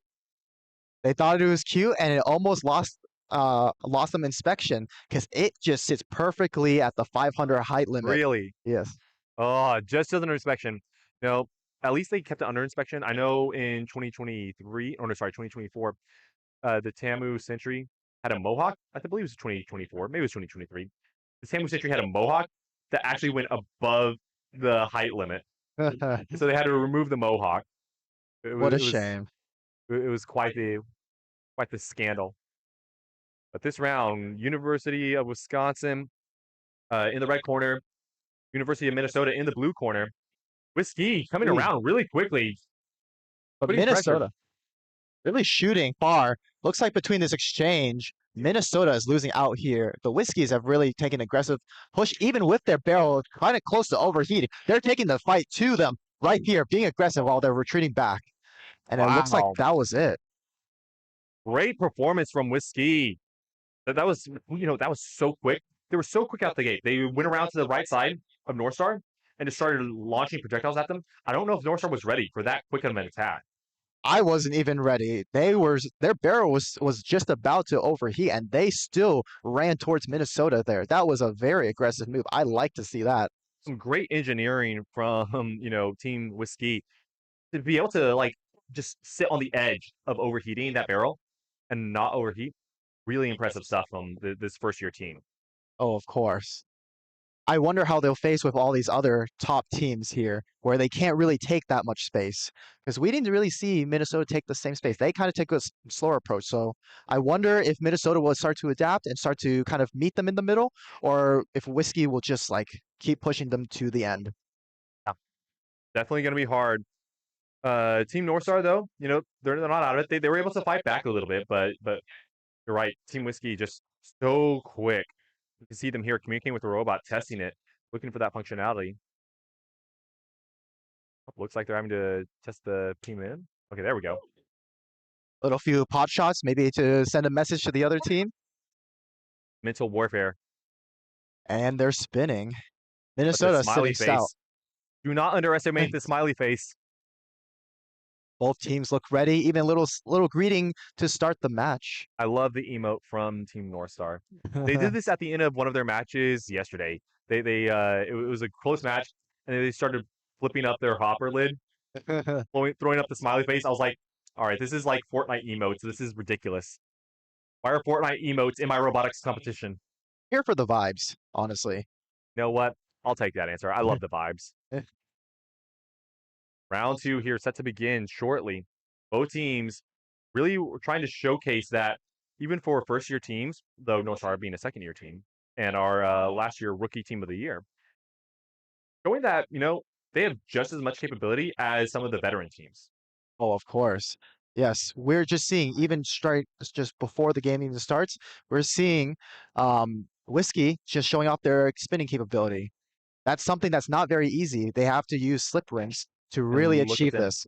Coming out of the gate so quickly once again. Team North Star trying to use that lower barrier to break away from Whiskey, but Whiskey following them around, doing an excellent job.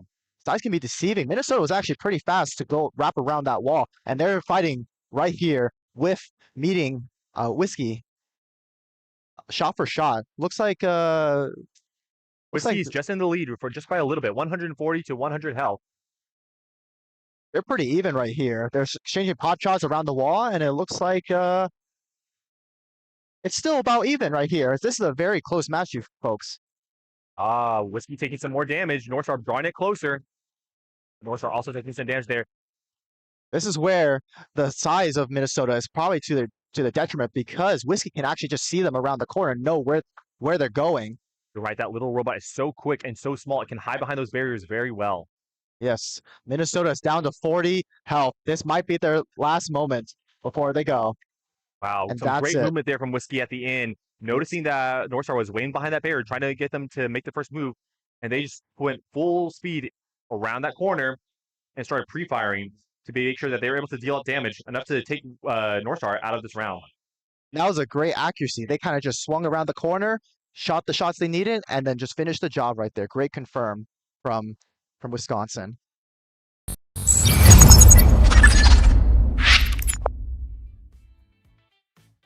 All right, some really great stuff from both of these teams. We're going to take a short break before we start round 5 of the Swiss bracket. This is the last round, so I will try to find the current standings for 1v1, and I'll try to put those up somewhere. I'll probably pin them in this chat.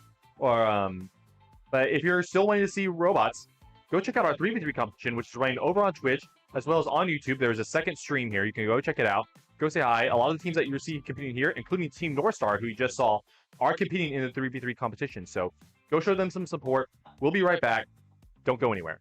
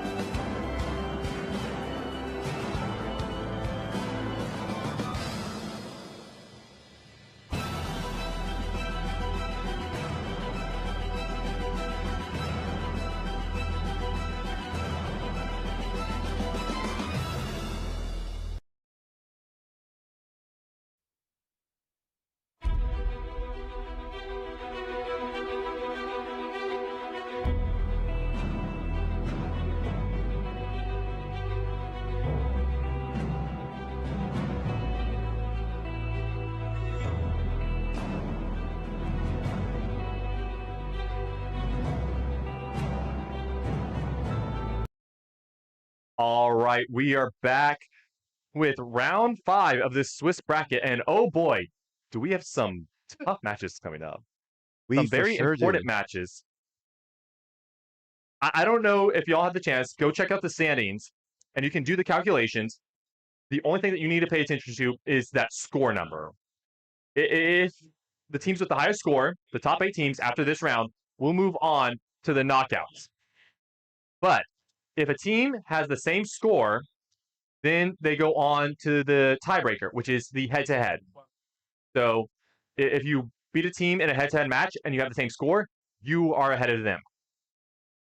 Now, after that, there is a calculation. It's very complex, and so I won't go into it here, but basically we will do a hand calculation to determine cumulative scores based on opponent's base, when you face the opponent, in order to reward teams that played harder matches earlier. And so after that, then the top 8 teams will move on to the double elimination knockout round. As it stands, CU is in the lead. They are the first seed, and they are guaranteed to make it out of the top 8. PSU is in second with 10 points. 30 seconds. They are also probably guaranteed to make it out. Then you have Air UW with 9, NUS, Duke, SFU, KUU, RHIT, POLITO, TAMU, and UW-Madison all tied with 7. That's a lot of teams with 7 points. Basically, we will have 6 important matches in this round. And if you lose one of these matches, you could be eliminated. It's not guaranteed. Or sorry, if you lose, you will be eliminated. If you tie, you might be eliminated. So, winning this 5th round is going to be oh so important for a lot of these teams. This first match, though, let's get right into it. PSU versus CU. And we're starting with a good old slobber knocker where we have these two teams dancing around a wall, and that round ended in an instant. Another dominant win for CU Robotics. This standard, Steven, has been so insane throughout the competition. 3v3, 1v1, it doesn't matter. They don't drop off. The consistency is there. They are not making any mistakes. The robot is functioning like it's supposed to. It's an incredible feat of engineering, and the effort that CU has put in after so many years of being so close to the top, to now be leading and not slowing down at all. It has to inspire confidence. Honestly, CU has gotten the short end of the stick so many times year after year, so I'm so happy to see them finally see the fruits of their labor. They have been working tirelessly. They've optimized a lot of their process, and I've seen some advancements that they made that no other teams have made. They have a remote way of actually turning on their robot, which I don't think any other team here is doing, which is great for flow in case like they for some reason forgot to turn on their robot. They could just turn it on in an instant without having to reach over and switch Very it on. impressive stuff. And the fact that CU is making these innovations, despite being such a senior team, they're part of the 2021 initial birth of RMNA, and they just have every year innovated and innovated and innovated. Compared to teams like, I'm not going to point out, but say UW, they haven't innovated as much. They've done a lot of cool things, but I don't think that the advances that they have made compare to what CU has done. Right. And you've seen it right here. The match is over in an instant. It's not even close. They are by far the best 1v1 team here. Now, that's not to say that it's a foregone conclusion for playoffs, but we're just seeing utter dominance so far. And I hope that we get to really see other teams try to push Colorado, because we're looking for some great games here. Definitely. And, you said it right there. CU, despite their strong performances, is not guaranteed to win this. There are some other really strong teams right now. NUS, UW, they both look really good. So CU still has the work to come after them, and they cannot let off the gas for a second. But if they continue at this pace, I would feel very confident in CU winning the whole thing. And we see that they're not letting their foot off the pedal. They're already spinning. They're getting ready. Going to see this robot just shoot out of its corner here at the beginning of the round. We're seeing the robots engage immediately. See you taking more space right here, and they're just going right next to each other, just like greeting each other, getting to know each other, and we're seeing the Wow. match is over. Another really quick match, but much closer that time. CU down to 160 health. They were ESU not was- invincible. No, they were 100 health. My apologies. 100 health. Half health. ESU showing, yeah, right, that CU's not invincible. You just got to approach them. And you know what? I've seen this before. I think it was when they were playing in US. They got up really close to the CU infantry, and the CV has trouble tracking a robot that's that close. Oh, And yeah. so that may be a strategy to look for when facing CU in future rounds. Hey, if I can get up close enough without getting too much damage in that initial exchange, I have a chance of really taking on CU. Have you seen like more of the Colorado matches? I don't know. They generally have smaller robots. Are they short enough that other teams can't see them over the wall? I'm not sure. It's a possibility. I know last year they had that funny Cobra standard, which would poke its head above the what was it? It would poke its head above like the barrier using like an elevator system. And so they haven't done that this year. This year it's a much simpler design, but you got to wonder, is a team going to exploit this, this close engagement weakness that is making itself apparent? And to be fair, it's not like a kryptonite on CU to their credit. It's not like when you get so close the robot just freaks out. But it definitely makes things harder. So for the next match, we're actually going to see ACC and OTU, Ontario Tech, and what was the other college, Steven? OTU? ACC? OTU is Ontario Tech. What was ACC? Austin Community College. Austin Community College, our first community college for Yes. RoboMaster. First community college here at RoboMaster. They've done a great job. It's been really fun to see their growth from when they started the team to this competition. They've been so active in our Discord, just asking question after question after question. So eager to learn and so eager to show that, hey, even a community college can come to RoboMaster and field a competitive robot. Oh, yes. This is something that not many teams have been able to consistently do, and to see a community college really step it up, this is a great sign for the future of RoboMaster. And we hope to see that it honestly doesn't even matter what school you come from. You can have a community college, you can have a four-year institution, you can come from all walks in life to really start RoboMaster. It just takes a lot of grit, it takes a lot of passion, but once you get there, I think the reward is worth it. So I'm really rooting for ACC here. How about Ontario Tech, Steven? What do you know about them? Ontario Tech, they're a very interesting team. For a while, they were the champions of Canada, right? They were the only team that really had functional robots, and they would come to the competition each year, and they had a really small team. I remember it was in 2023. They showed up and they had 2 members, and I walked by their pits. I was like, "Where's the rest of your team?" And they looked up at me and they said, "We're it."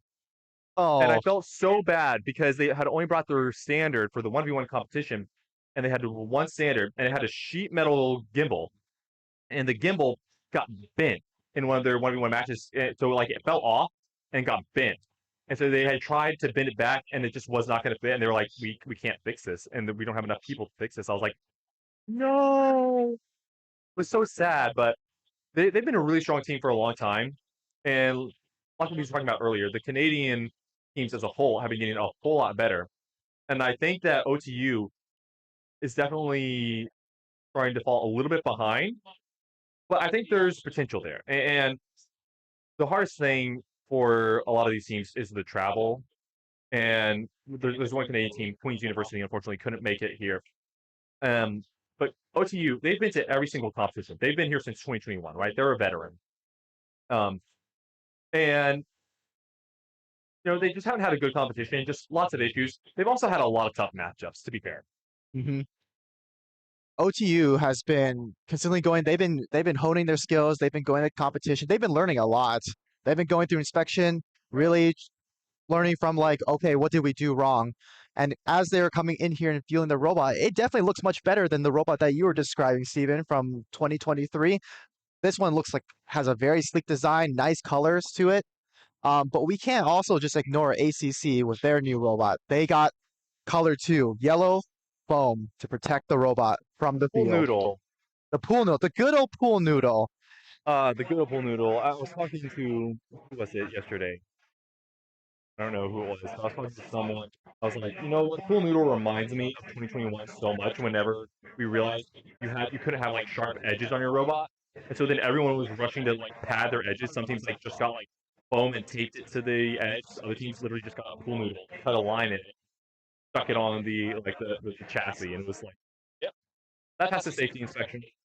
That's an interesting meta that has been pervasive throughout a lot of teams who just run into this issue. And it's honestly funny that this has pretty much become a staple here. The pool noodle is an invaluable asset for a lot of these teams, and it's budget friendly.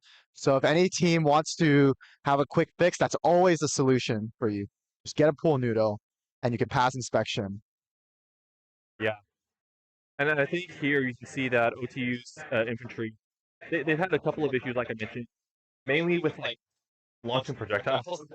As sad as it is to say, when the first few matches, they would not stop launching projectiles, and that was the problem.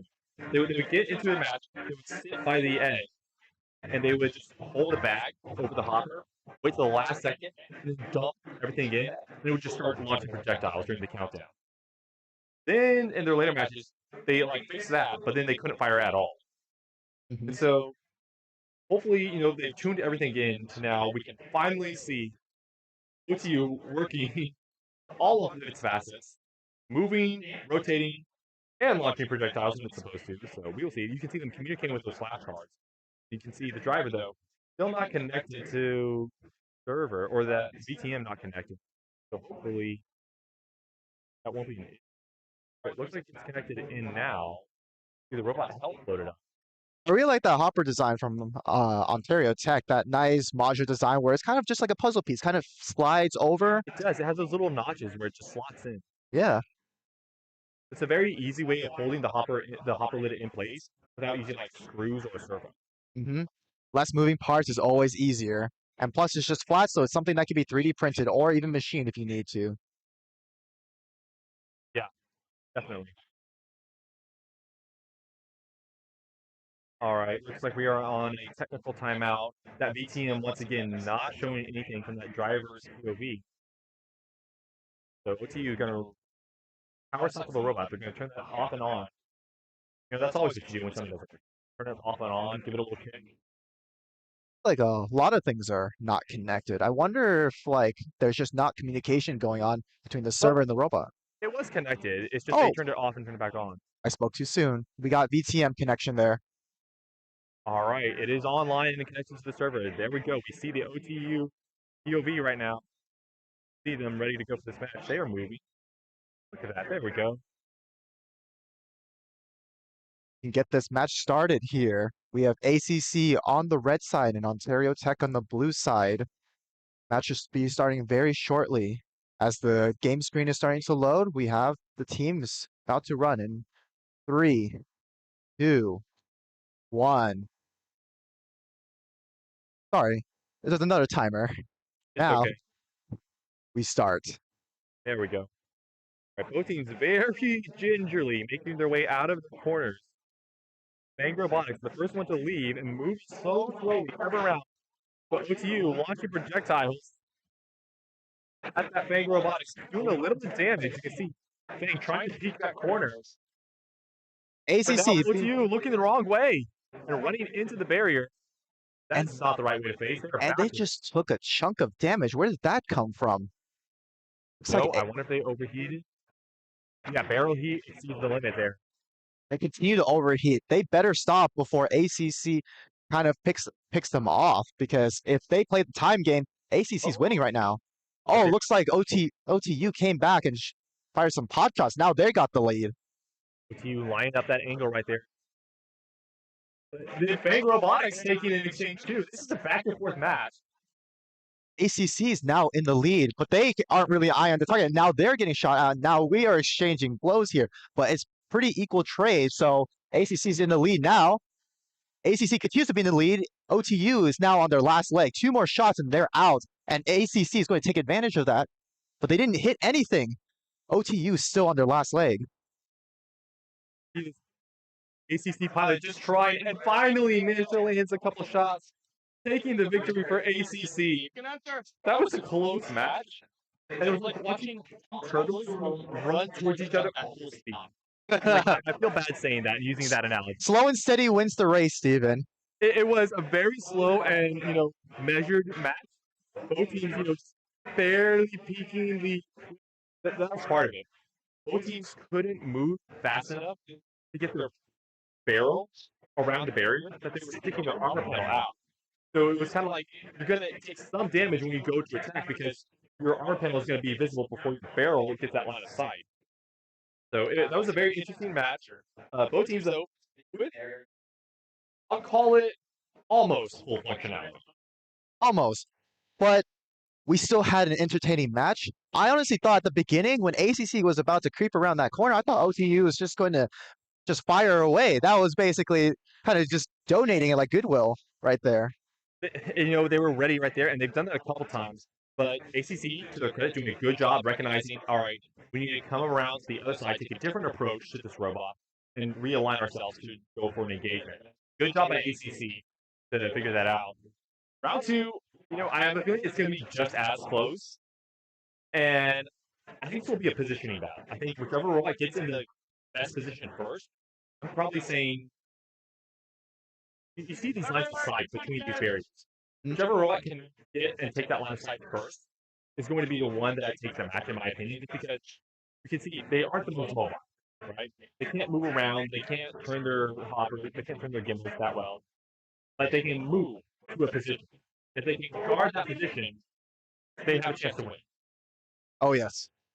ACC took all the space in the beginning of that first round. Let's see if OTU can adapt here. I expect that they should probably try to press forward and kind of meet ACC in the middle. They're both evenly matched in terms of the capability. I think OTU kind of just was a little too trigger happy there. Yeah, definitely 100%. The OTU robot, they want to be competitive, and you can see they've got a great fire rate, right? But it just doesn't have the accuracy or movement. But here around 2, you can see them the first to leave their corner. Now Fang leaving their corner. Again, using that middle line between the barriers to try to chip off the opponent. Trying to take some pot shots here while they cross the wall here. Looks like it's a reversal of last round where ACC's on defensive and OTU's trying to go on the offensive. We have a barrel overheat from OTU side, so they have to kind of creep back. Both teams in themselves very carefully. Very critically, though, OTU behind that barrier, Fang, open in the space at the top corner of that field. Here's to see why ACC is not just throwing pot shots at this point. Like they see the robot right there. They're taking pot shots when they cross. Looks like OTU didn't really take too much damage right there, and they're exchanging shots right here. Both robots kind of being a little bit careful while they navigate around this wall. Steven, do you think OTU is going to push here, or do you think ACC is going to push here? Well, right now, I don't know if either team is capable of pushing, but ACC taking an excellent trade against OTU. OTU's overheating. Now they're kind of just a sitting duck. ACC has all the advantage right here. 8 more shots, and OTU is down for this round. And with just over 30 seconds left, ACC with a commanding lead now. OTU with just 20 health points left. They're going to need a miracle to come back from this one. And it's just the standstill right here. ACC has all the advantage. It's OTU that has to press forward. Their barrel's overheating. They have to wait, but there's not too much time left. And 15 seconds left, but Red is out of ammo now. OTU has a chance to come back. If they can get in position and deal enough damage to ACC. ACC, you got to run. You got 10 seconds. OTU just got to launch a few projectiles. Oh, no. And they're at a standstill. And that is how it ends. ACC taking the victory 2-0 against OTU. OTU, it looks like they have run out of projectiles within their physical hopper. Oh, goodness. That is so unfortunate. You never want that to be the limiting factor. And you can have what, a max of 300 ammunition for 1v1? 200 projectiles is what the referee system will allow you. Okay. But we've seen teams bring in sometimes very large like hoppers that can hold up to 500 projectiles because they use them for the 3v3 competition where you can reload, but they don't want to reload very often, so they try to make their hopper as big as possible while maintaining a good center of gravity.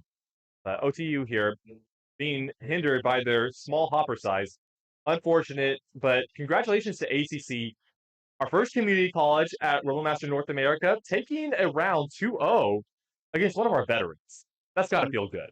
It's got to feel good. They're going to go home. They're going to tell everyone, this is what we did. We showed up to a competition against some veteran teams and we just killed it. They have everything to be excited for, and I hope the administration at their school can kind of like capitalize on this and start investing more into their robotics team. You're right, exactly. Our next match will be between NYU and UCSB. Actually, let me verify that.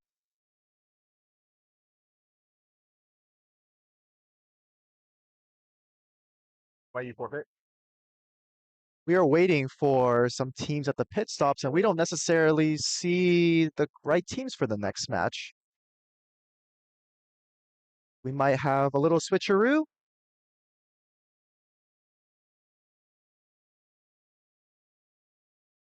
All right, I'm back now with the news. NYU versus UCSB will actually not be played.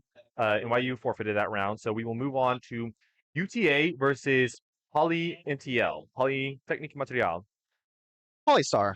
Team go ahead. Polystar versus Arrow 404. UTA, are you still with us?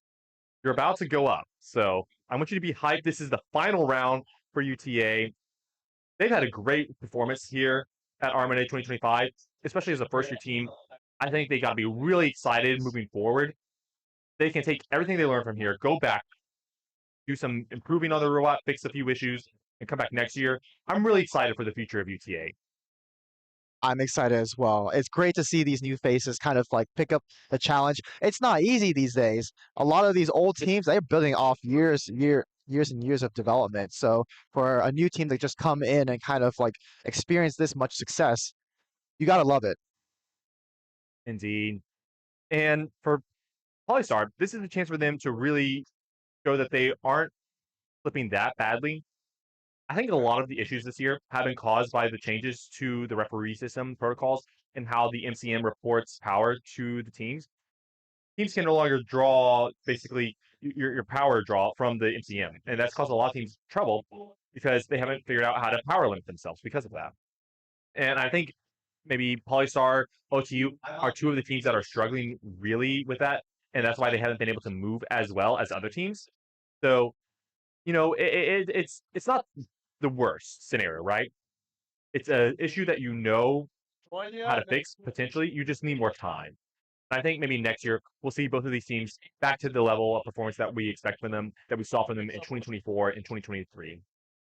Right. Still looking around the area. I don't necessarily know if they are ready themselves. I definitely don't see Polystar. Oh no, I do see Polystar. They're back there. They're ready. UTA, do you see UTA over there? Oh yeah, they're over there. They are. Perfect. We have both teams. So as the field staff clears out, we're about to send these robots in.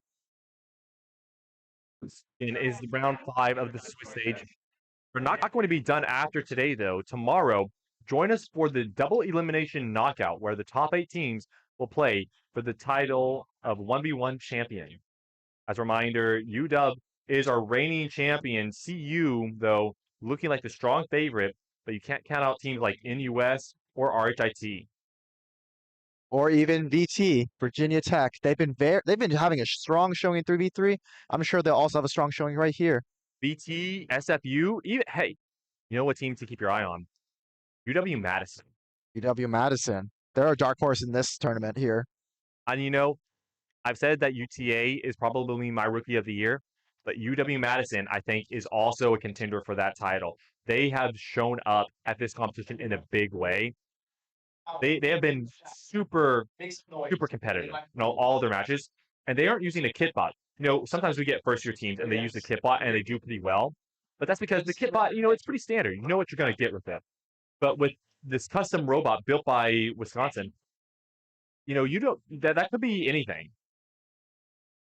It's so fast. We've seen it kind of like dominate in some of their earlier matches, but I'm very curious to see how they do it against stiffer competitions here. They can't really take as much space as they used to. They're going to have to be a little bit more careful. So I wonder if that more aggressive style is going to backfire here, or are they just going to charge forward and kind of just win matches as quickly as they have been? All right. Looks like both teams are ready. Like we may have a slight pause, just 1 second.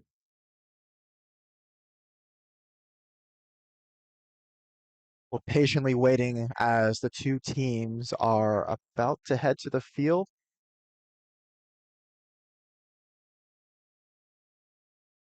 All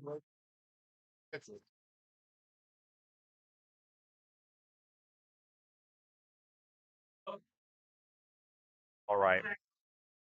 Like we are going to go for a quick break. We will be back in 10 minutes for UTA versus PolyMTL.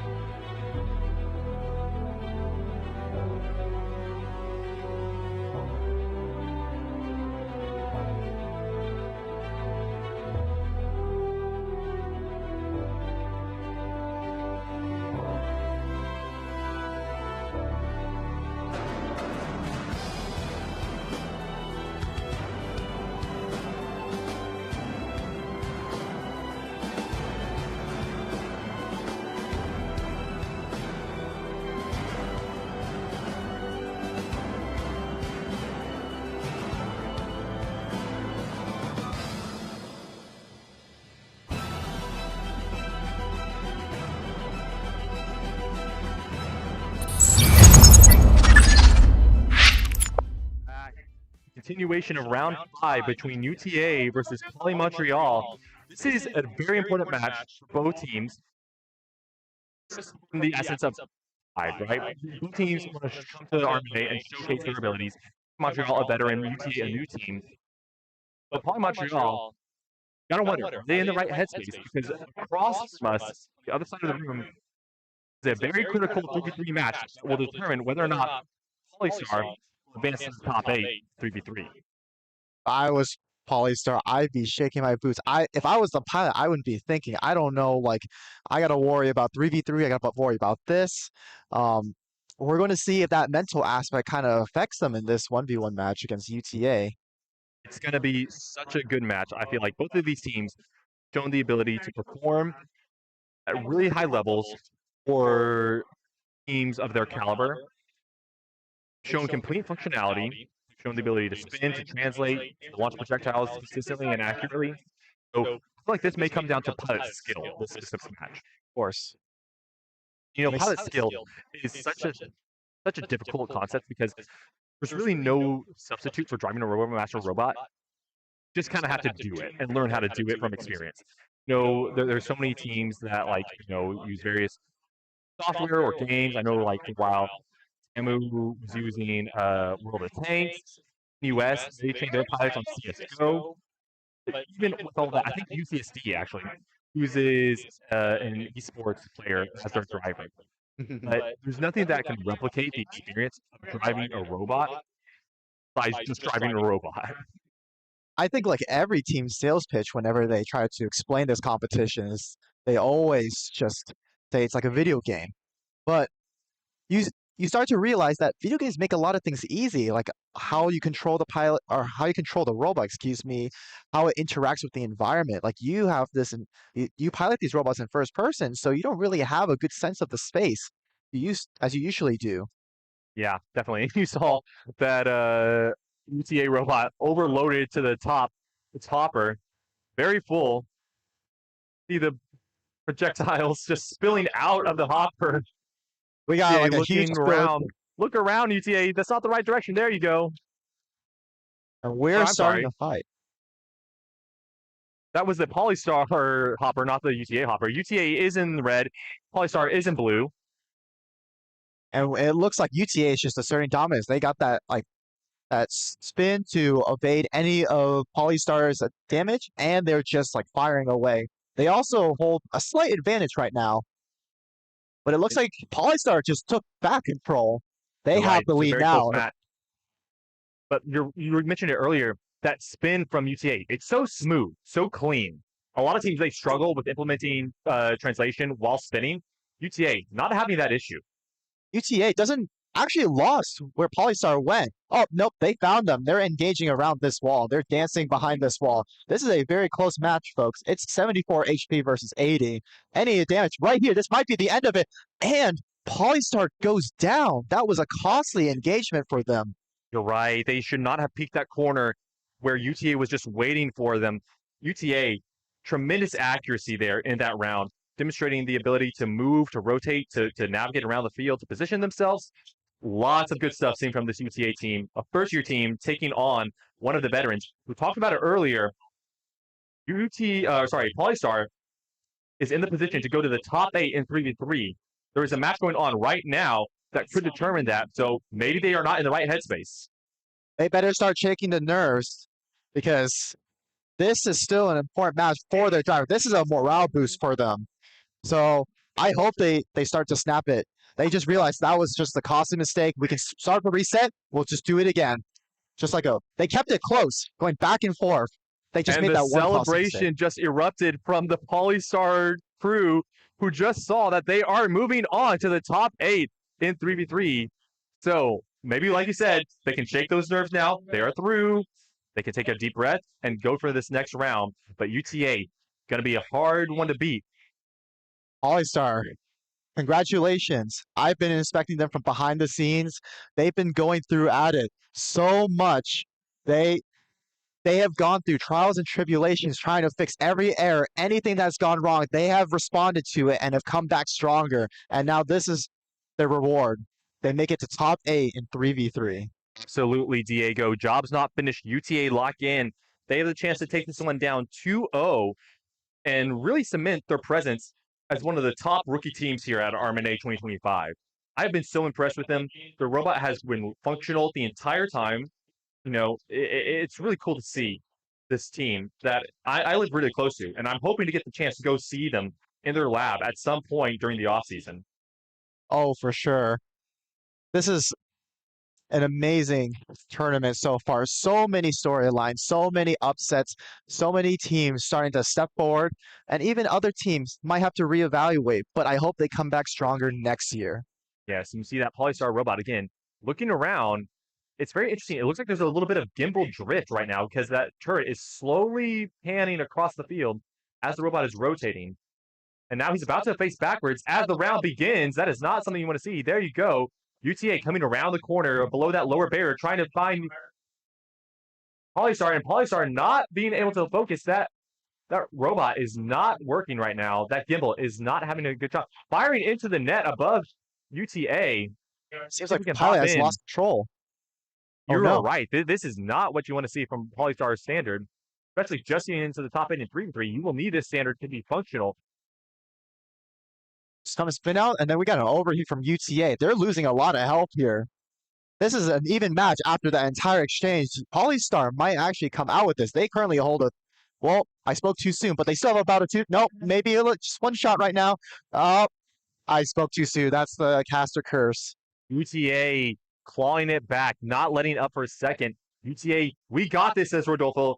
Yes, UTA, very close match indeed where you have right now. UTA, though, doing an excellent job pulling that center point, not letting Polystar get any advantage, but Polystar trying to peek that corner. UTA has to be careful here.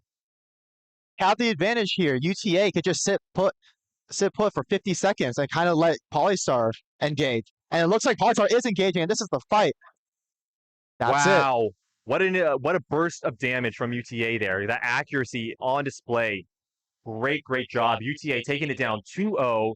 Congratulations to UTA, but also congratulations to Polystar on making it through to the top 8 in 3v3. Both of these teams, really, job well done all around. We won't see the last of Polystar, that's for sure. Even if they haven't performed well in 1v1, we will still see them tomorrow. And I'm excited to see what they throw out and what kind of cool strategies will be out there for tomorrow. Definitely. Thank you to both of these teams showing up here. Our next match will be between WashU and Purdue. So, two teams that have, well, WashU has done well historically this year. They aren't doing so well. Purdue has done well in the 3v3. In the 1v1, not so much. And it's been very interesting to see. It's the most bizarre thing. I've watched the standard, I've watched the Purdue infantry on 3v3, and it's looked incredible. And then it comes over to the 1v1, and it gets stuck on the wall. And I don't know what the issue is. Why is there a difference? Purdue, if you are in the chat, tell us, why is there a difference between the 3v3 performance and the 1v1 performance? Is it a driver difference? Like, I know a lot of teams, they have different drivers for 3v3 and 1v1.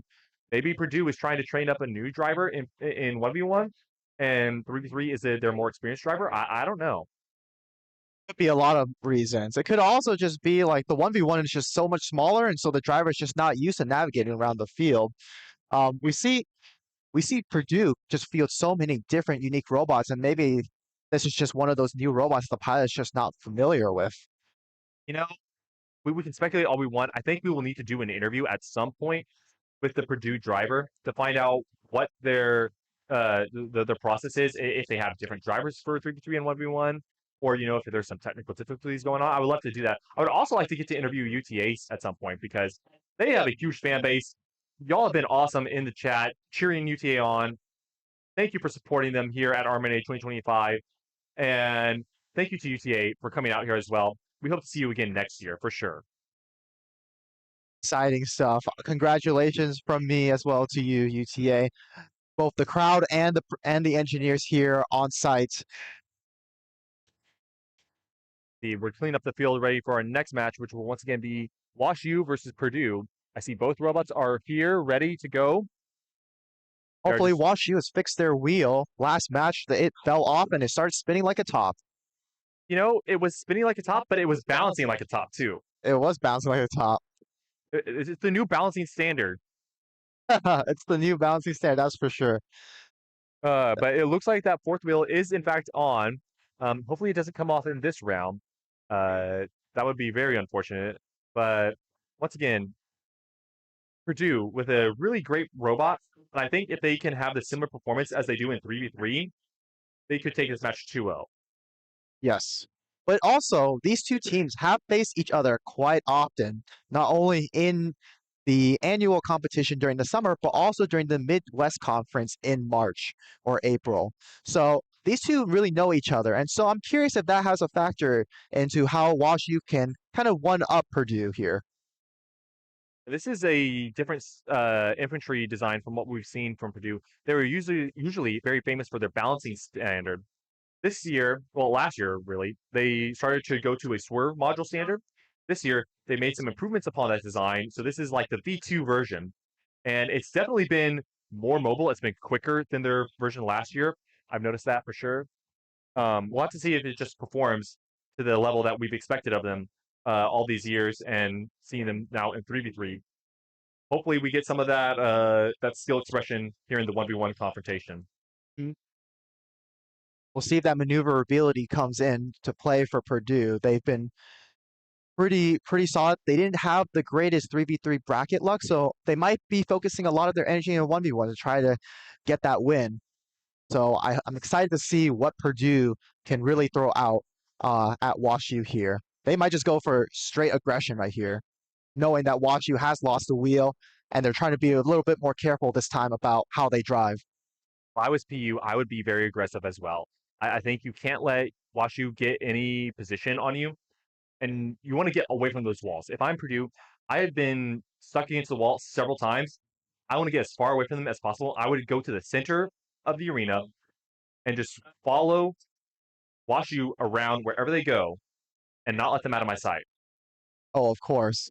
Um, I'm looking over at Purdue. I'm not even sure. Are they short enough that WashU can't even see them over the wall? Because if they can't, that could be potentially disastrous for WashU.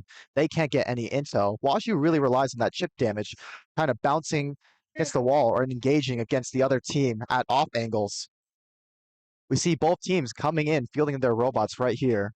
We have WashU on the red side and Purdue on the blue side. It'll be a really interesting match to see. Is Purdue going to show us that 3v3 performance, or is WashU going to come back and, go out on a bang? Well, let's not hope for going out on a bang, actually. I should have chosen my words a little bit more carefully. These robots have lithium batteries. We do not want to hear any bangs. Yes, we definitely don't. But it would be explosive, wouldn't it? It would be a way to go. Both teams turning their robots on. Looks like we are still trying to connect right now. Neither the red robot or the blue robot connected to the server at this point. Well, there goes the red robot. See, the blue robot still trying to connect. That was interesting. Oh, sorry. WashU's are pretty good in terms of hardware integration. They've always consistently passed through inspection with no problems. It's just unfortunately the mechanical issues just keep bugging them. And you will also take note of their HUD. You see that CV control, and what I can't make out what that other is. I can faintly see ammo on the bottom, but I don't know what that garble is in the middle. That is something we'll just leave an archaeologist to kind of uncover and decipher for future generations. Both teams definitely ready to go for this next round. Loading up their projectiles into the hoppers. WashU with a smaller hopper compared to Purdue. So this will be a very interesting match. Just judging from the heights of the robot, it looks like WashU's hopper will reveal their location if Purdue ever decides to take that information over the wall as an advantage. I apologize for the flipping of the logos. You will see that WashU looks like it's on the blue side right now. WashU is actually in the red, and Purdue is on the blue. And you see them crawling out of their corner right now. That swerves infantry just moving barely. This might not be intentional, folks. That is starting out of its square at the beginning of the match. That might have been a premature start, so they're going to restart here.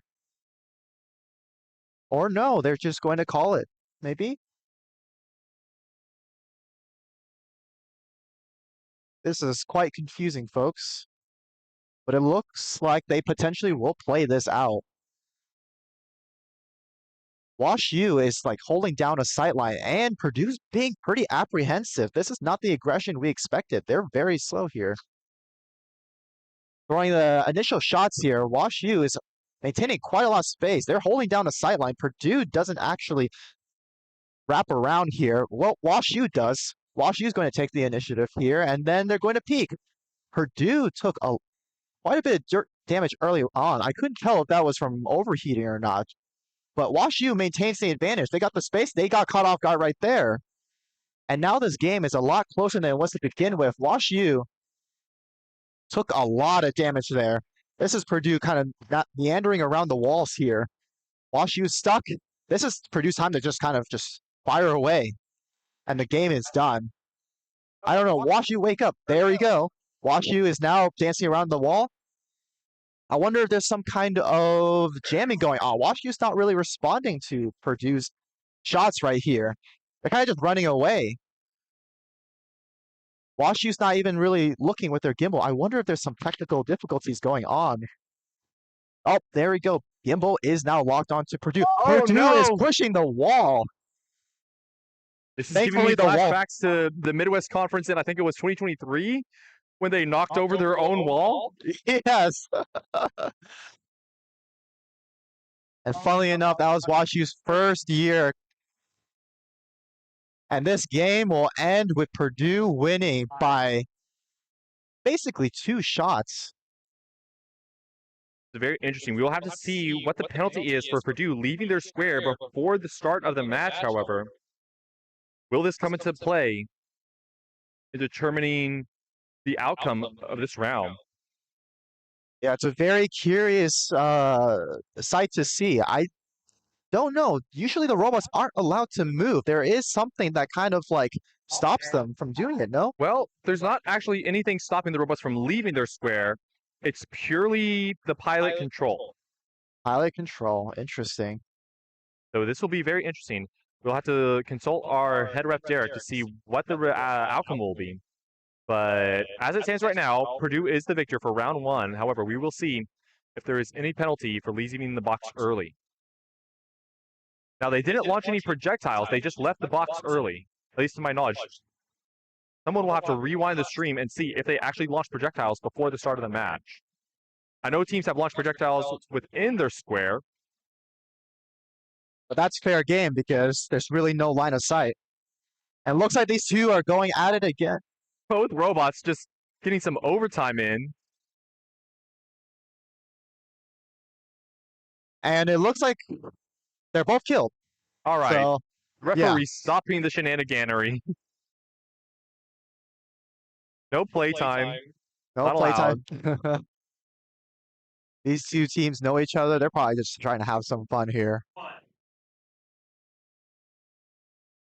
Still waiting on a word from our head referee. Both teams patiently waiting in anticipation for what is about to unfold. Will Purdue get penalized and lose this game?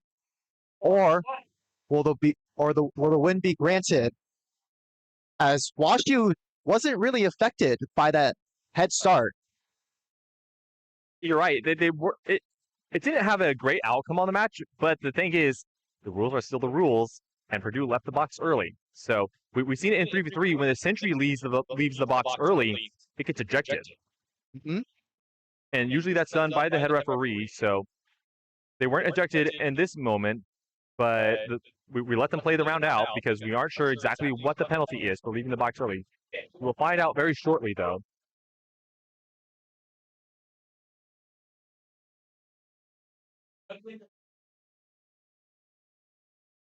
Head ref is still talking with the team, trying to go over exactly what is going on and explain to them what the outcome of the match is. Can you give us an update, Steven? All right, so here's the update. we're going to go ahead with round 2 of this best of 2 match. WashU can file an appeal at the end of this match about round 1. So we have it documented that Purdue did leave the square early. WashU can then file an appeal and have the match replayed potentially. Of course. So we will go ahead with round 2. Both robots already started playing around a little bit earlier before the system kicked them out. Both teams are resetting on the field. Let's see if that has any change on their game plan after that first match. Will they have a change of strategy here? I've noticed that in that match, I think both teams kind of lost each other quite a bit and kind of got surprised by the other in a surprise attack. Let's see if they fix that up. And you know, I mentioned it at the beginning before the match started. The difference between Purdue 3v3 and Purdue 1v1, it's like Jekyll and Hyde. It's like 2 different individuals. The team looks completely different. The 3v3 robot, when it's competing in the 3v3, the infantry looks fantastic, performs outstanding. And then when it comes over to the 1v1, it doesn't look the same. Yeah. I currently see Purdue's pilot just outside, so maybe their main pilot isn't actually participating in 1v1. So it could be like a totally new pilot, and that's totally understandable, right? Like these teams, these engineers can't actually like participate and represent their team forever. They gotta pass the torch eventually, and this might just be one of those transition periods for Purdue. So these are going to be some growing pains, but let's hope we can actually see Purdue in the future. Right now, we're repairing the field right now. You saw towards the end there, Purdue started to run up on that lower barrier and knocking it over, almost knocking it over. Thankfully, they didn't knock it over, but we're going to have to repair that, stick it back down using our stickiest of tape. But hopefully we'll get that repaired pretty quickly here, and we'll be able to start round 2. And as a reminder, WashU will be able to appeal the result at the end of this match. Of course. All right. Looks like they got it taped down pretty good now. Hopefully it doesn't move anymore. I know earlier, it was actually yesterday, I had to retape the top barrier down because it got moved. It was facing sideways, almost not quite sideways. It was at like a 45-degree angle from where it is right now. Of So course. it was facing up a bit. It was looking more like a vertical wall than it was a diagonal wall. It's like that's not right. And it looks like both robots are just getting started right here. Both robots now leaving on time. WashU once again getting stuck on the wall. Purdue. There might be some weird issues. WashU woke up and avoided, thankfully, a lot of shots, but they still took a little bit from there. Purdue is being aggressive here, kind of peeking around the wall, but WashU should be right, but they didn't respond. Their turret's not really doing anything. You can see they can see out of that front sight, but not being able to launch any projectiles. I wonder if there's some jamming issue here. Their hopper might just be kind of messing them up here. All they can do is just run away. Well, they may be jammed. I wonder if they also can't control their pitch angle, because you can see they're angled down right now, and they have not lifted their gaze at all. I wonder if they're using a keyboard or if they're using a controller here, because with a controller, you should be able to pitch quite easily, but they might be experimenting with a keyboard configuration here. Critically, WashU down to 110 health. Now to 100 health with just over 30 seconds left in this match. WashU's still not really shooting. Oh, they shot a little bit, but not enough to really make a dent right here. There's a sizable advantage for Purdue here. Purdue can just like wait the timeout. There's only 20 seconds. Unless WashU can magically fix something, I think this is Purdue's game. And Purdue now out of projectiles, so this will be the result of this match, unless by some miracle WashU can unleash an absolute massive amount of damage, but that does not look like it will be the case. Purdue will take this round. And pending an appeal, Purdue will take it 2-0.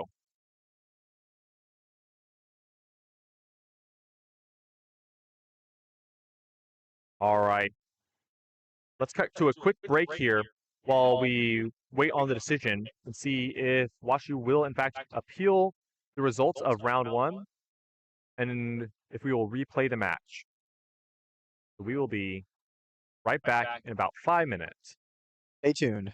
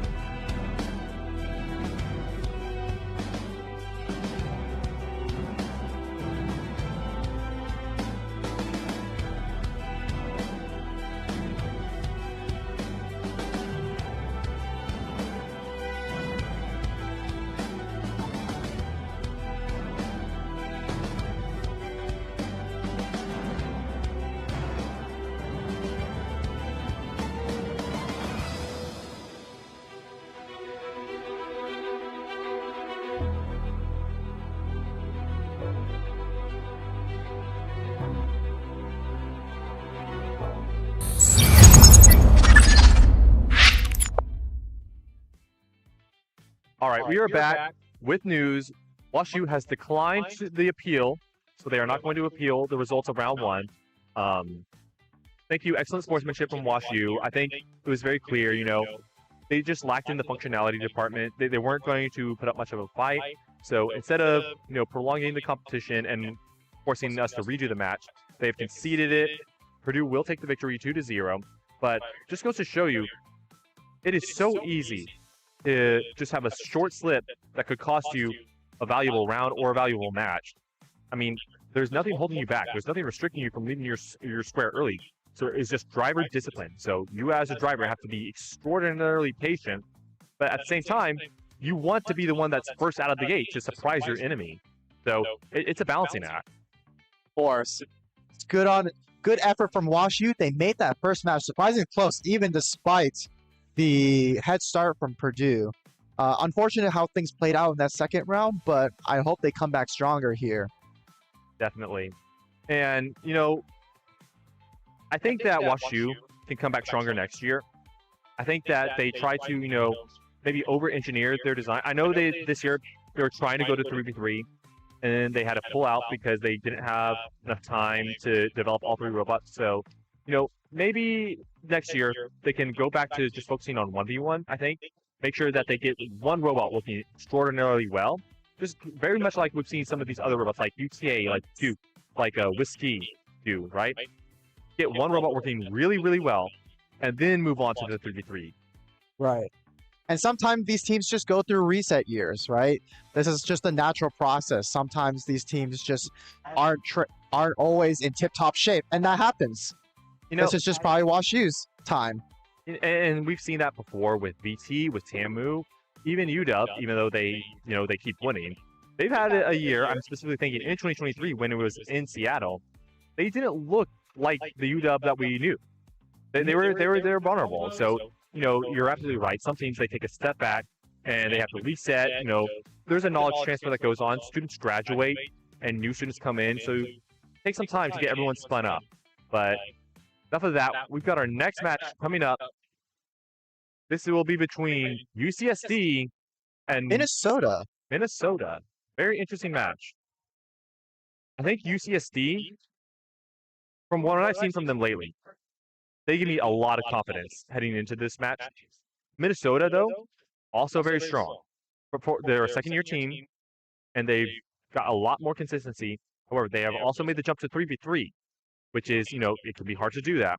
And I think we've seen that has limited their ability to improve their 1v1 design from last year to this year. But they're still a good team. You can't underestimate Minnesota at all. Right. I mean, they are definitely a team that has come out strong, and it's one of those teams that's going to continue to be stronger. And I really hope that they can have a strong push at this last final round against UCSD, who has been a veteran team, the host of the competition. They've looked pretty strong in 1v1 compared to 3v3. They actually have a pretty good record here, and I no bias here, but I hope they actually finish strong too. This is a big configuration coming out from Minnesota, so let's see if Triton Robotics can kind of use the wall to their advantage and kind of get the surprise on them. Definitely. The thing about UCSD, and I talked with Michael about this earlier, is that it's so hard to develop a robot consistently that doesn't change. You want to make improvements, right? And so you're working on the robot all year long, and then you have to find time to test it. But the good thing about having the competition at UCSD is that you have access to all your tools, your lab space, all your members. And so there's a benefit to hosting the competition in that you have all the resources in the world available to you. Of course. But there's also that double-edged sword right there where you're splitting members between organizing this competition. So that manpower or even that like knowledge gap might be present there. We're seeing new UCSD members kind of try to pick up these leadership positions while the older members kind of help organize and run the event that we are currently commentating at. It's a difficult process for sure, but props to UCSD and thank you as well to UCSD, the Price Center, and Triton Robotics for putting on this fantastic event. If you are in the San Diego area, come check us out. We are on the second floor in the West Ballroom. We've got 3v3 happening across the room. So come check us out. Come watch these cool robots. Come look at these beautiful banners. I know you've seen it a couple times when we switched to the desk cam. These beautiful banners behind us that showcase all the teams here at RMNA 2025. They're wonderful logos. Thank you to the designers who designed those. But come check us out. We'll be here tomorrow and Saturday, especially Saturday. We will be holding the 3v3 finals. So you will want to be present for that. But it looks like this match is about to start. Minnesota's greeting us just before the match starts, and UCSD is already spinning, ready to go. Throwing up that smiley face is North Star. Out of their square, UCSD also coming out. Both teams moving very well. They've essentially swapped spots here. Oh, UCSD retreating back. They're kind of playing the wall. They're exchanging shots here. Little greetings, getting to know each other. Just a little tickle for each robot. Both teams very even in health right now. UCSD and North Star trading shots back and forth across the arena. Neither one Still really to tight. get close. Oh, but it looks like Minnesota took one extra projectile, and they're on the downhill right here. But they're trying to respond, and they don't quite get it. UCSD is playing defensive here, and they're holding strong. Minnesota going for some ricochet shots. You're right. Some of those ricochet attempts from North Star doing a great job trying to chip out the damage on UCSD. UCSD taking a little bit of damage, and we are dead even at 150 and 150. This is a close match, a nail-biter between UCSD and UMN. Team North Star versus Triton Robotics. This could go either way. North Star taking out UCSD. Wait, what is this?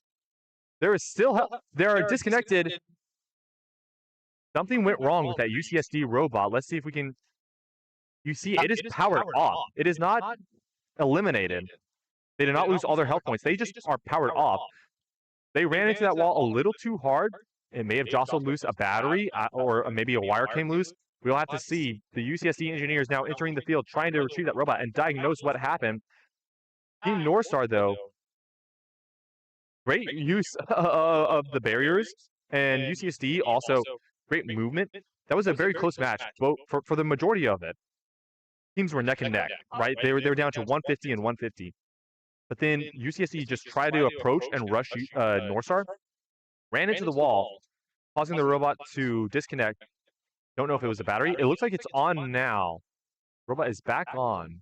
That's a very curious sight because we're looking at UCSD's robot right now, and the battery is just right there. You can see the 4 dots. It's not it's not close to the ground or anything. It's on top. So I wonder how the wall could have jostled that battery. It looks pretty secure.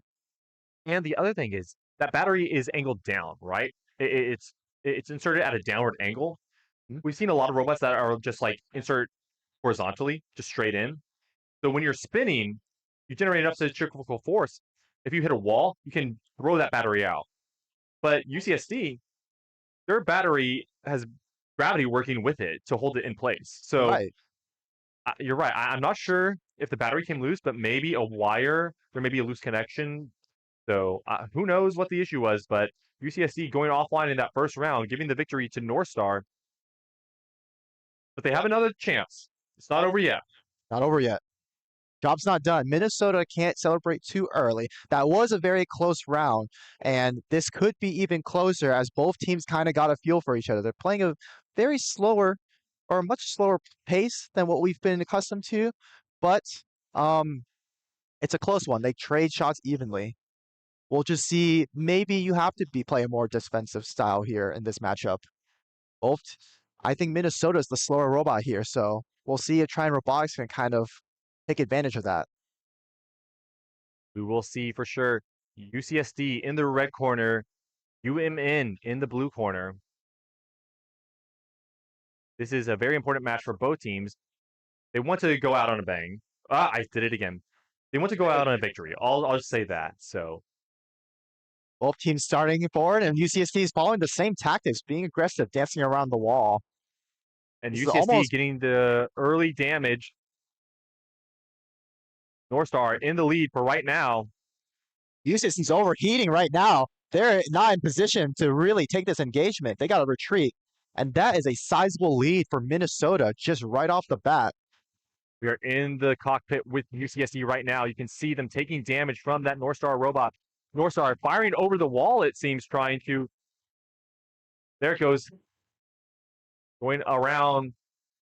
UCSD down really low on health right now. North Star in a commanding lead. North Star now emoting with their hopper. There is the prey has become the predator. UCSD started strong, and now Minnesota just secured the win, 2-0. Excellent showing from North Star. UCSD, they did really well there. But I think they weren't accurate enough. You saw they were launching volleys of projectiles, but they were always too low or to the right or to the left. They needed to lock in. And I think perhaps if they had gotten closer to North Star, they could have had a chance to do some real damage. But North Star was just able to position themselves in the right place around the field, use the barriers to navigate, break that line of sight. And going back to your point earlier, I wonder if North Star, because North Star has a beefy robot. I wonder if it can see over the tops of those barriers a little bit, whereas UCSD has a very small robot. And I wonder if maybe they couldn't follow North Star as well. Now I know I know UCSD has a very tall robot, so you have to tell me, can they see over the wall at all, or is it obstructed? I think Minnesota could have seen over the wall and was able to use that. They just use Peeker's advantage. I mean, UCSD sees them, but they don't know if they're going to go left or right. So Minnesota just kind of translates one direction or the other and just fires Pacha and then resets back to that wall to hide behind cover. So in that sense, I think UCSD should have actually been a bit more aggressive or remaneuvered and just accepted that they're in a worse position there. Definitely. Well, this next match is going to be an absolute banger. We have Air UW from the University of Washington versus Robo Grinder from Virginia Tech. And guess what? This is an elimination match. That is scary to hear. The team that takes this 2-0 has a high chance of the team that takes this 2-0 guarantees their progression into the top 8. If it's a tie, if they split 1-1, I believe UW will lock their place in the top 8 and VT will be eliminated. So VT, you need to take this 2-0. We saw VT kind of just split their first 4 games 2-2, so we're hoping to see that they can replicate their 3v3 performance here. I didn't really catch their earlier games, but I was honestly expecting them to beat PSU. You know, we were talking about this earlier, and the fact was, in the last round, the winner of PSU and VT would have played CU, and CU is looking terrifying. So that would have guaranteed a loss. Whereas the loser had a chance to play a weaker team. So I wonder if VT gambled on drawing one of the weaker teams, but got stuck with UW. Or, there's a rivalry there. Perhaps VT wanted the chance to send UW home. This was all the luck kind of played into this final group match. BT and ARUW are the two original teams that started in RoboMaster, and their rivalry has pervaded through generations and generations of robots and engineers here. So I'm really excited to see a high stakes match right here, not even in top 8, just for qualifiers. If VT comes out and pull a 2-0, ARUW might be in danger to not be even able to repeat in double eliminations. That would be so crazy to see the defending champion not even make it out of groups. And I don't think we've had that. Well, we have had that with 2021. Temple Chali did not come in 2022. So they were not present. So they were not there to defend their title. But we have never had a team that was the defending champion and then come back to compete the next year, not make it out of the top 8. That has not happened before. I don't think we've even had the defending champion not make the top 4. So this would be huge, huge implications for UW and VT in this round.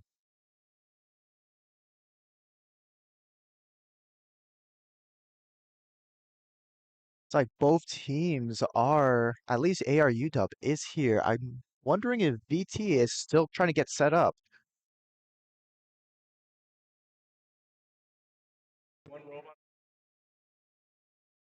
All right. I have some very disappointing news. VT has forfeited their 1v1 match against UW. They are down to 1 robot, and they want to save it for the 3v3 competition. That is news. Oh, I was hoping for such a good match. This match had the potential to be just so much drama involved. But we are unfortunately handicapped by the fact that 3v3 is the grander competition. And so, with respect to VT, honestly, very smart move from Virginia Tech. If I was in their shoes, I would not want to risk a match against UW where my robot might sustain even more damage, and then I may be knocked out of both 1v1 and 3v3. So I'm fine with it.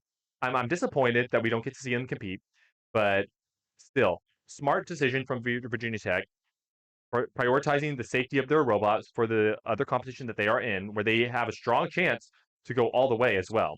So, I understand the move. It's disappointing, obviously, and we wish we could see them coming, but that's just how it rolls. We'll move forward to our next match, which will be between U of A versus UT Austin.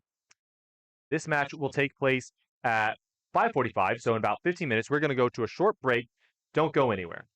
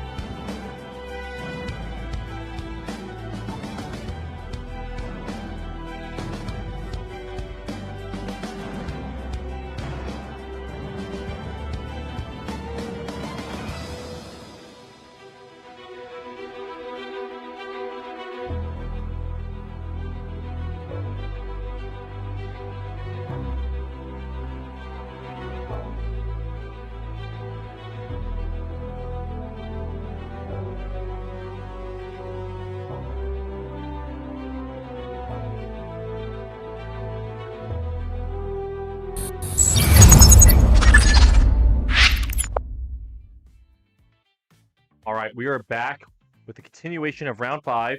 This next match will be between U of A, University of Alberta, versus UT Austin. So Team Stampede versus Team Artemis. Artemis has been looking really, really good in the 1v1.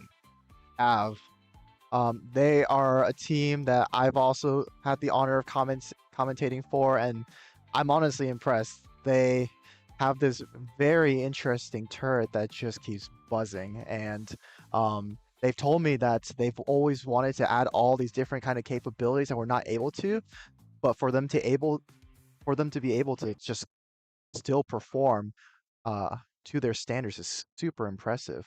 When you say buzzing, you mean like audibly buzzing, like the turret is just going bzzz?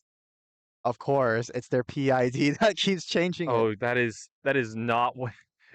This is like what was it? I think it was CU in 2022 had flywheels that like spun up and they would make this horrific sound and throw out this like dust.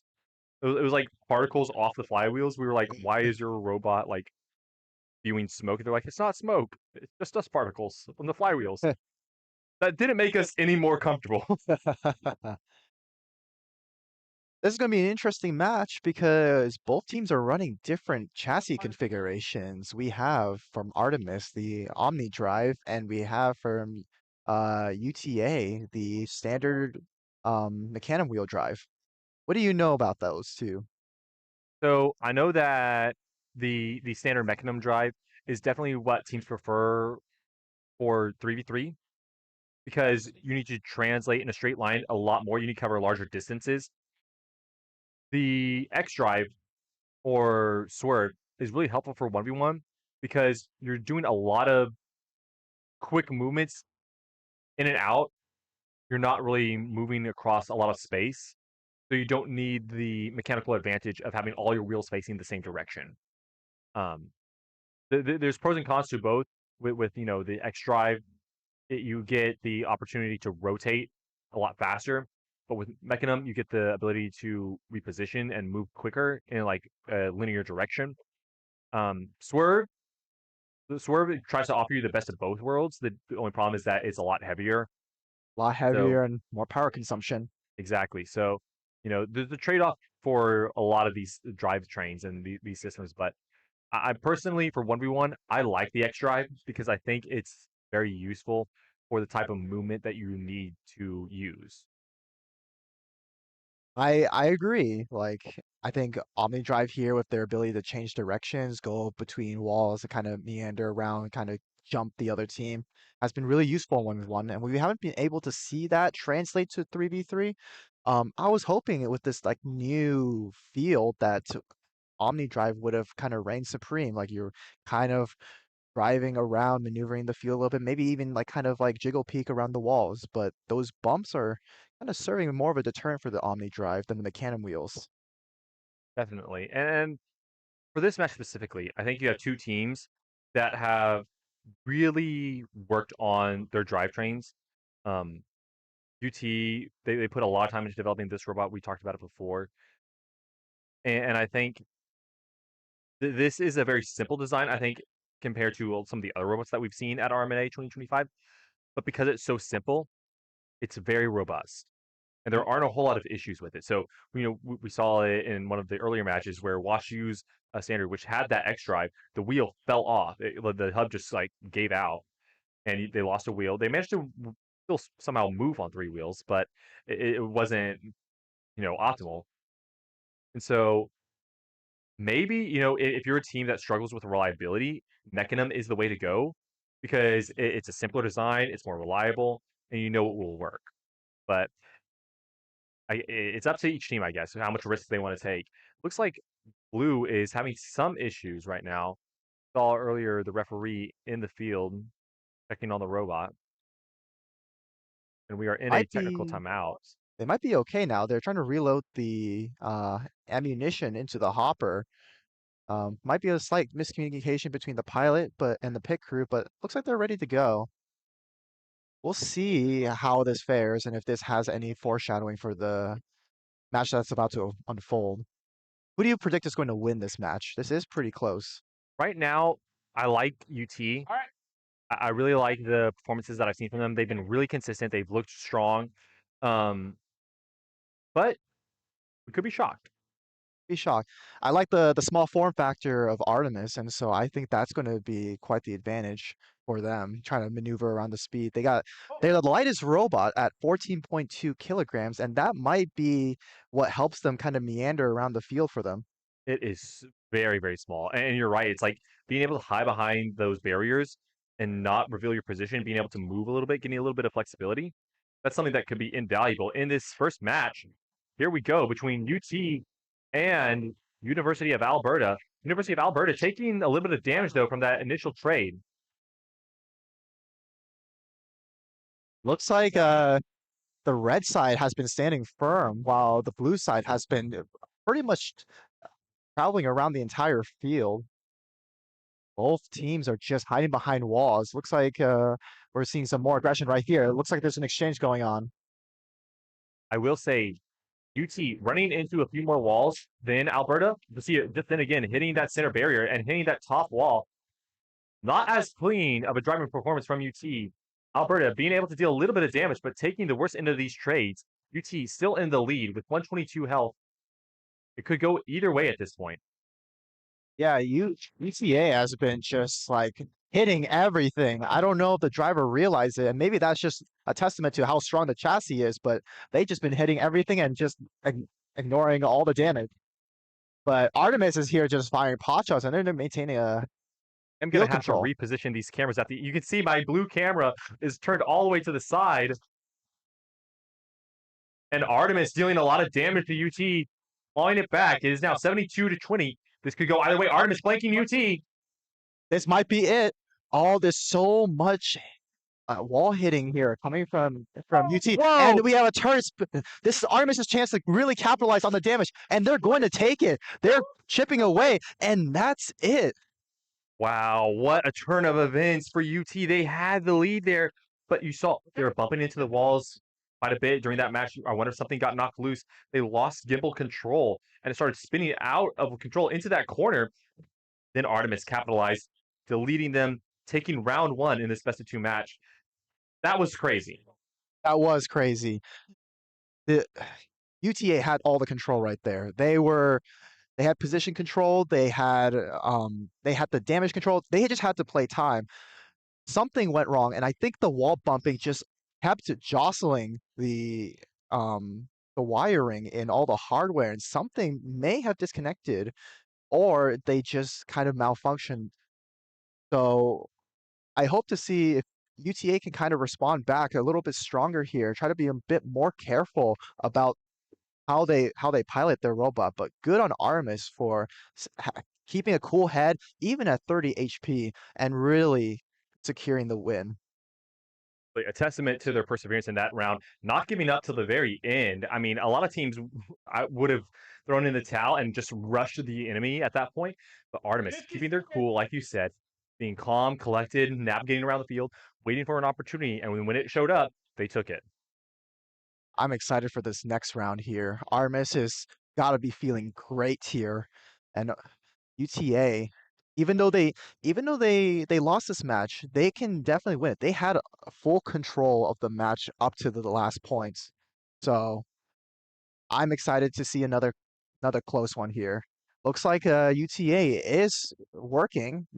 I'm Thankfully, hearing a grinding noise from that UT corner, that's though. Artemis. That is Artemis. That is their chassis revving up. They're ready to rumble here. See that chassis spinning, that gimbal just oscillating ever so slightly. Is it just like the GM 6020 motor holding the entire turret? You did explain that one of the turret heads for one of these teams actually flew off. Was it UTA? It was UT. UT in their first 1v1 match decapitated themselves. It was quite the spectacle to see here at the 1v1 arena. Right now, it looks like we're in another technical timeout. I see the UT team still in the field trying to communicate with their robot, it looks like. Wonder if there's some issue. Light bar indicates that maybe it's not fully connected to the server. We're expecting a full light bar here. We'll see here from that blue POV, they are not connected. It is all grayed out. Looks like a restart has initiated, so hopefully they'll connect to everything. This needs to be a really a must-win match for UT. They've done so well throughout the competition. You want to at least go out with a win, at least one win. Looks like they are able to fire into the net, and they are connected now. It's like both teams are ready to go. The red side is Artemis, and the blue side is UTA. All right, be round 2 between Stampede, Team Artemis. Both teams have now left the field, and both robots are connected. See that Artemis Standard, that infantry just waiting in its corner, hasn't spun up yet. They're just conserving energy, nothing to worry about. Who do you think takes the second round? I think UTA kind of comes back here. I've seen enough for them to prove to me that it's a dominant performance from them. They just had a slight mishap.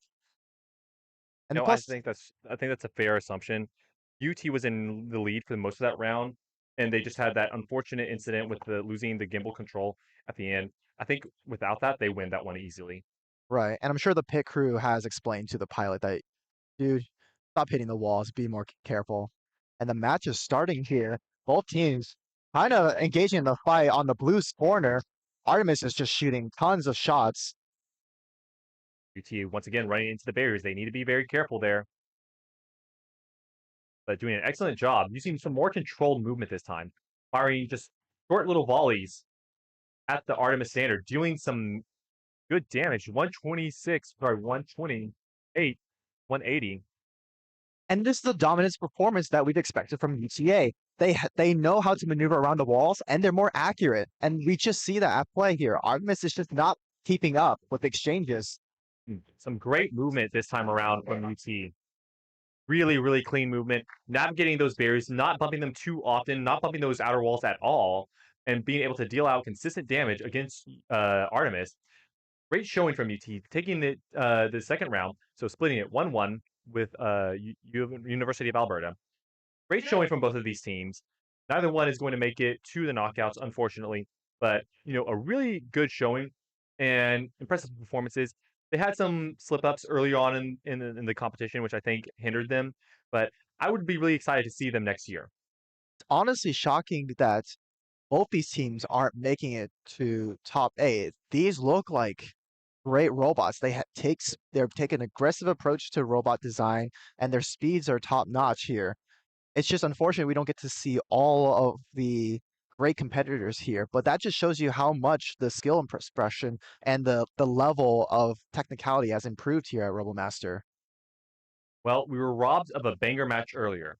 We got a banger match coming up in US versus POLITO.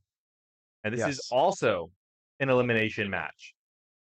These are two titans for their own respective country. We have Japan versus Italy, and this has some great implications on the standings, correct? It does. The National University of Singapore versus Torino from Torino, Italy.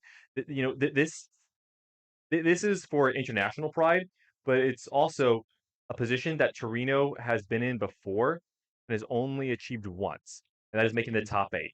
They went to the top 8 in 2023, and then they got I think they went to the top 6 in that tournament. Maybe they were 7th, but that was the only time they had broken in the top 8. And this is a chance for them to really go farther than they ever have before.